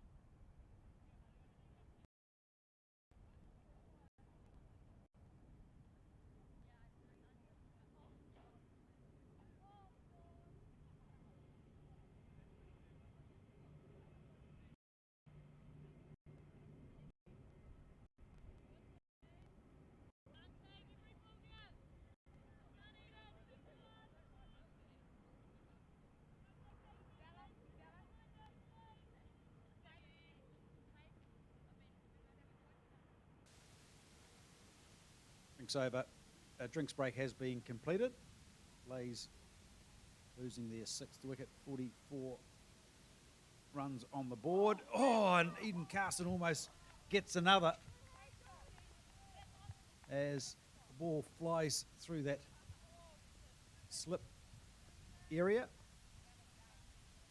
And out to the wicket is Manika Singh. Well, it's the 16th over, and there's a slip in, and they've almost taken a catch. It's unreal, isn't it? The pressure that you can create here when you've got them 6 for.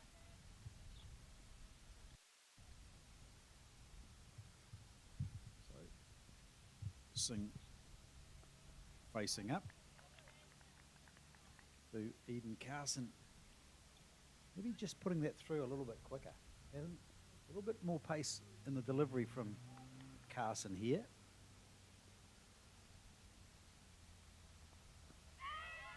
I think that's the biggest change with her this season. I think the previous season probably just a little bit too slow through the air. I think it is something that she's actually worked on, and it's gone in her favour because she's had an outstanding season.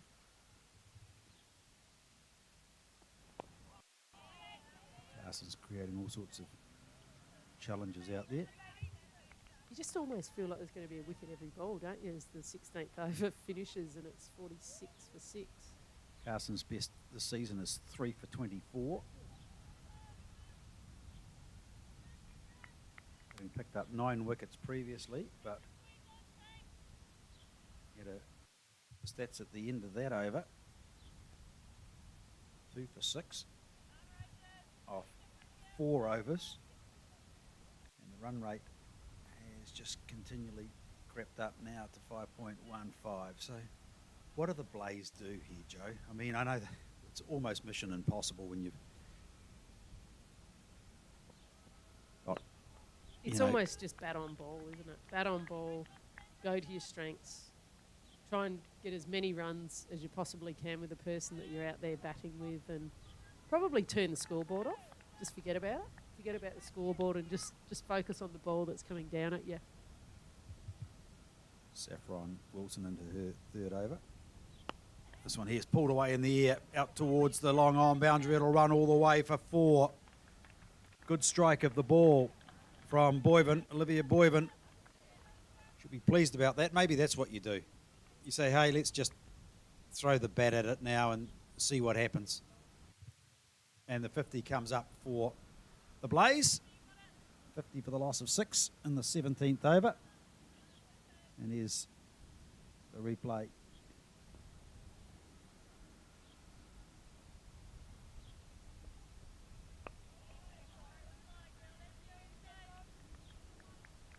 You just need to play every ball on its merits here, and if you do get a loose one, this is where you do need to put it away when you're sort of struggling the way they are. But I just wouldn't even be looking at that scoreboard at the minute. You wouldn't be wanting to look at the Wasp either. 1% it's down to Saffron Wilson. Just getting that ball through nicely. Polly Ingalls is tidy behind the stumps. When you start looking at keepers in New Zealand behind Katie Martin, there's a few names that you can mention, but she can't be too far away from being in the wider consideration. She doesn't get much time with the gloves because Katie Martin's there. It's such a difficult position, isn't it? Because you can only have one keeper, and if you're always going to choose Katie Martin. Well, you're never going to get the gloves off her. I mean, she's never going to let you take them off her. And rightly so. You know, and they're fair enough.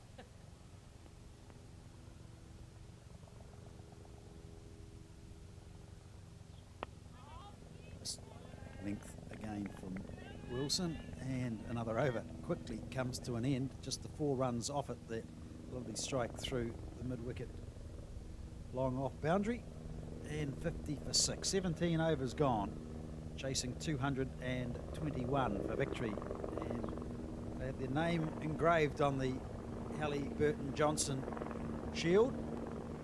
Or will it be Otago? And you start looking back through the history books and you're seeing, when did Otago last have their name on that trophy? And you have to go back to 2013-14 when they defeated Auckland in the final. I think from memory, Susie Bates might have played a significant role in that. Carson comes back into the attack now for her 5th over. I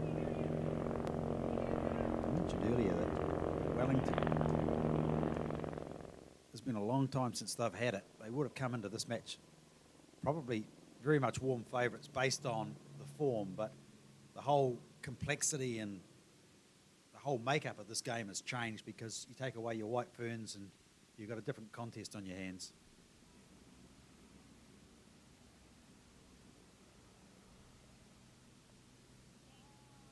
Carson just putting some real pressure on Singh at the other end. She's probably been told, as Manika Singh, don't get out.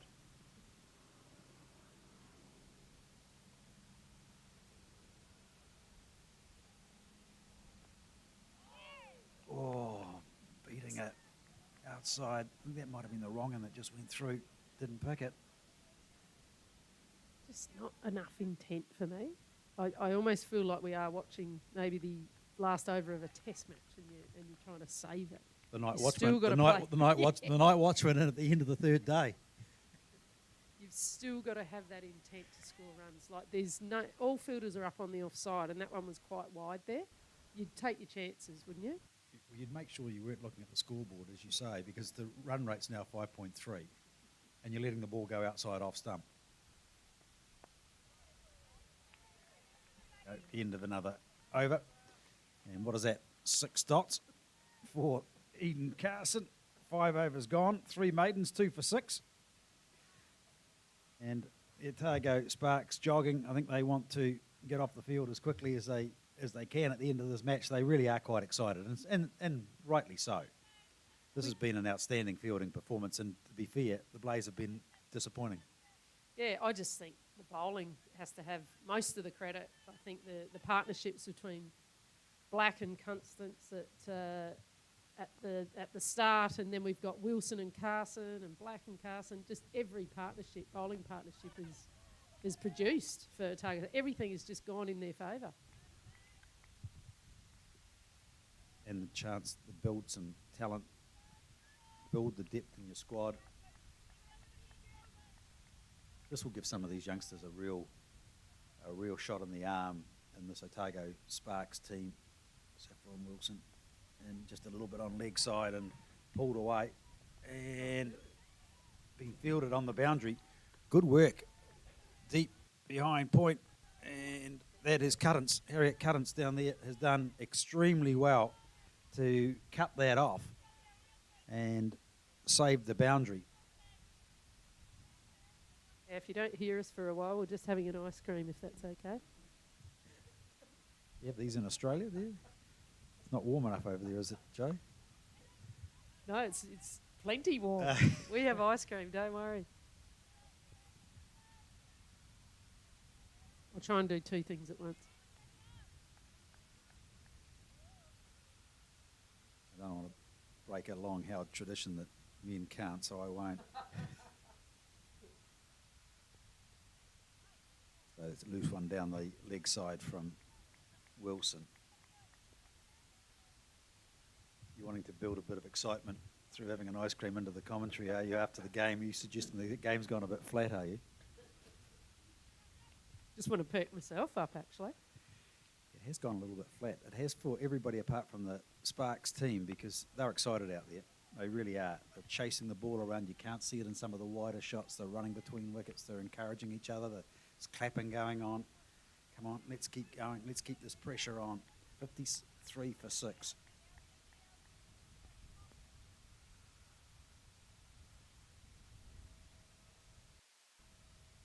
This one here's in the air. One bounce out to Cuttance behind square. Just a single. Well, we did see the Wellington Blaze well and truly off the boundary. And unfortunately there, we're back on the boundary. I sort of feel they've missed one there.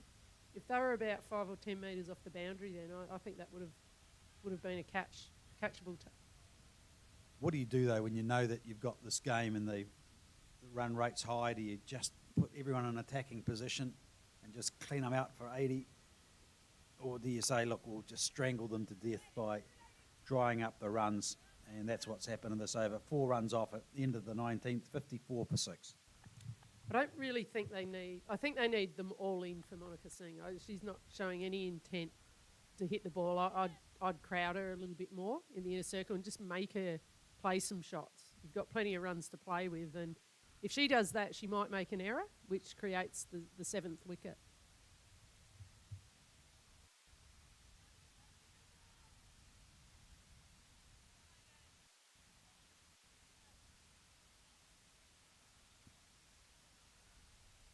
Don't blink.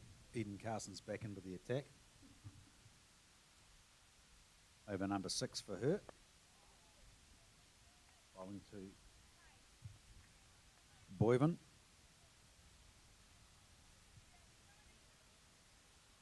Yeah, 3 run-outs in the Otago innings.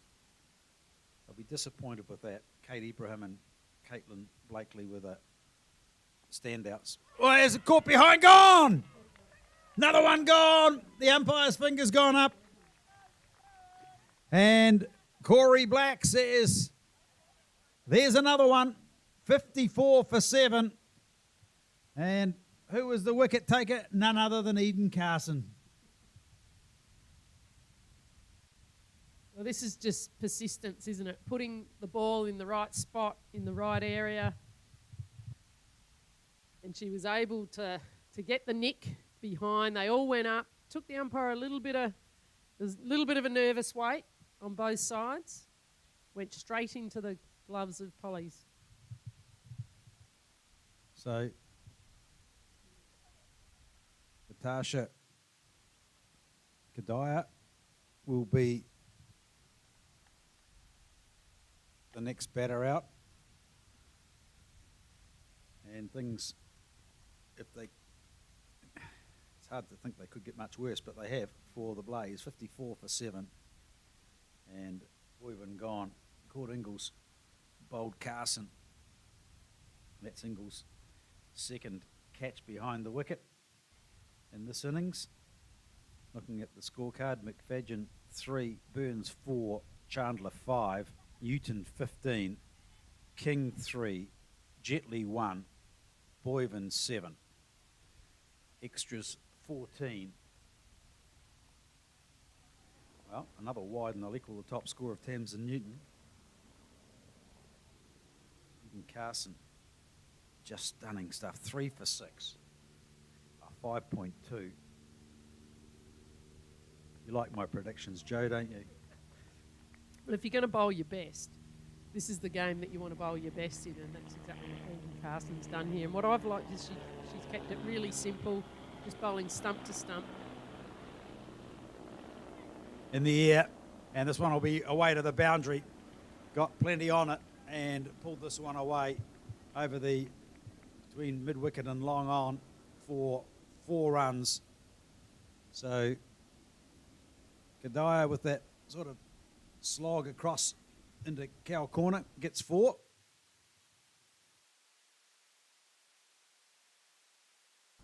Oh, sorry, over at the... I was looking at the other end. It was behind point. It was behind point. She had a slog at it. Sorry, Joe. But she slapped it nicely, didn't she? She had the room to be able to do that, had the elevation on it as well, just to get it away from the fielder that was at backward point.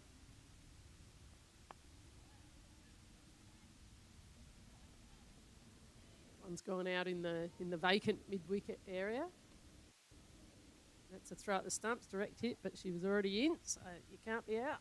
And that's the end of the 20th over, and there's 7 wickets down. Just a single on that occasion, so Carson setting a boundary in that over. That's ruined her figure somewhat, hasn't it? After having 3 for 10. Manhattan, you can see, really hasn't threatened too much.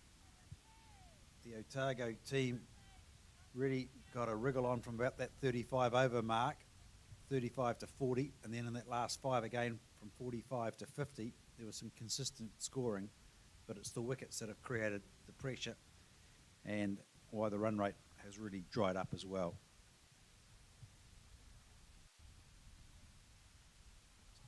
So looking now for a change in the bowling attack, and into the attack comes Sophie Oldershaw. Her flight is always a bit of a challenge as well. She tosses the ball up, gives it plenty of air. Let's see what Kadaya do in response. A little bit flatter than what Oldershaw normally bowls. She normally gives it plenty of air. That one there was quite flatter through the air. She's just easing into it here. There's been talk whether she's a leg spinner or an off spinner. Or a spinner at all. It's part of it, just floating the ball up and... Looks like leg spin to me.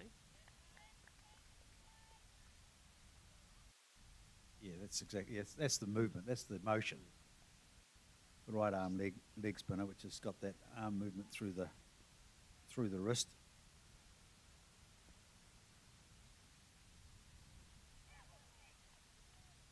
And Singh just stabs that one down into the gully region for a single.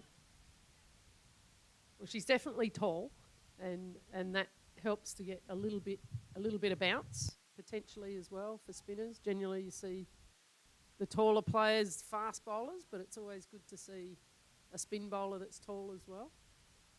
Nice full length there.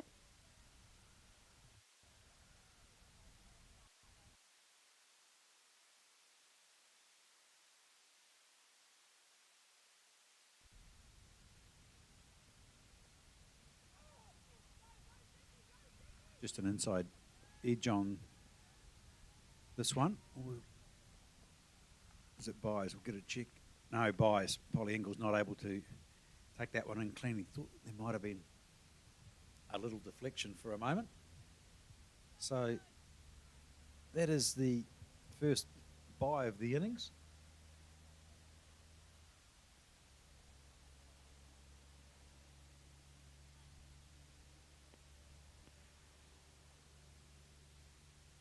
Dyer.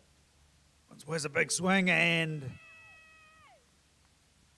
has not made contact, and the over comes to an end. Oh, well, I thought for a moment she was got something on that. Yeah, well, I think they're trying to play her from the crease, and I think Oldershaw is someone where you could potentially bat out of your crease and come at her and really try to mess that length up that she's bowling. She bowls quite full, and a lot of spinners do, and I find if you want to be able to upset their length, you really need to be able to come forward and move your feet.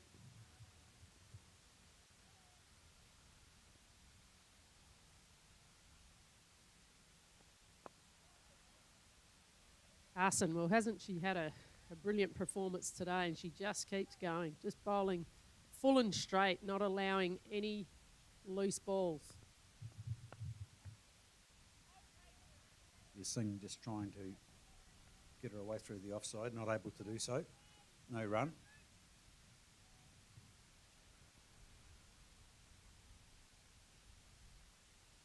Down the wicket. Again, picks out the fielder in the covers.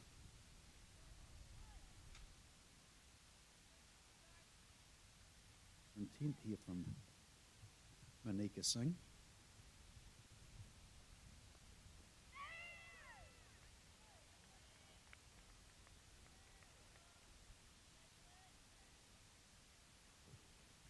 Well, she's 3 off 15, so I think she's had enough ciders now.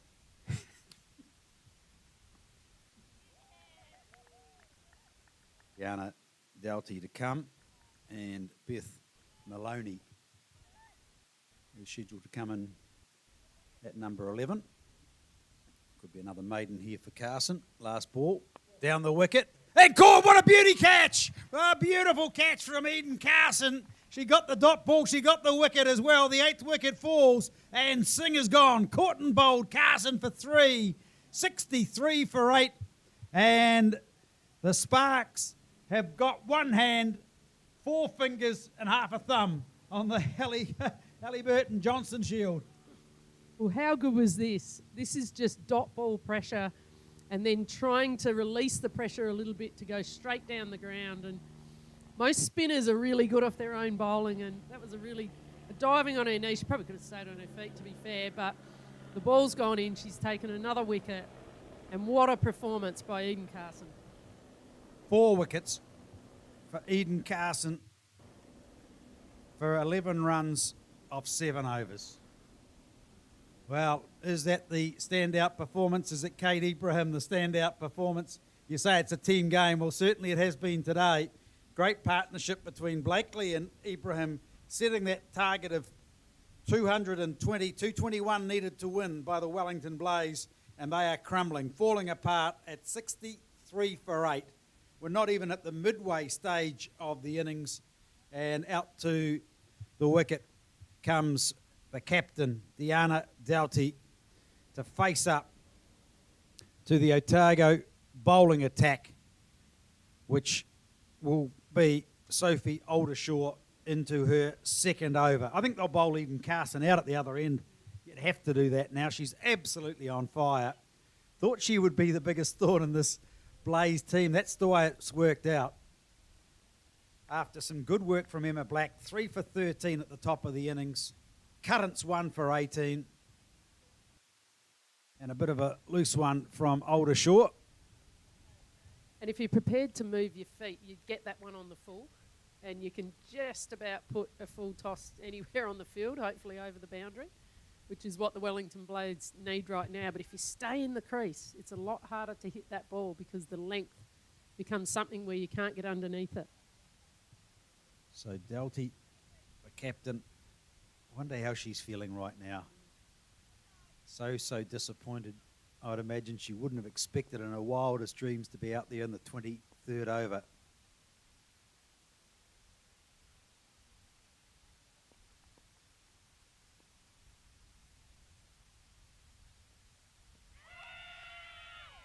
Big appeal.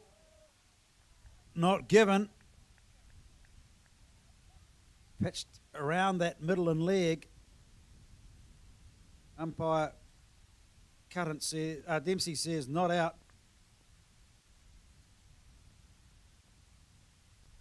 Aldershaw floats that one up. Doughty coming down the pitch, driving to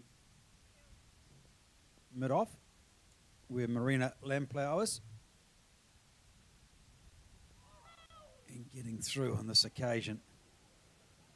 Well, the Blaze look all at sea. It's nice tight bowling, isn't it? They've still got the 2 out on the onside at square and cow, which is, look, they're probably going to be the go-tos if they are going to hit, but they've got this brick wall on the offside. And this one here is driven along the ground to mid-on, to Blakely. No run. Still think the strategy here is to be able to move your feet to Aldershaw and hit her down the ground where the gaps are. Both drives are up, so there's an opportunity of going straight back over her head. Did you read many fiction books when you were a kid growing up? Did you learn about Howard Houdini or anything like that, getting out of Great Escapes? I mean, this is what the Blaze needs right now, Joe. Well, I think they're going to need more than him as well. This is fast slipping out of their hands, isn't it, the trophy? But, you know, what a day it's been for Otago Sparks. Well, it's gone. I mean, despite you can think of great comebacks in sport, if this happens, it'll be the greatest comeback I've ever seen, and I've seen a fair bit of sport in my time. This just isn't going to happen now when you've still got over 150 runs to score, 2 wickets left, and a run rate which is nearing 6 runs and over. And you've got Eden Carson bowling, and she can potentially finish with 6 wickets here today, and what a delight that would be if she did that. For 11 so far, 3 overs to go, and facing up will be Kadaya. As a swing drives it into the offside, no way through, no run. Well, it's good intent, isn't it? Like, you may as well go for it now. It's the last game of the season. You can't just block and bat out 50 overs here. You can see the smiles on the faces of the Sparks team out there at the moment. This one here's tossed up, and though I'm not able to get bat on ball, Natasha Kadaya.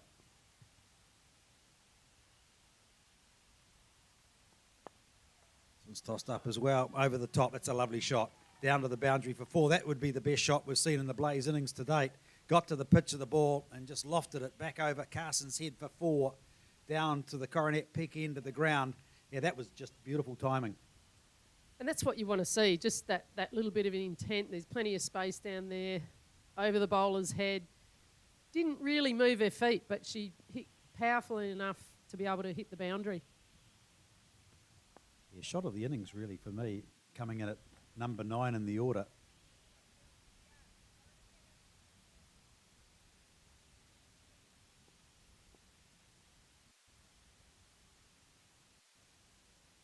Carson floats this one up, driven down the ground to Blakely. No score. And Carson's got 2 after this. You would bowl her out, surely. yeah, absolutely. Big swing, not able to get hold of it. Well, you can see the intent now from the Blaze team, and that's exactly what you've said, Joe. That's what they've got to do. The end of the over. Another one gone. 8 overs gone for Eden Carson. Just noticed there, Eden trying to get out of that over with the quicker delivery, which has picked her wickets up as well. Bolds and LBs coming to play when you're able to do that. Probably just didn't get it quite full enough for the quicker ball, but gee, it's hard to to complain when you're 4 for 15. But it's been a fantastic spell of bowling. Well, she's been well supported by bowlers around her as well, because Aldershaw at the other end, 2 overs, none for 3. Wilson, 4 overs, none for 16. Emma Black, 6 overs, 3 for 13. They've been really containing, but the wickets have just fallen at regular intervals. Big appeal. No movement from umpire Dempsey, though. He'll be saying, oh no, I want Eden Carson to get the other 2 at the other end for great bowling figures, so yeah, I'll just keep my hand down.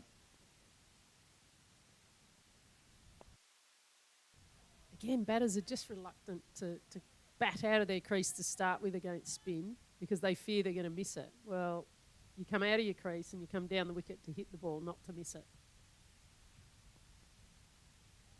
Captain facing up, Doughty. Oh, that's a loose delivery and lovely shot pulled away through that mid-wicket boundary for 4. Well, that's got what it deserved. That was a poor delivery from Aldershaw and nicely dispatched to the boundary by the Blaze captain. When she gets it wrong, it generally is a full toss, and they're the easiest balls to put away. Very close to a no ball, I might add, too. It's a better ball from Aldershaw.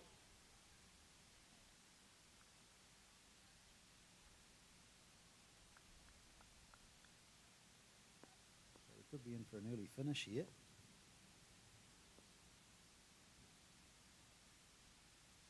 Oh, it's a loose one outside off stump, and Doughty just throws the bat at it, and it'll race away behind point for 4. In fact, right through that sort of slip gully region in the end. Got a thick edge, and it flew to the boundary. 2 boundaries in this over. That's a rare thing in the Blaze innings. Moves the score along, though, to 76. Yeah, any width here, you just want to make sure you dispatch that to the boundary, and there's not too many in the deep on the offside. Aldershaw right on the money on this occasion to finish the over. 8 of it, 76 for 8. 25 gone, midway through the overs. More than midway through the wickets, though. 80% of those gone, just 2 wickets remaining. And you look at the run rate, and the Wellington Blaze are below where the Otago team was at the same corresponding stage. But the more important thing was Otago had only lost the 1 wicket. The early loss of the wicket with Bella James going early, and then that second wicket partnership of 103 really laid the platform for the Otago team. And then they got into the field And they've ripped the top off this Wellington Blaze attack with Emma Black, Harriet Cuttance, and then Eden Carson, who's going to continue. Change in the field. So got a deep point, bringing in the mid wicket, 15 metres in from the boundary. In comes Carson.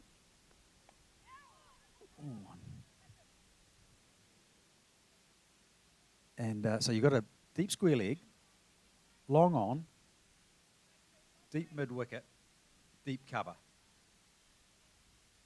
That's the fielders around the boundary. Short fine leg, and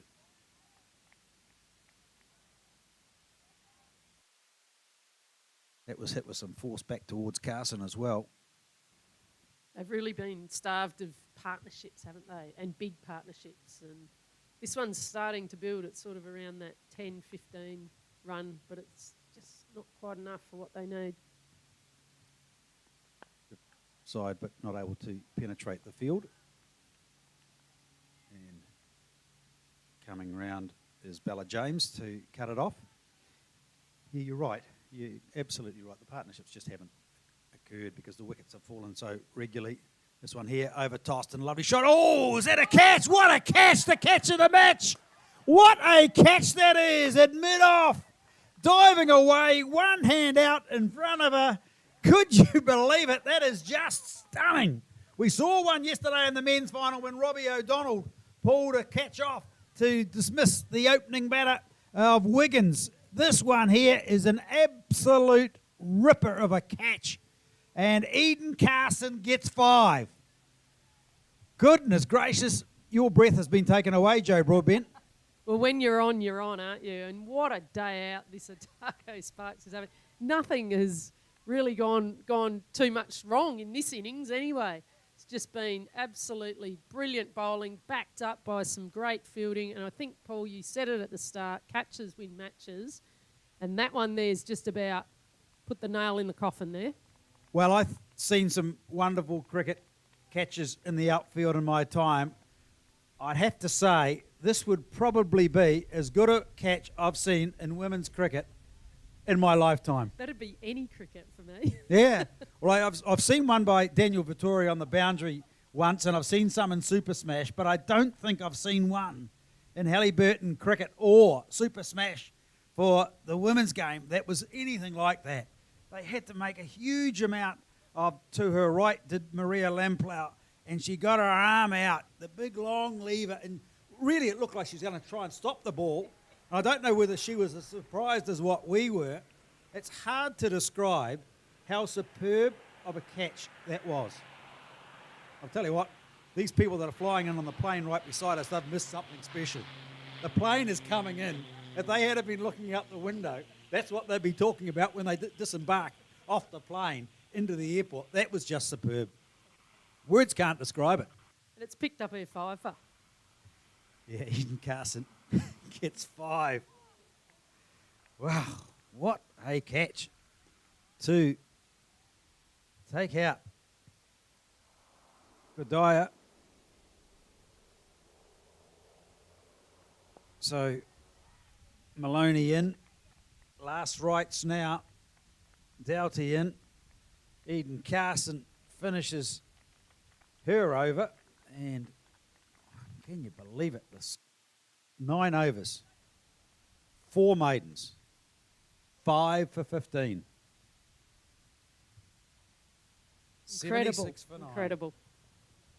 76 for 9. Well, we've had a disruptive year through COVID. We've had competitions that have had games rescheduled, abandoned, washed out.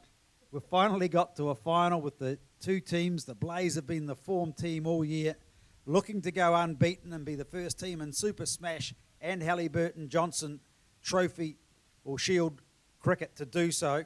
They're not going to do so here as Aldershaw comes in. And just defending is Deanna Doughty. you just wonder what's going through the Blazers team's mind at the moment. They've been hit by a tornado. Really big swing, sweeping the ball onto the leg side. Just a single is coming in there to do the fielding is Harriet Cuttance, who'll be pleased with her effort. It'll be a day that she won't forget in her lifetime, making her debut in a cricket championship final, taking an early wicket of Rebecca Burns. And the Otago team, well, talk about sparks. There's been a few of those flying. Well, Wellington Blaze will be bitterly disappointed, won't they? But, you know, they've... It's a poor pun, Joe, but the blaze has been extinguished and the sparks are flying. What happened to the Brave? Yeah, well, the Brave got done by Duckworth Lewis.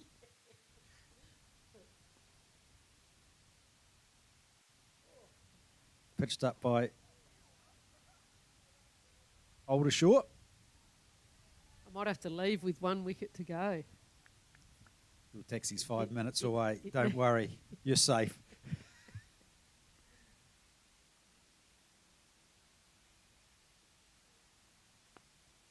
The end of the over, Eden Carson will be back on the other end. You won't even have to blink. You won't even be able to get out of your seat, and she'll have raced through her final over. She's got 1 to go. Aldershore finishes her 4th.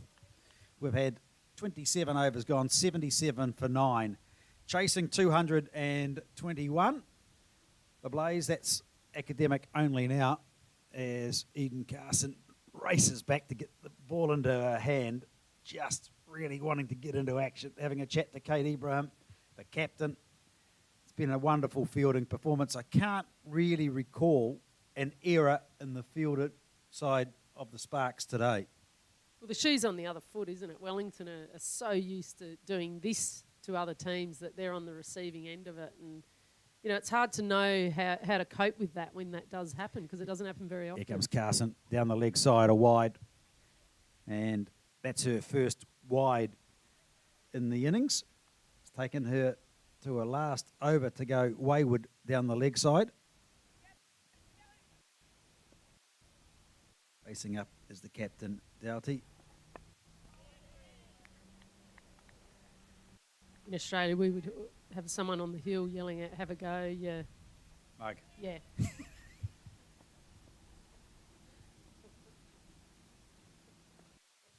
We normally have them in the back of the stands in New Zealand.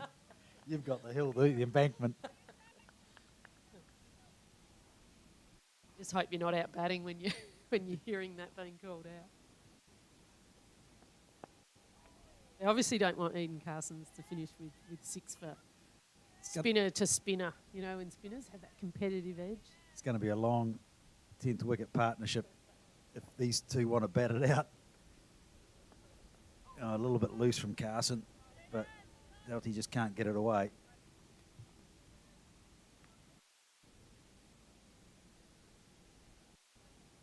What a performance. Yeah. What a performance. Yeah, I mean, we're just shaking our head, really, to be fair, in terms of the quality of the fielding. This is in the air. Just going to fall short. Not able to take it. It fell short of Currents, who came in from the deep point position and just falling about 4 metres short. Single They're taken. about 4 or 5 metres back to where Wellington. Now, do you think were that's fielding. so they can get Maloney on strike? Oh, that's a short ball from Carson to finish her spell. It's been an outstanding spell from young Eden Carson. 5 wickets in the 10 overs, 79 for 9. And Carson finishes with the figures of 5 for 17. Well, I'm going to have to love and leave you. And I'm certain that when I'm about to walk down this hill right now, there's probably going to be a wicket and you're going to absolutely go off, Paul. Joe, thanks for your help. Thanks for your help today. It's been lovely to have you in New Zealand, and all the best over the summer months as you head back to Australia. We'll love to see you back in New Zealand again, and I'm sure you'll be keeping a very watchful eye on that Women's World Cup coming up this week, and we'll have a bit of friendly banter, I'm sure, over the next couple of weeks when New Zealand take on Australia, possibly in the final of the World Cup. women's. Yeah, it's been awesome. I've loved every minute here in the last couple of weeks in Queenstown. And yeah, thanks to New Zealand Cricket for the competitions that you put on, not just the HBJ, but also the Super Smash as well. It's just a wonderful competitions to be a part of. All right, well, that's Joe Broadbent who's heading away to the airport. This ball is heading away to the boundary. It's going to be pulled in just short of the boundary, and the batters will come back for two, and that just moves the score along to 81 for 9.